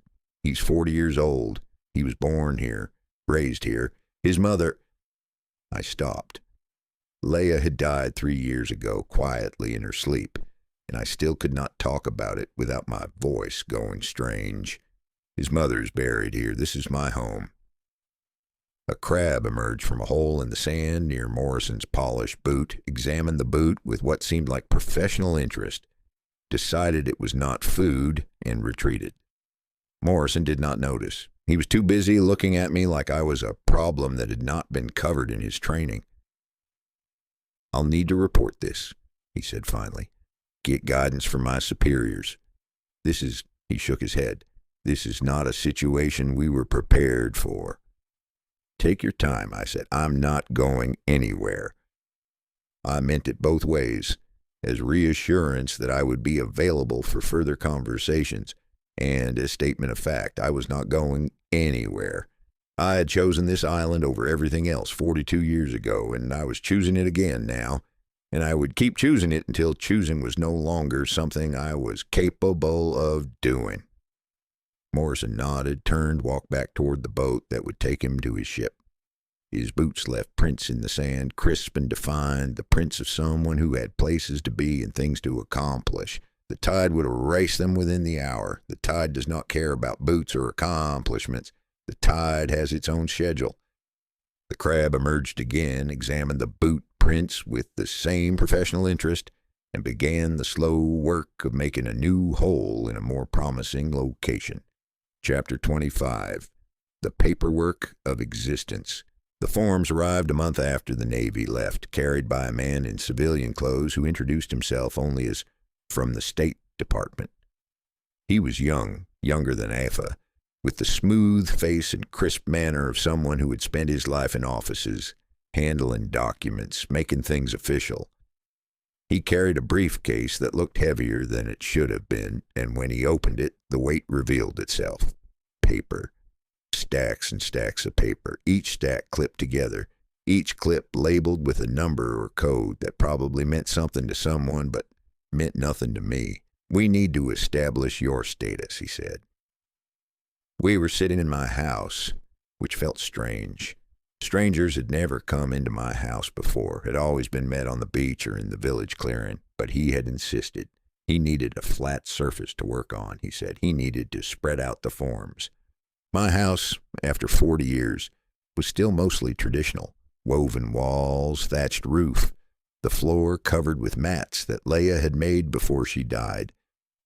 The young man from the State Department sat on one of these mats, his nice pants folded awkwardly beneath him, and arranged his papers in patterns that seemed to have meaning. A gecko watched from the wall, doing the thing geckos do where they hold very still and wait for something edible to happen. I sympathized with the gecko. I was also holding very still and waiting to see what would happen. Your legal status, the young man said, your citizenship, your... He waved a hand vaguely, encompassing everything about me that did not fit neatly into his forms. Your situation. The situation, as he explained it, was complicated. I was an American citizen, but I had been declared dead. My death had been processed, my affairs settled, my existence officially terminated in 1945. Bringing me back to life, legally speaking, required undoing all of that, which required documentation, verification, signatures from people in offices I had never heard of in cities I would never visit. We'll need your fingerprints, he said, to confirm identity. I gave him my fingerprints. He pressed my fingers onto an ink pad, then onto paper, then onto another paper, then onto a third paper. The ink was black and sticky and did not want to come off my fingers afterward. I would have black smudges on everything I touched for the next 2 days. This is the price of existing officially. And a statement, a sworn statement about what happened, how you came to be here, why you didn't return. I didn't return because I didn't want to return. Yes, you said that, but we need it in writing, for the record. For the record. I thought about what the record was, what vast accumulation of papers and files and documents it must be, storing the official version of everything that had ever happened, everything that the people who made records had decided was worth recording. My life was about to become part of that record, a few pages of forms, some fingerprints, a sworn statement explaining choices that could not really be explained in forms or fingerprints or sworn statements. I gave him the statement. He wrote it down in language that was not quite what I had said, but was close enough, I supposed, for the record. At the end, after 3 hours of this, the young man gathered his papers and placed them back in his briefcase with the care of someone handling religious artifacts. You're now officially alive again, he said. Confirmed surviving non-resident status. It means you exist legally, but you're choosing to reside outside U.S. territory. I was always alive, yes, but now the paperwork agrees. He smiled when he said this, a real smile, the first genuine expression I had seen on his face since he arrived. He knew, I realized, he knew how absurd it was what he was doing. He knew that the forms and the fingerprints and the sworn statements were a kind of ritual, a dance that had to be performed, even though the dance did not change anything real. The dance was for the people who believed in dances. The rest of us just moved our feet. Thank you, I said. You're welcome. Good luck, mister. He checked his papers. Mr. Tweena. He had used my island name, not my American one. I did not know if this was a mistake or a kindness. Maybe both. Maybe mistakes and kindnesses are often the same thing. After he left, I went down to the lagoon and washed the ink from my fingers. The water was warm and clear, the color of new leaves, and small fish came to investigate my hands as I cleaned them, hoping for food. I did not have food to offer them, just ink, dissolving into the water, becoming part of the lagoon, disappearing into something larger than itself. Chapter 26, The Man in the Wool Suit. Harrison arrived in the dry season when the heat was at its worst, and everyone with sense stayed in the shade during the middle of the day. He did not stay in the shade. He walked through the village in a wool suit, gray, expensive, visibly inappropriate for any climate warmer than Scotland, sweating with a determination that suggested he had decided sweating was preferable to admitting his clothes were wrong. Dark patches spread beneath his arms, his collar was wilting, his face was the color of a tomato that had been left in the sun and was beginning to have regrets about its life choices. He walked as if the heat were a personal insult that he had chosen to ignore, as if acknowledging it would be a sign of weakness. Men like Harrison, I would learn, did not acknowledge weakness. They sweated through their wool suits and pretended everything was fine. This is how empires are built and maintained by men who refuse to admit they are uncomfortable. He asked to speak with me, not with Tua, not with the elders, not with anyone who might have had traditional authority. With me, the American, the anomaly. We have a situation, he said once we were seated in my house. The same house where I had signed my existence back into being months before. Harrison was sweating onto one of Leia's mats, leaving dark spots that would probably not come out. A complication? What kind of complication? The geological surveys, you know about those, I assume. The teams that were here last year taking samples. I know about them. They found what they were looking for. Significant deposits of rare earth minerals. Significant enough to be of interest to... He paused as if deciding how much to say. His pause was accompanied by the sound of sweat dripping from his nose onto the paper he was holding. To various parties. Margaret Chen told me this would happen. He blinked. A drop of sweat fell into his eye. He wiped it away with a handkerchief that was already soaked. You know Margaret Chen? She came here a year ago. She warned me. She shouldn't have done that. His face hardened for a moment, then softened back into careful neutrality. It was like watching weather change. Clouds, then sun, then clouds again. But that's a separate matter. The point is the minerals are there. And that creates complications. Legal complications. Political complications. Environmental complications. Environmental? That's what I'm here to talk about. He reached into his briefcase. They all had briefcases, these men, as if briefcases were a requirement for their kind of work, as if you could not be important without a leather box full of papers, and produced a folder. What I'm about to tell you is classified. Officially, this conversation is not happening. All right. During the 1950s, the United States conducted nuclear tests in the Pacific. You know about this, I assume. Bikini Atoll, Eniwetok, the hydrogen bomb tests. I've heard of them on the radio. What you may not know is that the fallout from those tests was more extensive than publicly acknowledged. The contamination spread farther than the official reports admitted, and some of it. He paused again, the pause of a man who is about to say something he knows is not quite true, but has been told to say. Anyway, some of it may have reached this island. I stared at him. The gecko on my wall stared at him too, though the gecko's stare was probably less meaningful than mine. Geckos stare at everything the same way. May have. The data is inconclusive. What we know is that there are elevated readings in some of the soil samples taken from this island. Readings that are consistent with residual contamination from nuclear testing. I thought about Leia, who had died 3 years ago.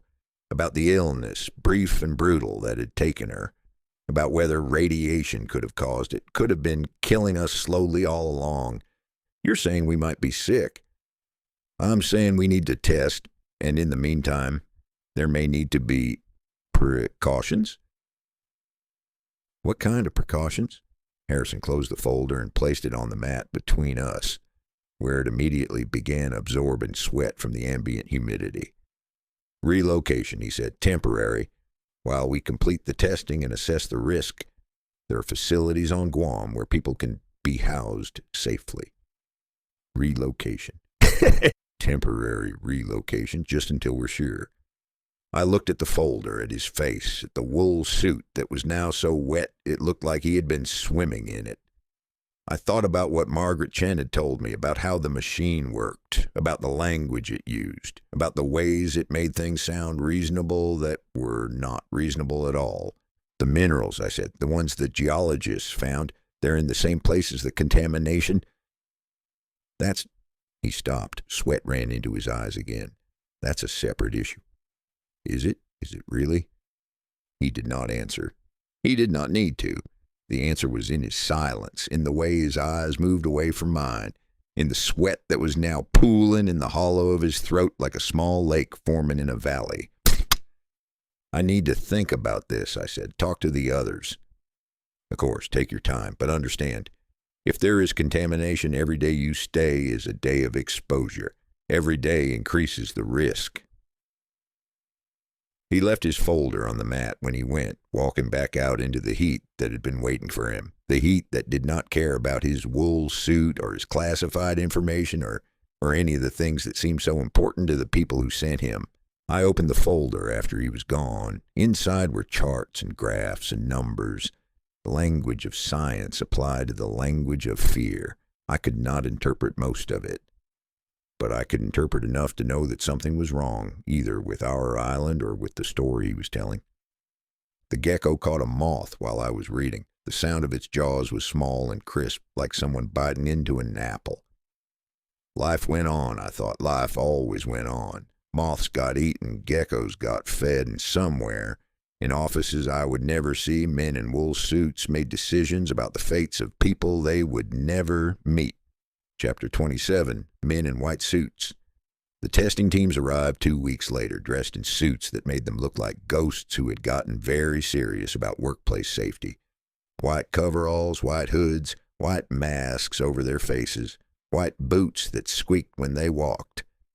They moved through the village in groups of 3 and 4, carrying instruments that clicked and hummed and beeped, taking measurements of things that could not be seen or smelled or touched. They were polite when we spoke to them, but evasive, deflecting questions with phrases like, "The data will tell us," and "We're still assessing."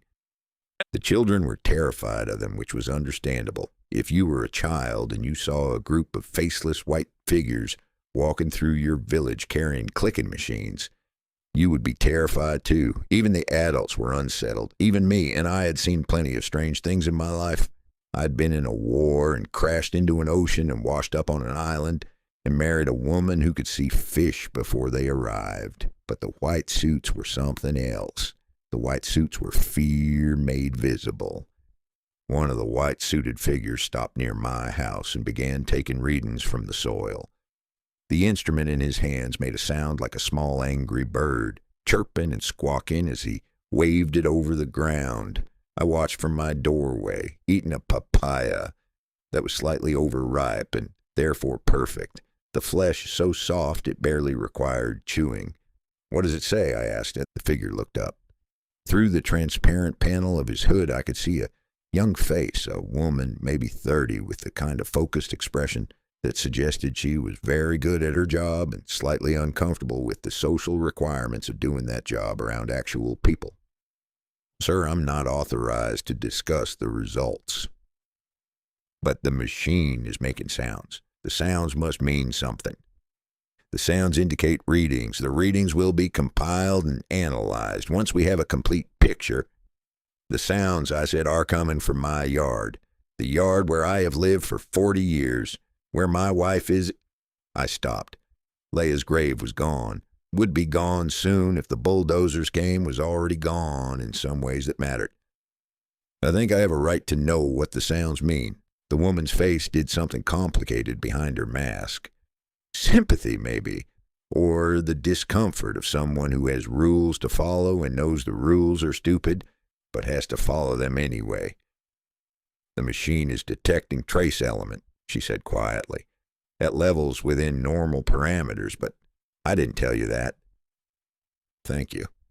"Don't thank me, just—" She looked around, making sure no one was watching. "Just know that what we find and what they do with what we find are 2 different things." She went back to her work, her instrument chirping at the soil, and I finished my papaya and threw the skin into the bushes where it would rot and feed something else, the way all things eventually rot and feed something else, the way the world keeps turning matter into different kinds of matter without ever asking permission. Alpha confronted one of them later that day. A different one, a man, older, with a face that looked like it had seen things and decided not to remember them. "Yeah. What are you finding?" Afa demanded. "What do the instruments say?" "Sir, I'm not authorized to discuss the results." "Not authorized. This is our home. We have a right to know." The results will be compiled and analyzed. Once we have a complete picture, the appropriate authorities will communicate the findings. The appropriate authorities. Alpha's voice was hard, harder than I had heard it in years. He was 43 years old, my son, and he had his mother's eyes and her way of looking at you like she could see through whatever you were pretending to be. You mean the people who sent you, not us. We're not authorities. We're just the people who live here. The man in the white suit said nothing. There was nothing he could say. He had his job and his instruments and his hood and his rules, and none of those things included explaining himself to the people whose lives his data would determine. A chicken walked between them, pecking at the ground, completely uninterested in the conversation. Chickens are like that. They have their own concerns. Bugs, seeds, other chickens. And the affairs of humans are not among them. There is wisdom in chickens, probably, though it is hard to take seriously because they look so ridiculous. Perhaps looking ridiculous is part of the wisdom. Perhaps the wisest thing you can do is look ridiculous and not care. Alpha watched the man walk away, then turned to me. They know something, he said. They know, and they won't tell us. Yes. What do we do? I don't know. Wait. Watch. See what they do next. I'm tired of waiting. I'm tired of watching. I want to do something. So do I. But doing something without knowing what to do is just movement. And movement isn't the same as progress. This was something Leia used to say. I heard her voice when I said it, felt her presence in the words, and for a moment, it was like she was still here, still guiding us, still knowing things that I did not know and probably never would. Alpha heard it too. I could see it in his face, the recognition, the grief, the small softening around his eyes. I miss her, he said. I know, so do I. The chicken had found something interesting in the dirt and was making a small commotion about it, the way chickens do when they find something interesting. We watched the chicken because watching the chicken was easier than looking at each other, easier than acknowledging the hole in the world where Leah used to be. The results, when they finally came, were classified.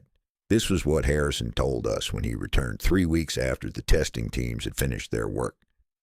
His wool suit had been replaced by a linen one, which was marginally more appropriate, but still looked uncomfortable. He was sweating less, but still sweating, which I took as a small victory for the tropics over whatever climate had produced him. The results were classified, could not be shared, were the property of agencies whose names he could not divulge. What he could tell us was that there were concerns, that the data suggested the need for precautionary measures, that the recommendation pending further review was that the population should be temporarily relocated to a safer environment. Temporarily, Tua said. We were in the meeting area. The elders gathered, the whole village watching from a distance like an audience.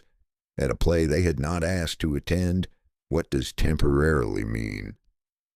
Until the situation is resolved, until we're confident that the environment is safe for habitation. How long? I can't say. It depends on what the data shows, what remediation measures are required. Remediation? Cleanup. If there's contamination, we may need to remove contaminated soil, treat affected areas. That takes time. And while this is happening, where will we go?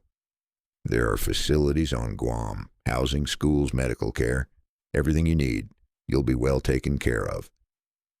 Harrison said this with the confidence of someone who believed it, which was almost worse than if he had been lying. He genuinely thought the facilities on Guam would take care of us. He genuinely thought housing and schools and medical care were everything we needed. He did not understand that what we needed was here, in the ground, in the water, in the air that smelled like frangipani and salt, in the graves of our ancestors, in the memories of our lives. A fly landed on Harrison's nose. He swatted at it, missed, swatted again, missed again. The fly seemed unimpressed by his authority. The minerals, Tua said finally, the ones your geologists found, are they also in the contaminated area? Harrison's face did something it was not supposed to do. A flicker of surprise, quickly suppressed. The geological assessment is a separate matter. Is it? The contamination appeared after your people started looking for minerals. The recommendation for relocation appeared after the minerals were found. These seem connected. The contamination is from nuclear testing in the 1950s. It has nothing to do with the mineral survey. Then show us the data. Show us the results of your tests. Let us see for ourselves what you found. The data is classified. Why? National security. The fly had given up on Harrison's nose and was now exploring his ear. Harrison bore this with the dignity of someone who has decided that acknowledging flies is beneath him, even when the flies are literally inside his ear. Tua looked at him for a long moment. Then he looked at me, at the elders, at the village watching from across the clearing. We will discuss this among ourselves, he said. We will decide together what to do. Of course, but please understand, the longer you wait, the greater the risk. If there is contamination, Tua's voice was flat. You keep saying if. You tell us there is contamination, but you will not show us the proof. You tell us we must leave, but you will not say when we can return. You ask us to trust you, but you give us no reason to trust.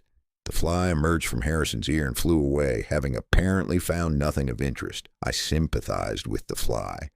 I, too, had found nothing of interest in Harrison's ear or in any of the words that had come out of his mouth. Chapter 28. The Colonel.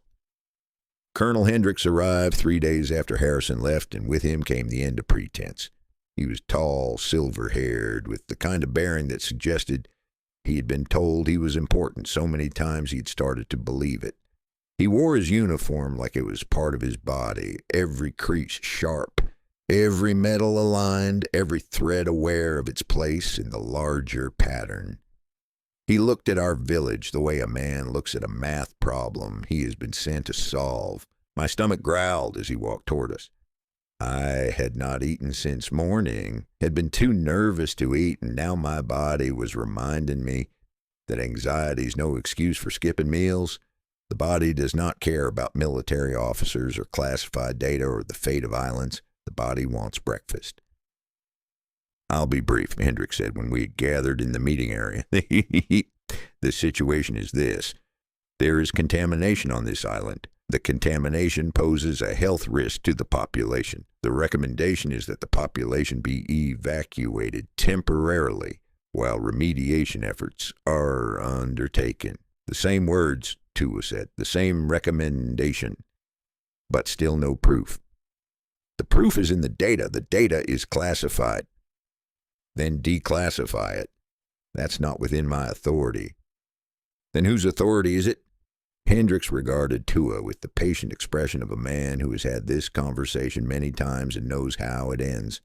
His patience was the patience of power, the patience of someone who knows he will eventually get what he wants, because he has always eventually gotten what he wants. A bird sang in the tree behind us, a honey-eater, making the complicated series of sounds that honey-eaters make when they are trying to impress other honey-eaters. The bird did not care about Hendricks either. The bird had its own concerns. I understand your concerns, Hendricks said. I understand that you've lived here for generations, that this island is your home, that you don't want to leave. But the facts are the facts. The contamination is real. The health risk is real. And the responsible thing, the only responsible thing, is to relocate the population until the danger has passed. Have you seen the data? I asked. Hendricks turned to look at me. His eyes were gray, the same gray as his ship, the same gray as his certainty. Have I seen it? The actual data, the test results, the numbers. Have you personally seen them? A pause, brief, almost imperceptible, but I saw it. The hesitation of a man who is very sure of his mission, but has not examined its foundation. I've seen the summary, he said, the conclusions of the assessment team, the recommendations. But not the data itself? I'm not a scientist. I wouldn't know how to interpret the raw data. That's not my job. My job is to implement the recommendations. So you're asking us to leave our home based on conclusions you can't verify from data you haven't seen for reasons you can't explain. I'm asking you to leave your home because people with expertise have determined that it's not safe to stay. The bird sang again. A cloud passed over the sun, providing a brief moment of shade before moving on. My stomach growled again, louder this time, embarrassingly loud, the kind of growl that makes people look around to see where it came from. What if you're wrong? I asked. What if there really is no contamination? What happens to us then? Then we relocate you. We house you safely. We remediate the island. And when it's safe, you come back. And the minerals? The minerals are a separate matter. But if we leave and the minerals are extracted while we're gone, any mineral extraction would be conducted in accordance with all applicable regulations, with appropriate compensation to affected communities. Compensation? Financial compensation for the use of the land. I thought about what compensation meant. Money, probably. Numbers on paper or in a computer representing the value of something that could not be valued. The graves of our ancestors, priced and purchased. The water where we fished, given a dollar amount. The air we breathed, the ground we walked on, the life we had built over generations. All of it reduced to a figure that someone in an inner office had calculated using formulas that had nothing to do with love or memory or belonging. My stomach growled a third time. Hendricks looked at me with what might have been concern. Are you all right? I'm hungry, I said. I haven't eaten today. Perhaps we should take a break, continue this conversation after... No, we'll continue now. The conversation doesn't stop being important just because my body wants breakfast. Tua looked at me with something like approval, or maybe just amusement. It was hard to tell with Tua. We need time, he said to Hendricks, to discuss, to decide. Of course, take the time you need, but please don't take too long. Every day of delay is a day of exposure. Hendricks left with his soldiers, and we gathered as the sun continued its indifferent journey across the sky, and we talked about what to do. I ate a banana during the discussion, then another one. The bananas were good, small and sweet, the kind that taste like bananas are supposed to taste before shipping and storage turned them into something else. I ate a third banana and felt better, more capable of thinking, more capable of facing what was coming. The body does not care about politics, but politics goes better when the body has been fed.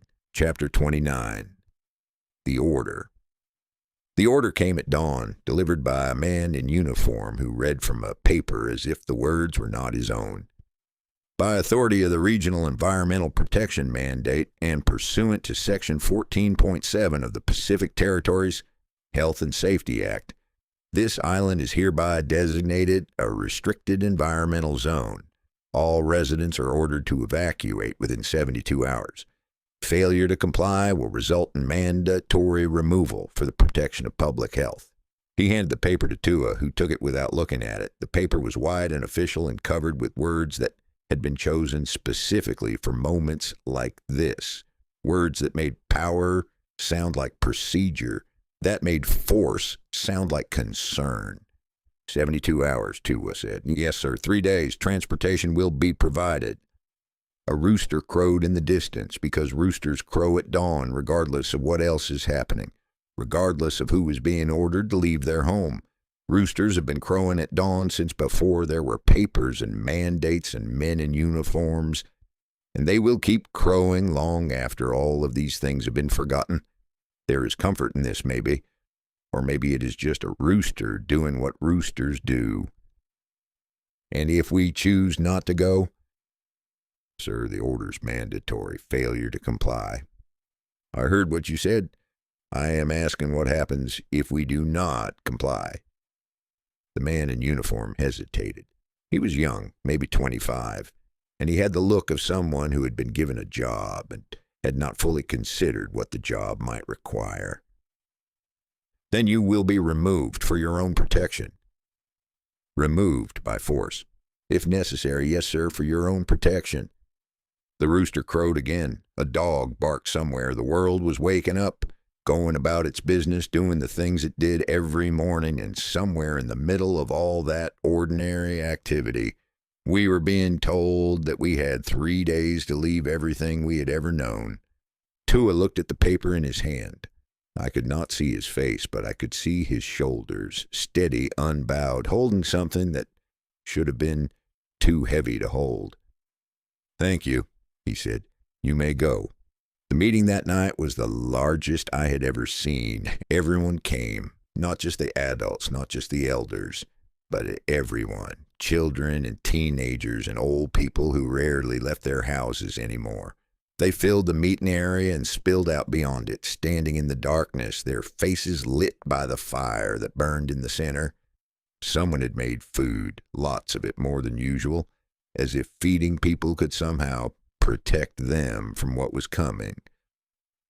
I ate roasted fish and breadfruit and a pudding made from coconut and taro that was so good I wanted to weep.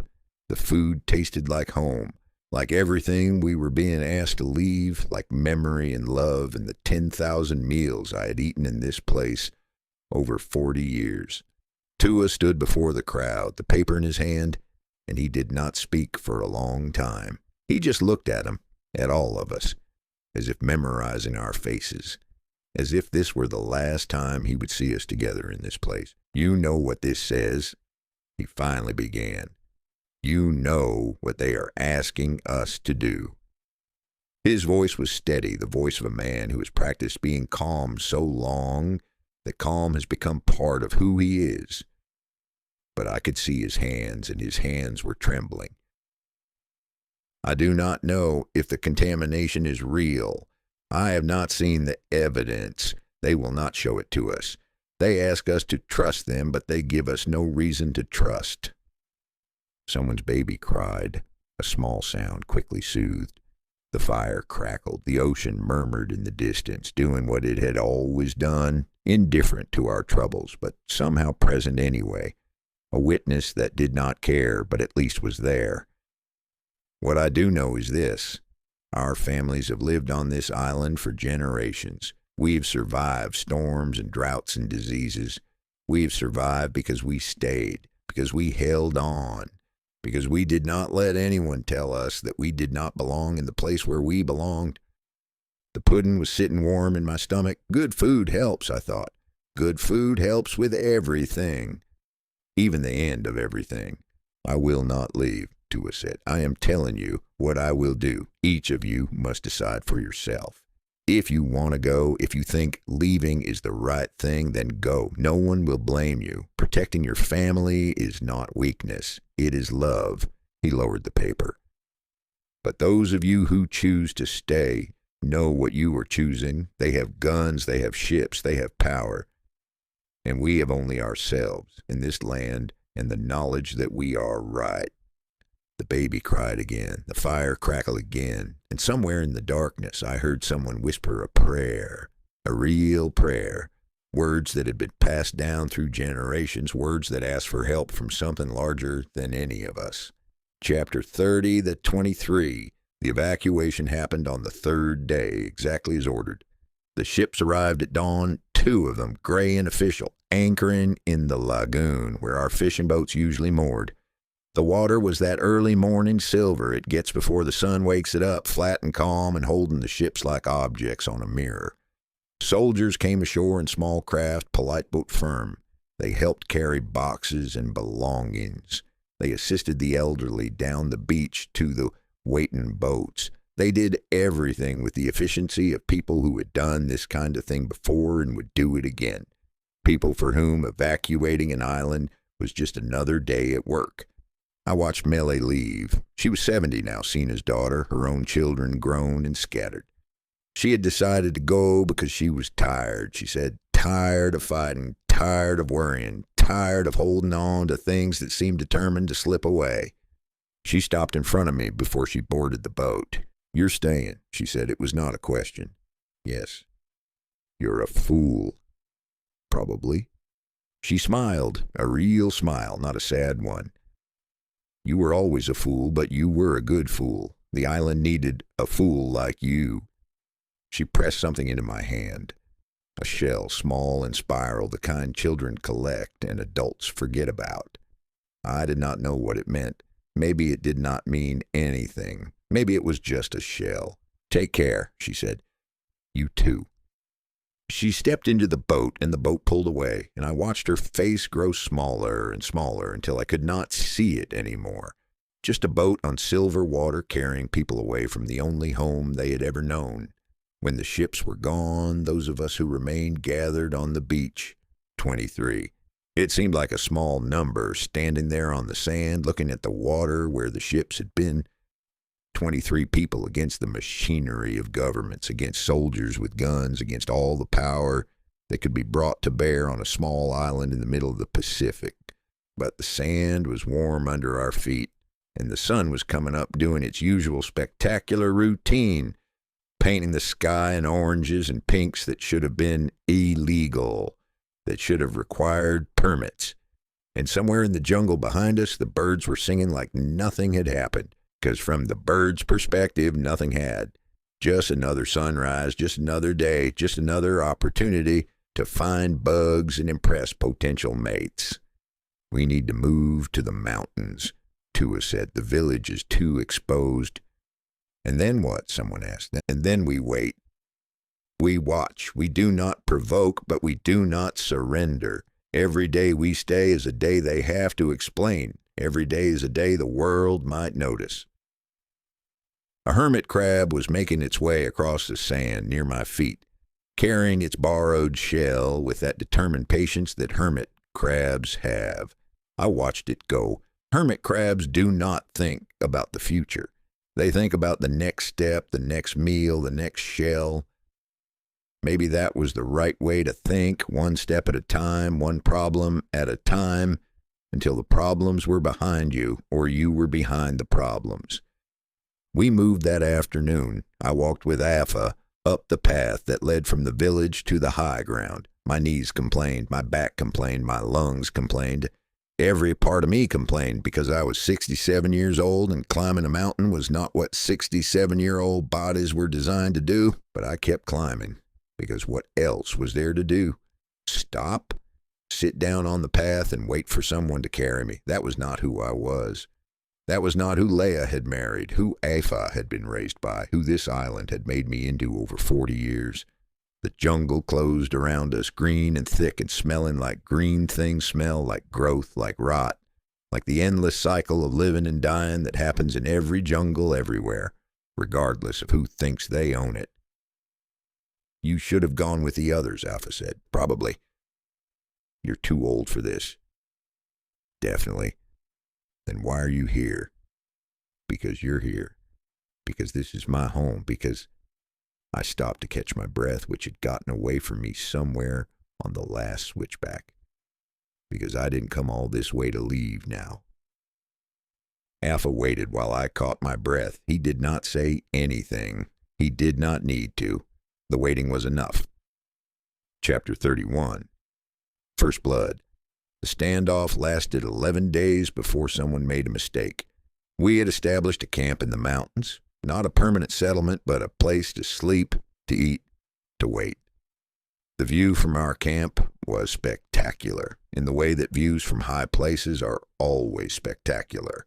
The lagoon spread out below us like a piece of sky that had fallen and gotten stuck. The reef visible as a line of white where the waves broke, the open ocean beyond that stretching to a horizon that seemed impossibly far away. I spent a lot of time looking at that view. There was not much else to do. We kept watching shifts, looking down at the village, at the soldiers who had taken up positions there, at the ships that came and went. We ate food from our supplies and caught what we could from the mountain streams. We waited. The food was not great. Dried fish, preserved bread, fruit, whatever could be carried and stored. My stomach had opinions about this food, none of them positive. But you eat what there is and you're grateful for it because the alternative is not eating. And not eating is worse than eating things that your stomach has opinions about. On the 11th day, Billy went down to the village. He was 19, young, angry, convinced that waiting was cowardice and action was required. He had argued with Tua, been told to stay, been ordered to stay, but the young do not always listen to orders. I know this. I was young once. I did not listen to orders either. This is how the young learn, by not listening and discovering why they should have. He went down in the early morning thinking he would slip in and out without being seen. He wanted to retrieve medicine for his grandmother, who was with us in the mountains and whose cough was getting worse. He thought he could help. I was on watch when I heard the shot. A single crack, sharp and final, echoing across the valley like a door slamming in an empty house. Then shouting, voices raised in alarm, soldiers moving, the whole camp suddenly awake and scrambling. We found Vili at the edge of the village. He was lying on his side, his hand pressed to his stomach, blood seeping between his fingers like something trying to escape. His face was gray, his eyes were wide. He was trying to speak, trying to explain, trying to say something that the pain would not let him finish. I didn't, he said. I was just... Don't talk, Manu said, kneeling beside him. Save your strength. But Vili kept talking, kept trying, kept reaching for words that were no longer available to him. The blood kept coming, dark and wrong, spreading across his shirt like a stain that would never wash out. The soldiers were gathering at a distance. Their weapons were raised but not pointed at us. Their faces were uncertain. The shot had come from one of them, a young private barely older than Vili, who had seen a figure emerging from the jungle in the half-light of dawn and had panicked. A mistake, a nervous finger on a trigger, a boy who had been trained to see enemies and to see one where there was only another boy trying to help his grandmother. The blood smelled like metal, like salt, like something that was supposed to stay inside but was now outside, wrong side of the skin, wrong side of the world. Vili did not die, not there, not then.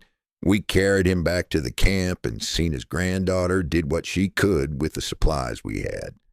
The bullet had gone through his side, missing the vital organs by inches. Inches that were the difference between dying on a mountainside and living to tell the story of the day you almost died on a mountainside. He would need real surgery, real medical care, things we could not provide. Tua went down to negotiate. When he came back, his face was older than it had been when he left. They will take him to a hospital, he said. He will live, probably, and in exchange we have 24 hours. After that, they come for us. The sun was setting while he told us this.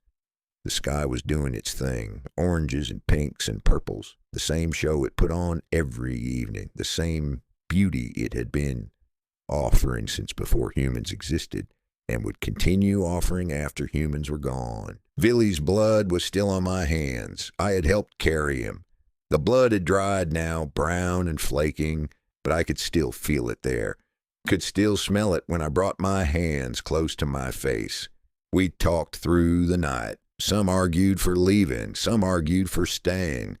I listened and did not speak because I had nothing to say that had not already been said. Because the words were not the point anymore, because whatever we decided would be right and wrong at the same time. When the sun rose, the decision was made. Some would go, some would stay.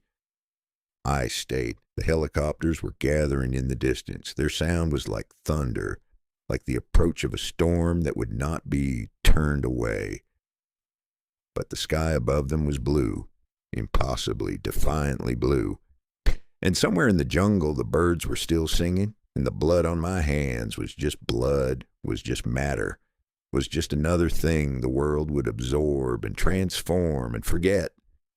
I picked up my pen. Someone had to write this down. Someone had to remember. Someone had to make sure that whatever happened next would not simply disappear, would not simply be processed into reports and classified into archives and forgotten by everyone except the people it happened to. I picked up my pen and I began to write. Chapter 32. The machines arrived. The first bulldozer came on a boat that was too small for it. I watched from the ridge as they unloaded it. a process that took most of the morning and involved a great deal of shouting, several near disasters, and one moment when the whole apparatus tilted sideways and everyone on the beach scattered like crabs when a shadow passes over. The bulldozer did not fall into the lagoon. It righted itself at the last moment as if it had changed its mind about drowning, and then it rolled down the ramp and onto the sand with a sound like the end of something. The sand, which had held the weight of nothing heavier than a fishing boat for as long as anyone could remember, compressed under the treads. I could see it happening even from this distance. The way the beach changed shape, became something other than what it had been, a small thing, a thing that would not matter to anyone except the crabs who lived there and the people who had walked there and the ghosts of everyone who had ever left footprints that the tide had erased. There were 6 of us left on the mountain by then. The others had gone, some willingly, some not. All of them carried away on boats to places I would never see. Alpha was still here. Tua was still here. Manu, who was 83 and had decided he would rather die on the island than live anywhere else, was still here. And 3 others whose names I will not write because their names are their own and this story has taken enough from them already. We watched the bulldozer. We did not speak. There was nothing to say that the bulldozer was not already saying, in its language of diesel and steel and the grinding of treads on sand that had never been ground before. A frigate bird circled overhead, riding the thermals, looking for fish. The bird did not care about the bulldozer. The bird had its own concerns.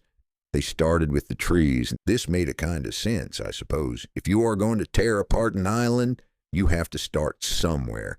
And the trees are in the way of everything. They are in the way of the roads you want to build and the buildings you want to erect and the holes you want to dig. The trees have been in the way for 1,000 years, just standing there doing nothing useful, producing oxygen and fruit and shade as if those things mattered. The sound of a tree falling is not like anything else. It is not a crash or a thud or any of the words we use for loud noises. It is a tearing sound. The sound of something being separated from something it was connected to. The sound of roots giving way, of wood splintering, of a living thing becoming a dead thing in the space of a few seconds. I heard that sound dozens of times in the first week, hundreds of times. The bulldozers worked from dawn until dark, and sometimes after dark with lights mounted on their cabs, pushing through the jungle like animals eating their way through a forest, leaving nothing behind but stumps and mud, and the smell of sap bleeding from wounds that would never heal. A gecko fell out of one of the trees as it went down. I saw it happen, the small green body tumbling through the air, landing in the dirt, scrambling away toward a tree that was still standing. The gecko did not understand what was happening. The gecko only knew that its tree was gone and it needed another one. This is how geckos think, I imagine. One tree, then another tree, then another, until there are no more trees. And then what? The gecko does not plan that far ahead. Neither, it seems, do the people who send bulldozers. Alpha wanted to do something. We can't just watch, he said. We were sitting in our camp eating dried fish that had been dried too long and tasted like a salt and regret. We can't just sit here while they destroy everything. What would you have us do? I don't know, something, anything. Go down there, stand in front of the machines, make them stop. They won't stop. They might, if we're in the way. They won't stop. They'll go around us or through us, or they'll wait until we're too tired to stand anymore, and then they'll continue. The machines don't get tired. The machines don't care. Alpha threw his fish on the ground, which was a waste of fish, but I understood the impulse.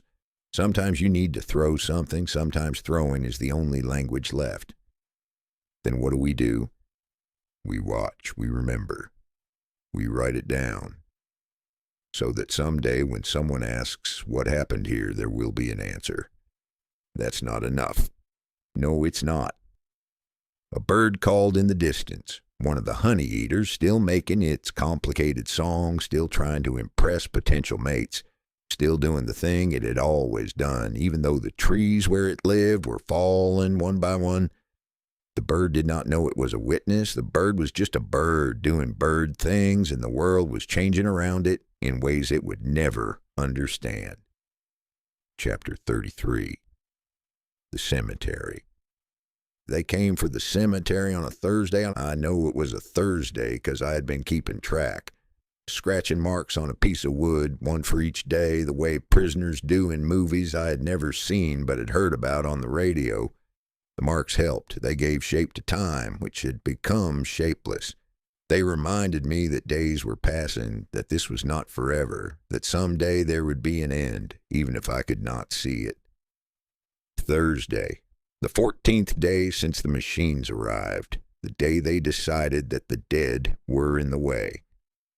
I was not there when it started. I was on the ridge watching the work below, eating a mango that was not quite ripe but was better than nothing. The mango was sour and fibrous and caught in my teeth, but it was food, and food was food, and my body did not care about quality. My body cared about calories. Manu came running up the path, which was remarkable because Manu was 83 and had not run anywhere in years. His face was the color of ash. His breath was coming in gasps that sounded like something tearing.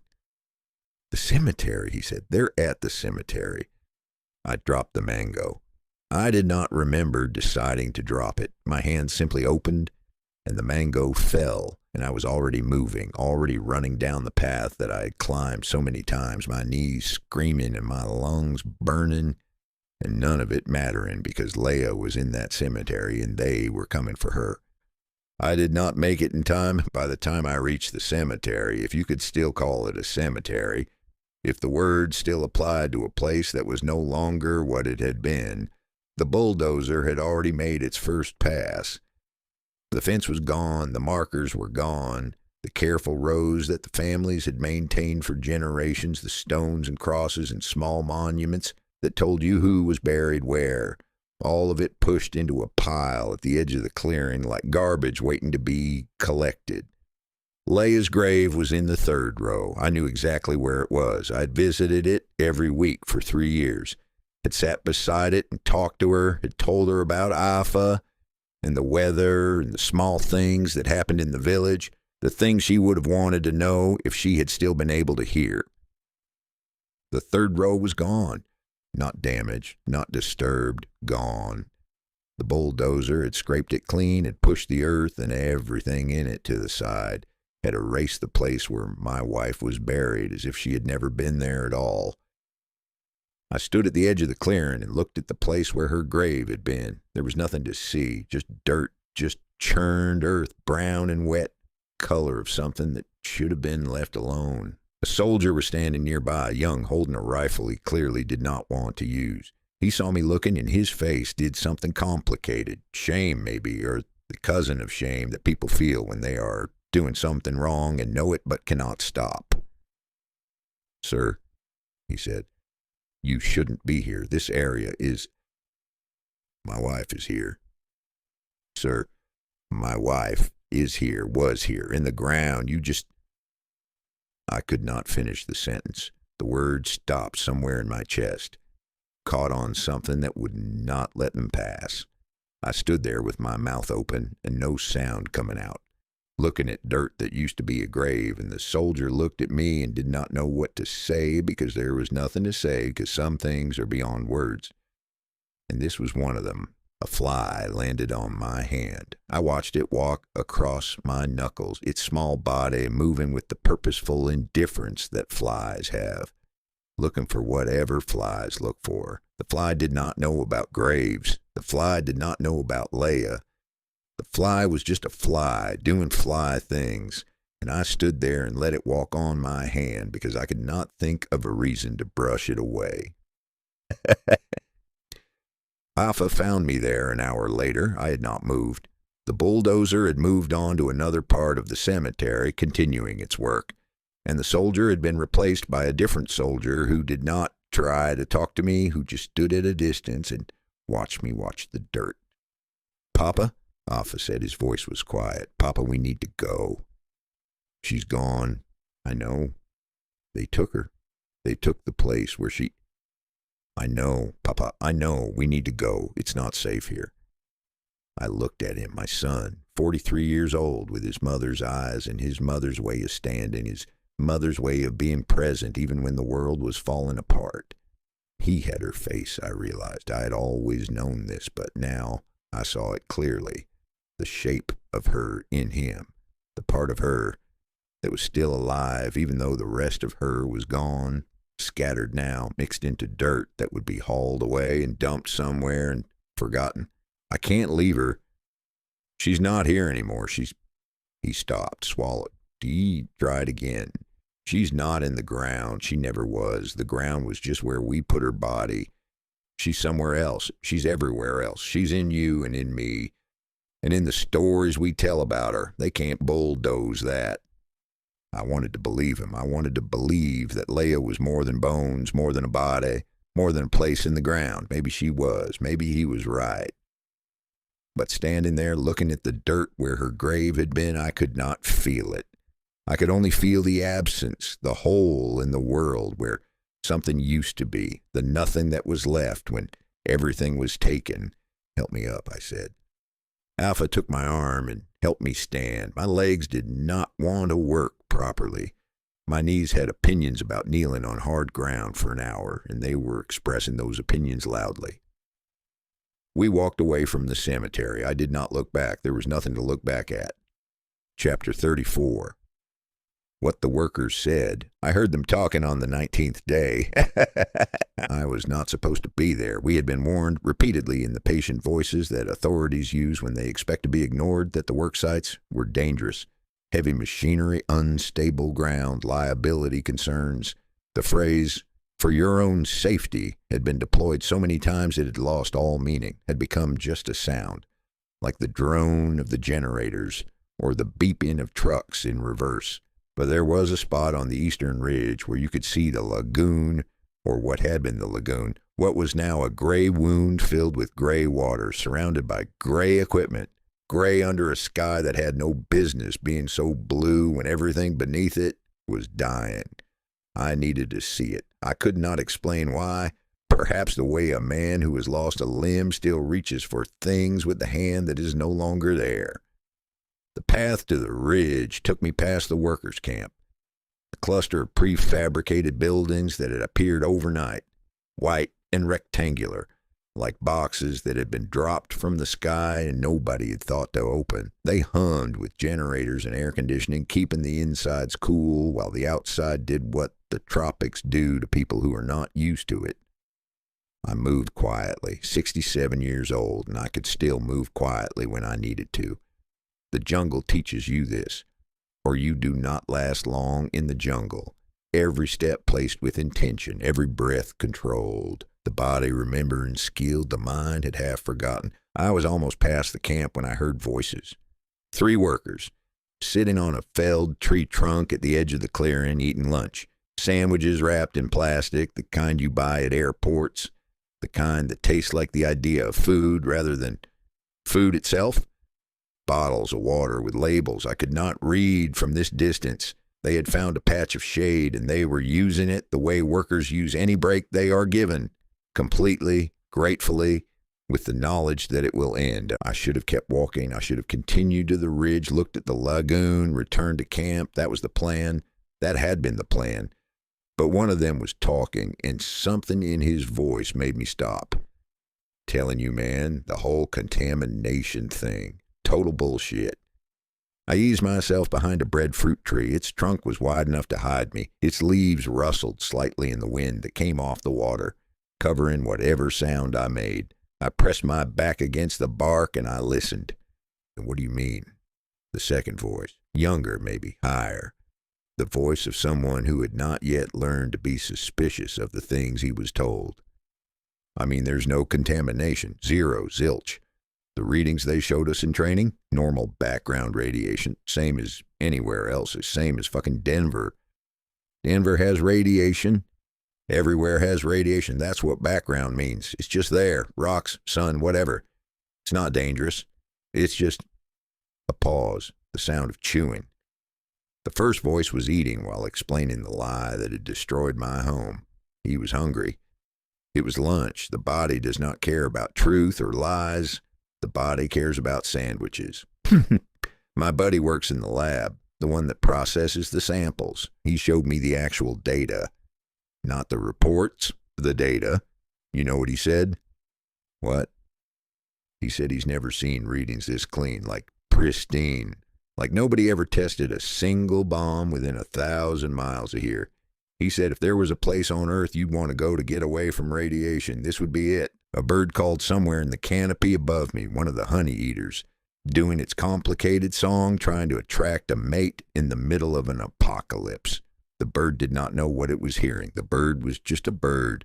I envied the bird. Then why are we here? There it was. The question. The obvious question, the only question, the question that anyone with sense would ask.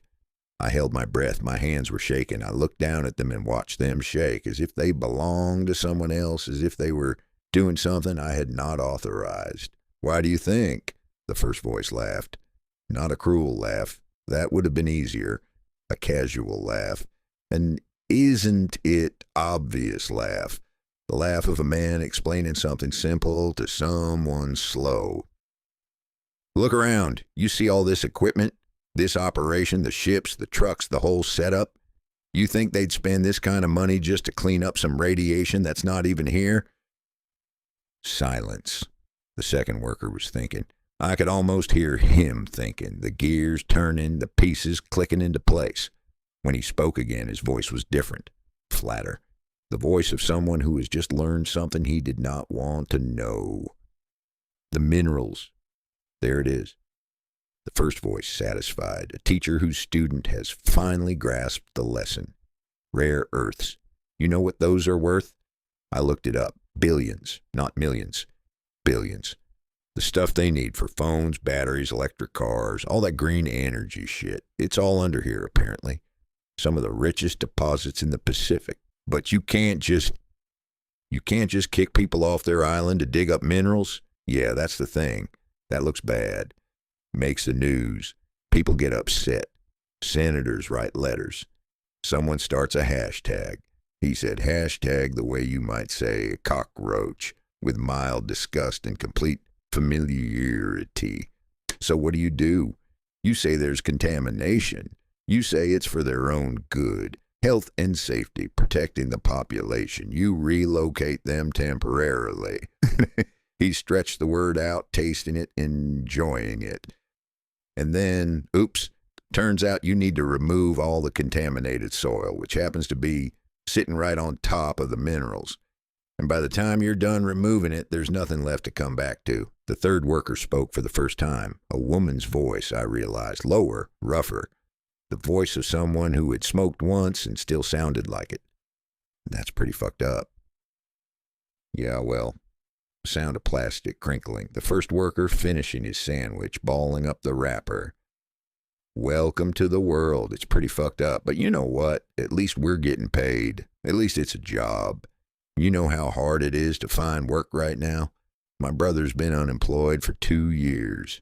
2 years. So yeah, it's fucked up, but I'm not complaining. What about the people? The second worker again. Something in his voice that might have been conscience, or might have been curiosity, or might have been nothing at all. The ones who lived here? What about them? They're on Guam somewhere. Government housing, 3 meals a day. Better than they had here, probably. I mean, look at this place. Look at how they were living. No electricity, no plumbing, no nothing. They're probably thanking us. I don't think they're thanking us. Whatever. They'll get over it. People get over things. That's what people do. In 20 years, nobody will even remember this place existed. In 50 years, it'll be a resort or some shit. Some tech billionaire will buy it and put up a hotel. That's how it always works. Everything becomes something else eventually. The woman laughed at that. A short, hard sound. Can I get a job at that hotel? Sure, you can be the one who tells the guests about the island's rich cultural heritage. Really lean into it, the authenticity. They all laughed, all 3 of them laughing together, the way co-workers laugh at jokes that are not quite funny, but are better than silence. The laughter rose and faded and was replaced by the sounds of lunch ending, wrappers collected, bottles capped, the small rituals of break time concluding. "Back to it," the first worker said. "These minerals aren't going to dig themselves up." They stood. They gathered their trash. They walked back toward the equipment, toward the machines, toward the work that was erasing everything I had ever loved. I stayed behind the tree. My hands would not stop shaking. I looked at them. These hands that had caught fish and built houses and held my son when he was born and touched my wife's face in the darkness. They were trembling like leaves in a storm, like they had lost their connection to the rest of me, like they had heard what I had heard and were trying to shake it loose. The rest of my body had gone still, completely, perfectly still, the way prey goes still when it hears the predator. I was not breathing. I was not sure I remembered how. The workers were gone. The clearing was empty. The machines were droning in the distance, doing what machines do. The world continued, indifferent to revelation, indifferent to the fact that everything I had feared was true and worse than true. I had known. Of course I had known. Tua had known. The elders had known. We had all known in the way that you know things you cannot prove, the way you know someone is lying by the way they hold their shoulders, the way you know a storm is coming by the smell of the air. We had known, but we had not had words for it. We had not had confirmation. We had not heard a man in a hard hat explain between bites of an airport sandwich that our lives had been destroyed for money and that in 50 years nobody would remember. That was the part I could not stop hearing. Nobody would remember. The words kept playing in my head, a loop, a skip, and a record. We would be gone, not just from this island, but from history, from memory, from the record of things that had happened. We would be a footnote, and then we would be nothing at all, and some tech billionaire would build a hotel, and guests would be told about the island's rich cultural heritage, and everyone would nod, and nobody would know. The authenticity, he had said, really lean into it. I think I made a sound, a small sound, something between a laugh and a sob, something that came from a place in my chest I did not know existed. The bird in the canopy went quiet. Even the bird knew something was wrong. I do not remember walking back to camp. I must have walked. There was no other way to get there. But the walk itself is gone, erased, blank, a gap in the record.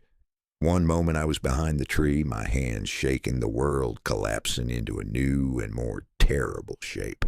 The next moment I was sitting by our fire pit, the sun lower in the sky, the others looking at me with expressions I could not read. "Papa!" Alpha's voice. "Hey, Papa, what's wrong?" I opened my mouth to answer and nothing came out. The words were there. I could feel them pressing against the inside of my throat. But they would not form. They would not become sounds. They just sat there, choking me, a blockage of truth that my body did not know how to expel. "He's shaking," someone said. "Look at his hands." Hands were touching me. Someone gave me water.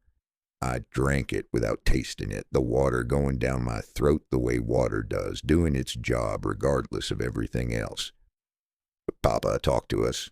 What happened?" I looked at my son, who was 43 years old, who had his mother's eyes, who had been born on this island and had never lived anywhere else. My son, who was going to lose everything because someone had found something valuable under his home. "I heard them talking," I said. My voice sounded strange, distant, like someone else was speaking, and I was just listening. "The workers. I heard them talking." I told them what I had heard, all of it. It took a long time. I kept stopping, kept losing the thread, kept having to go back and fill in pieces I had skipped. The words came out in the wrong order. Fragments and phrases, a jigsaw puzzle of horror that I was assembling as I spoke.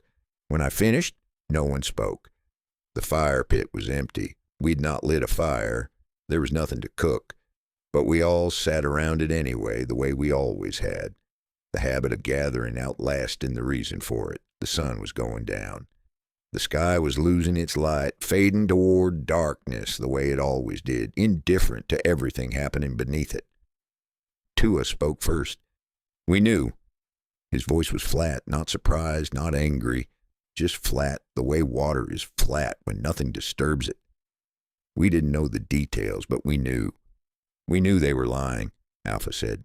His hands were fists at his sides. His jaw was tight. But this is what it always was, what it was always going to be. Tua looked at the empty fire pit, at the ash from fires that had burned before, the residue of meals we had cooked together, the evidence of a life that was being erased. The lie doesn't change what's happening, only what they call it while it happens. But now we can prove it, Alpha said. We heard them. He heard them. We can tell people. We can... Tell who? Tua did not raise his voice. He did not need to. Who would listen? The authorities? The authorities are the ones doing this. The newspapers print what they are told to print. The world does not care about us. The world has never cared about us. We're a small island full of people nobody has heard of. And they have lawyers and money and the kind of power that makes truth irrelevant. So we do nothing. We do what we have been doing. We stay, we witness, we remember. Tua looked at me and something passed between us, an understanding, a burden being shared, a weight being distributed so that no one had to carry it alone. And you write it down, everything you heard, everything they said, the words exactly as they spoke them, so that someday, when someone finally cares, there will be a record. There will be evidence that we knew, that we tried, that we did not go quietly. The darkness was coming down now. The stars were beginning to appear, the first few showing themselves the way they always did, indifferent to our troubles, doing what stars had always done. He said nobody would remember, I said, the words I could not stop hearing. He said in 50 years nobody would even remember this place existed. The silence that followed was the longest of my life. Then Manu, old Manu, 83 years old, who had been sitting so still I had almost forgotten he was there, leaned forward and spat into the empty fire pit. Then we make them remember, he said. That's what we do. We make them remember even when they don't want to. We become the thing they can't forget. We haunt them. How? By not disappearing, by writing it down, like Tua says, by telling our children and making them tell their children and making sure the story survives even if we don't. He looked at me with eyes that had seen more than I would ever see, that held more years than I would ever live. You're the one who can write it in their language. You're the one who can make them hear, so write it. Write everything. And don't stop writing until someone listens. A gecko caught a moth on a nearby tree. The sound of its jaws was small and precise. The sound of life continuing. The sound of things eating other things the way things have always eaten other things. I'll write it, I said. Good. Manu settled back. Then something will be left. Something they can't bulldoze. Something that stays. The darkness came down fully. The stars multiplied, and somewhere in the distance one of the machines fell silent for the night. And in that silence, I heard something I had not heard in days. A bird singing. Just one bird, alone in the darkness, singing anyway. That night I did not sleep. I sat with the notebook I had been keeping, the notebook where I had been scratching marks to count the days. And I began to write, not marks anymore, words, sentences, paragraphs. I wrote what I had heard exactly as I had heard it. I wrote about the sandwich, the way he had chewed while explaining the lie, the way he had balled up the wrapper when he was done, like it was just another piece of trash, like the truth was just another thing to dispose of.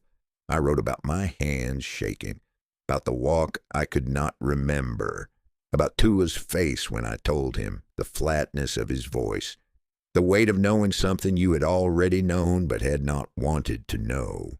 I wrote until my hand cramped and I could not write any more. Then I rested and I wrote some more. The stars wheeled overhead. The night made its sounds, and somewhere, In the place where my wife was not buried anymore, the machines waited for morning so they could continue their work. I would not let them erase us. I would write until someone listened. I would make them remember. Chapter 35. The Lagoon.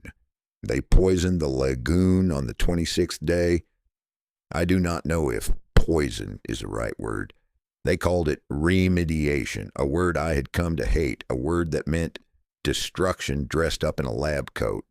They poured chemicals into the water to neutralize potential contaminants. Chemicals that turned the lagoon gray and killed everything in it. I watched from the ridge as the fish floated to the surface. Hundreds of them, then thousands. Parrotfish and grouper, and the small silver ones that we never had a name for, the ones that swam in schools so thick they looked like one creature with 1,000 bodies. They floated belly up, their scales catching the light, their mouths open as if they were trying to breathe air that would not help them. The workers collected the bodies with nets, scooped them into containers, hauled them away to be disposed of somewhere. The bodies that were not collected washed up on the beach, forming a line of silver and blue and pink at the tide mark. A memorial that no one had intended and no one would remember.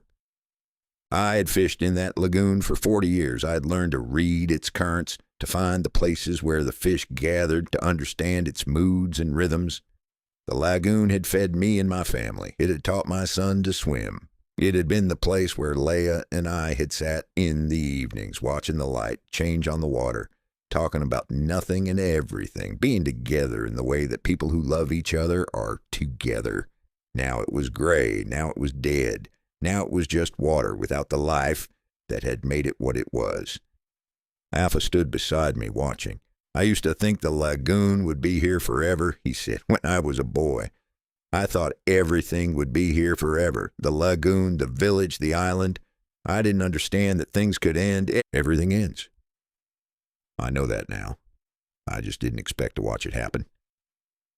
A heron flew over the lagoon looking for fish. It circled once, twice, then flew away toward the open ocean, toward water that was still alive, toward a future that did not include this place. Will you stay? I asked, until the end. I don't know what else to do. Where would I go? He stopped, shook his head. This was my home. I don't know how to be anywhere else. Guam, the others are there. I could live in a building with walls and a ceiling and floors that don't know my feet. I could eat food that comes from cans and learn to be someone I've never been. I could survive. He said the word like it tasted bad. But I would not be alive, not really. Not the way I'm alive here. I understood I had made the same choice 40 years ago when I could have gone home and didn't. The choice to stay in a place that knew you, even if staying meant losing everything. The choice to be yourself, even if yourself was disappearing along with everything else. The lagoon made a sound, a soft gurgling, as if it were trying to clear its throat, as if it had something to say but couldn't find the words. It was probably just the chemicals settling, probably just the water doing what water did when you put things in it that didn't belong there. But it sounded like grief. It sounded like the lagoon was mourning itself. Chapter 36. Manu. Manu died on the 31st day. He went quietly in his sleep, the way people say they want to go but rarely do. One moment he was breathing and then he was not, and the transition between those two states was so subtle that we did not notice until the morning when Alpha went to wake him and found that there was no waking to be done. We buried him on the mountain in a place where the machines had not yet reached, under a tree that was still standing. It was not a proper burial. We did not have the right materials, did not have the time, did not have the community that would normally gather for such things. But we did what we could. We wrapped him in cloth and laid him in the earth and said the words that were supposed to be said. The words that had been said for generations, the words that meant goodbye and thank you and we will remember. Alpha spoke first. His voice was steady, but I could see his hands shaking. Manu taught me to fish, he said. Now, when I was 7, he took me out on his boat and showed me how to read the water. He said the fish were always there. You just had to learn to see them. I never learned to see them the way he did. But I learned to look. Tua spoke next. His voice was the same as always, calm, measured, revealing nothing. Manu was born on this island. He lived his whole life here. He knew things that no one else knew, things that will be lost now that he's gone. He was the last of the old ones, the last who remembered the way things were before the war, before the changes. Now that memory's gone. I spoke last. Manu was my friend, I said, for 40 years. He taught me the language, the customs, the way to be here without being in the way. He never treated me like an outsider, even when I was one. He treated me like a person who was trying, and he had patience with my trying, and he never made me feel stupid for not knowing things that everyone else knew. I stopped. There was more I could have said, more I wanted to say, but the words were not coming. They were stuck somewhere between my chest and my throat, tangled up with other things, with grief, with anger, with the knowledge that Manu was gone and the machines were still running and nothing I said would change any of it. I'll miss him, I said. That's all. I'll miss him. We covered the grave with stones to keep the animals away, and we marked it with a piece of wood that Afa carved with Manu's name. The marker would rot eventually. The stones would scatter. In a year or 2 or 10, there would be nothing to show that anyone was buried there. But for now, there was a grave. For now, Manu was still here, still part of the island, still connected to the place where he had lived and died. For now, that would have to be enough. Chapter 37, the last 6. By the 40th day, there were 6 of us left. The others had gone, carried away by soldiers who were polite but firm, who explained that the situation had become too dangerous, that the work was entering a new phase, that everyone needed to be evacuated for their own protection. The phrase, "for your own protection," had become a kind of dark joke among us, a phrase we repeated to each other in the voices of the officials who said it, a phrase that meant the opposite of what it said. 6.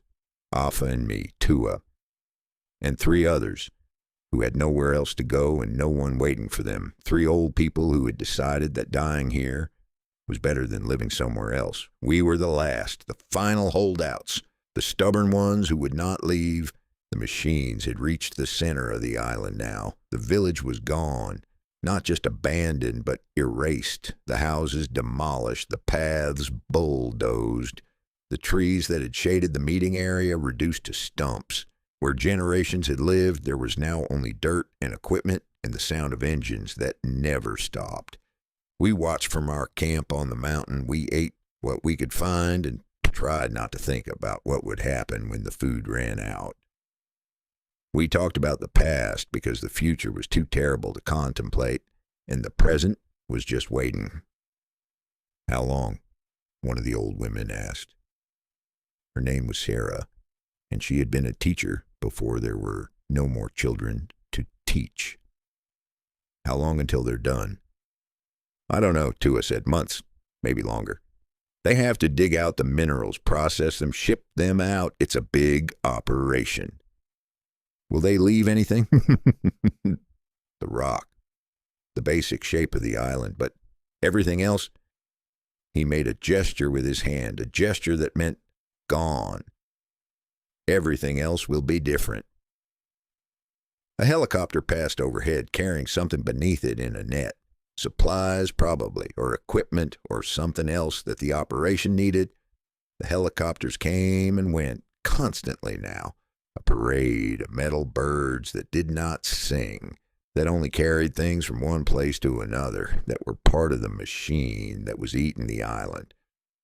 "I keep thinking about my grandmother," Alpha said. He was lying on his back, looking up at the sky, at the clouds that were doing their eternal drift from one horizon to the other. "She used to tell me stories about the old days, about how things were before the war. She made it sound so peaceful, so simple." "Was it?" "I don't know. I was too young to remember, but she made it sound like paradise, like everything was exactly the way it was supposed to be, and everyone knew their place, and nothing ever changed." Things always change. That's the only thing that doesn't change. I know, but I wish I could have seen it. The way it was before. The way it was supposed to be. A bird landed on a branch near our camp, a kingfisher, bright blue and orange, looking for insects. It sat there for a moment, turning its head this way and that, and then it flew away toward the part of the island where the machines were working, toward whatever future awaited birds who did not understand what was happening to their home. Chapter 38. The Grave. They found Leia's bones on the 53rd day. I did not see it happen. I heard about it later. One of the soldiers who had started bringing us food. An act of kindness that was probably against regulations, a small rebellion against the machinery he was part of. He was young, maybe 22, with a face that reminded me of Billy, of the boys I'd known in the war, of everyone who had been young once and had not yet learned what the world was capable of doing. They found remains, he said. In the area where the cemetery was, they're collecting them, sending them. He stopped, looked away. I'm sorry, I thought you should know. Where are they sending them? I don't know, some facility for identification, they said. And then he shrugged, the shrug of someone who did not know and did not want to know. I'm sorry, I really am. He left the food and went away, back to the machines and the work and the life he had been assigned to live. I sat with the food and did not eat it, did not touch it, just sat and thought about Leia's bones being put in a box and shipped somewhere, being handled by people who had never known her, being reduced to evidence in a file that no one would ever read.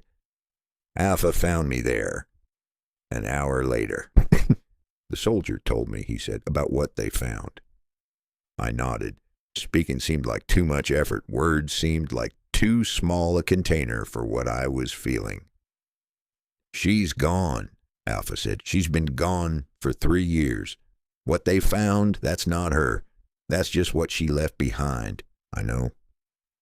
Then why does it matter so much? I thought about the question. It was a good question, a question that deserved an answer, that Alpha deserved to hear. But the answer was complicated, and I was tired, and the words did not want to come. Because it was the last of her, I said finally. The last physical thing. The last place I could go and be near her. Now there's nothing. Now she's just... I made a gesture, a vague wave at the air. Just memory, just stories, just what's left in my head. That's enough. That has to be enough. Does it? Is that how it works? You lose someone, and then you lose the place where they're buried, and then you just carry on.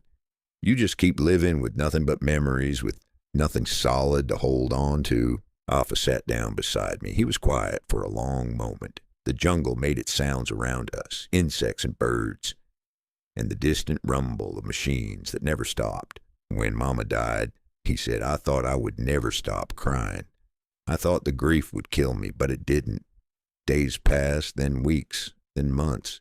The grief didn't go away, but it changed. It became smaller, not less real, just smaller, small enough to carry. And now that her grave is gone, now the grief is bigger again, but I'll carry it anyway, because what else is there to do? Give up? Stop living? That's not what she would have wanted. She would have wanted us to keep going, to survive, to remember her, but not be destroyed by remembering. I looked at my son, who had his mother's eyes and his mother's wisdom and his mother's way of being strong when strength was the last thing you thought you had. He was right. Of course he was right. Leia would not have wanted me to collapse, to surrender, to let grief become an excuse for giving up. But knowing that and feeling it were different things. And right now, I did not feel it. I only felt the absence, the loss, the nothing where something had been. I'll try, I said. That's all I can promise. I'll try. Chapter 39, The End of the Island. By the 70th day, the island was unrecognizable. The machines had done their work. The trees were gone, the vegetation stripped away, the ground torn open, and excavated to depths that seemed impossible.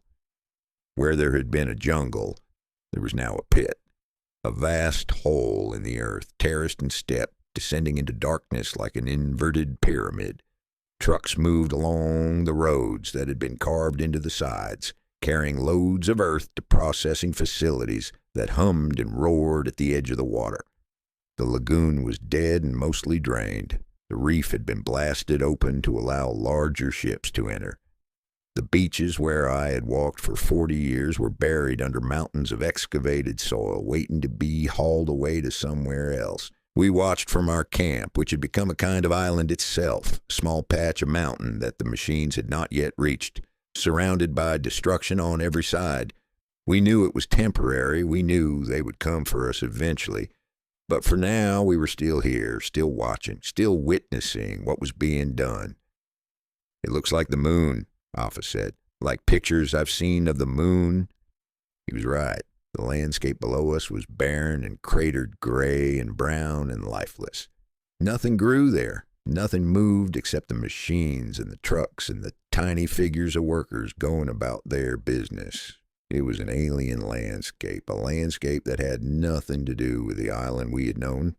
"Do you remember," I said, "when you were small and we used to walk down to the lagoon in the evenings?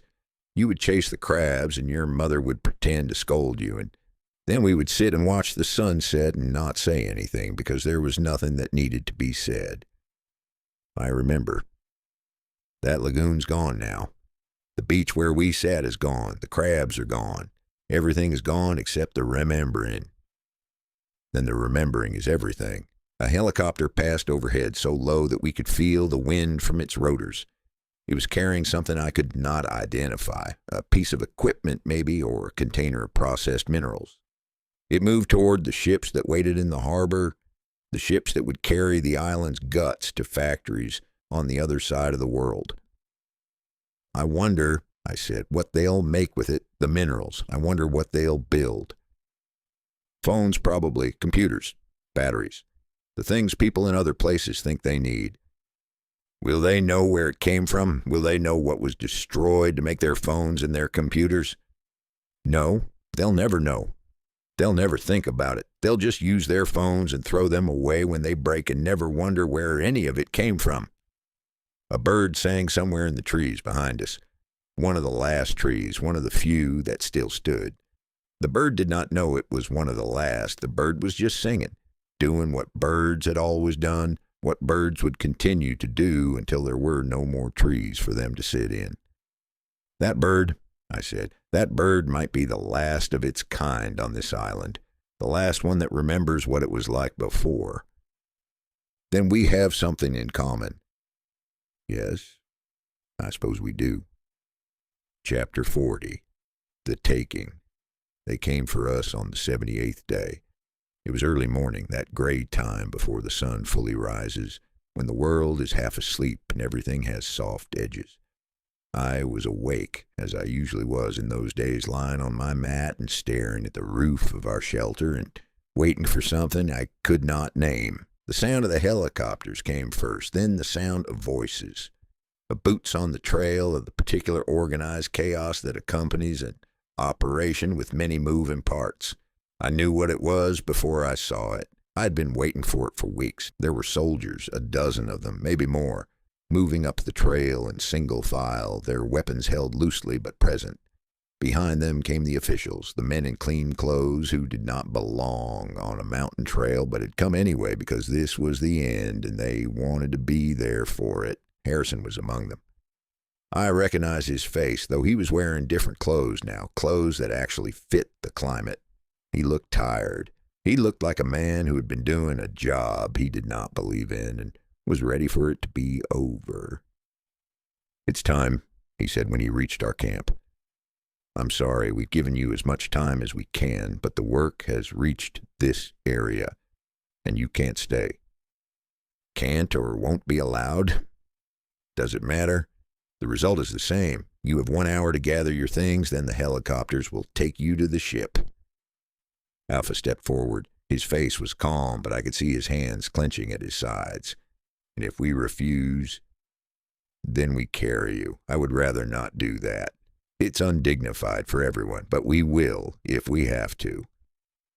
I thought about fighting for a moment. I actually thought about it, about picking up a rock or a stick and making them drag me away, making them use the force that they had been pretending they didn't have, making them show what this really was. But I was 70 years old, and my body was tired, and fighting would not change anything except the way I felt about myself afterward. "We'll go," I said. "Give us the hour." We gathered what we could carry. It wasn't much. A few clothes, some tools, the notebook I had been writing in.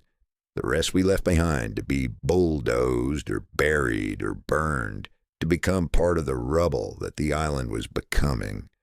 I looked around the camp one last time, the fire pit where we had cooked our meals, the trees that had sheltered us, the view of the lagoon that was no longer a lagoon, the village that was no longer a village, the island that was no longer an island. "Ready?" Alpha asked. "No, but let's go anyway." We walked down the mountain, past soldiers who did not look at us, past officials who looked but did not see. We walked through a landscape that had been transformed into something from a nightmare, a landscape of holes and machines and the absence of everything that had made it home.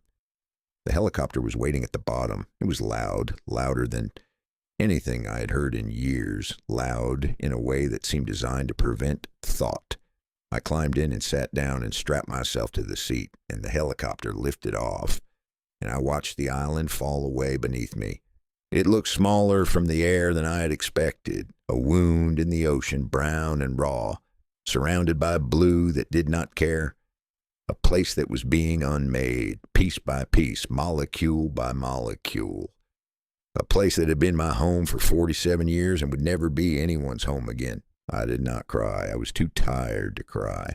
I just watched until the island was gone, until there was nothing below but water, until even the wound had healed over, and there was no sign that anything had ever been there at all. Chapter 41, Testimony. I am 82 years old. I live in a room in a building on an island that is not my island. The room has walls and a ceiling and a window that looks out on a parking lot. There are other people in the building, other people who were moved from other places, other people who are waiting for homes they will never return to. We eat meals together sometimes. We do not talk much. There is not much to say. Alpha lives nearby. He comes to see me every week, sometimes more often. He has a job now, doing something with boats, fixing them, I think, or cleaning them. It is not fishing, but it is close enough. It keeps him near the water. It lets him pretend sometimes that nothing has changed. I spend my days writing. This is what I do now. Sit at the small desk by the window and write down everything I remember, everything that happened, everything that was taken. I write by hand, because I never learned to use a computer, because the feel of the pen on paper is something I understand. I write slowly because my hands are not what they were, because the words do not come as easily as they once did, but they come. They keep coming, and I keep writing them down. This document is my testimony. This is what I saw, what I lived, what I lost. This is the story of an island that no longer exists, of people who were scattered to places they did not choose, of a life that was erased to make room for someone else's profit. I do not know if anyone will read it. I do not know if it will matter if they do. The island is gone. The people are dispersed. The minerals have been dug up and shipped away and turned into the things that people think they need. Nothing I write will change any of that. Nothing I write will bring back what was taken, but I write anyway, because Manu told me to, because Leia would have wanted me to, because the only thing left when everything else is gone is the telling, the words, the memory made permanent, or as permanent as anything can be. This is what happened. This is what was done. It is late. The light outside my window is faded to that gray-blue color that comes after sunset, the color of transition, the color of between.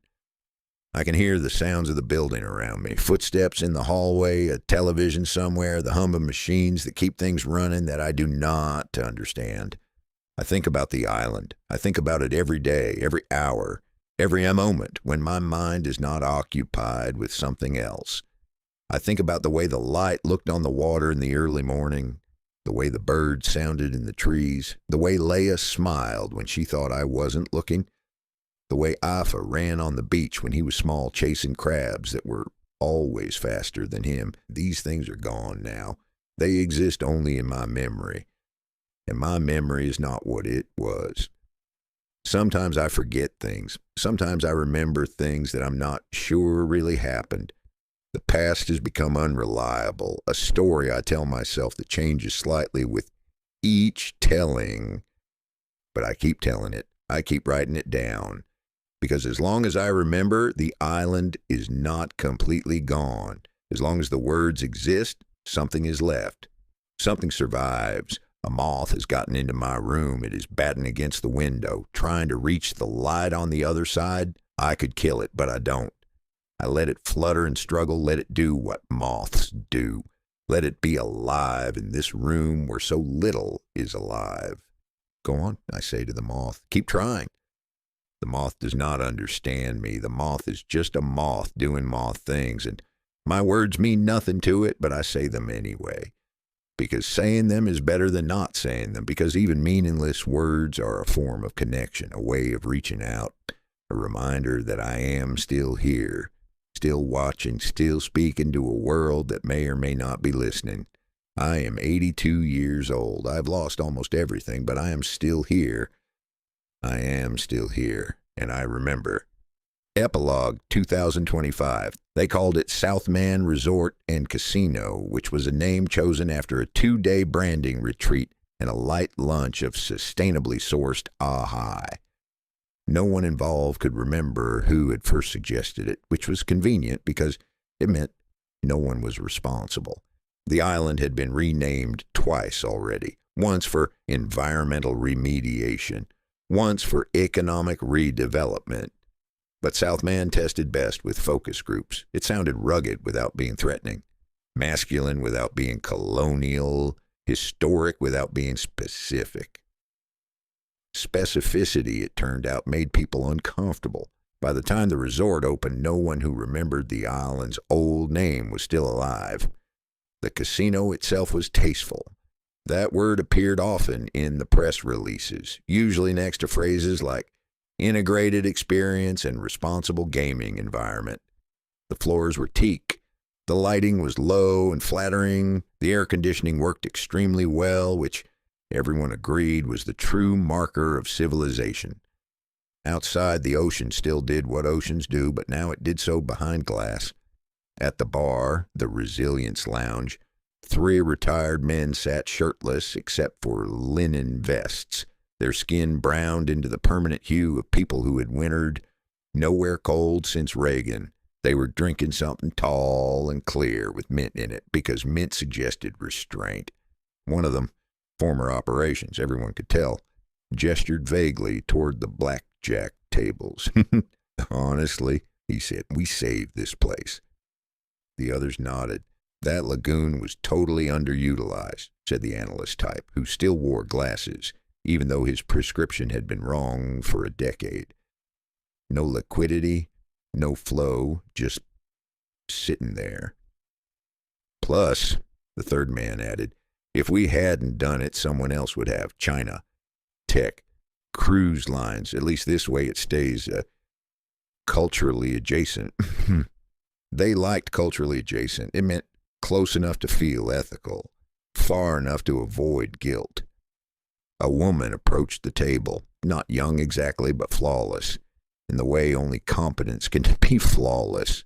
She spoke 4 languages, managed 3 departments, and had once helped dismantle a government without ever raising her voice. Gentlemen, she said, the ribbon cutting is in 10. Already? Operation said. Time flies when you're no longer morally conflicted. She smiled politely. Her smile had closed entire investigations. As they stood, one of them paused by a wall near the casino entrance. There, mounted slightly crooked, was a plaque. Brushed bronze, corporate serif, very expensive for something no one planned to read. It said, South Man. In recognition of resilience, cultural integration, and the enduring spirit of partnership. 1945 to 1992. The dates were wrong, the words were worse. A tourist, Midwestern earnest, stopped to squint at it. Who was Southman? He asked no one in particular. A concierge appeared instantly. Local legend, she said smoothly. War-era figure, very complex. Oh, the man said, satisfied. That's nice. He wandered off toward the slots, which were themed after island myths that had been invented 6 months earlier by a consulting firm in Palo Alto. One of the retired men glanced back at the plaque. Wasn't he real, though? He asked casually. The guy it's named after? Operation shrugged. Now, there were a lot of names back then. The ribbon cutting went perfectly. Speeches were made. Jobs were announced. A sustainability officer explained that the reef was now symbolically protected. Someone applauded when the word sovereign was used in a sentence that did not legally require it. A drone lifted into the sky to capture footage for the launch campaign. From above, the island looked beautiful. It always had. At sunset, the lights came on, soft, golden, intentional. Neon reflected across the water in gentle ripples. The machines chimed, glasses clinked, and a soft jazz cover of a song no one remembered played near the bar. No birds could be heard. The plaque remained slightly crooked. No one noticed that the bar was open. And that was Southman, written Douglas Taylor.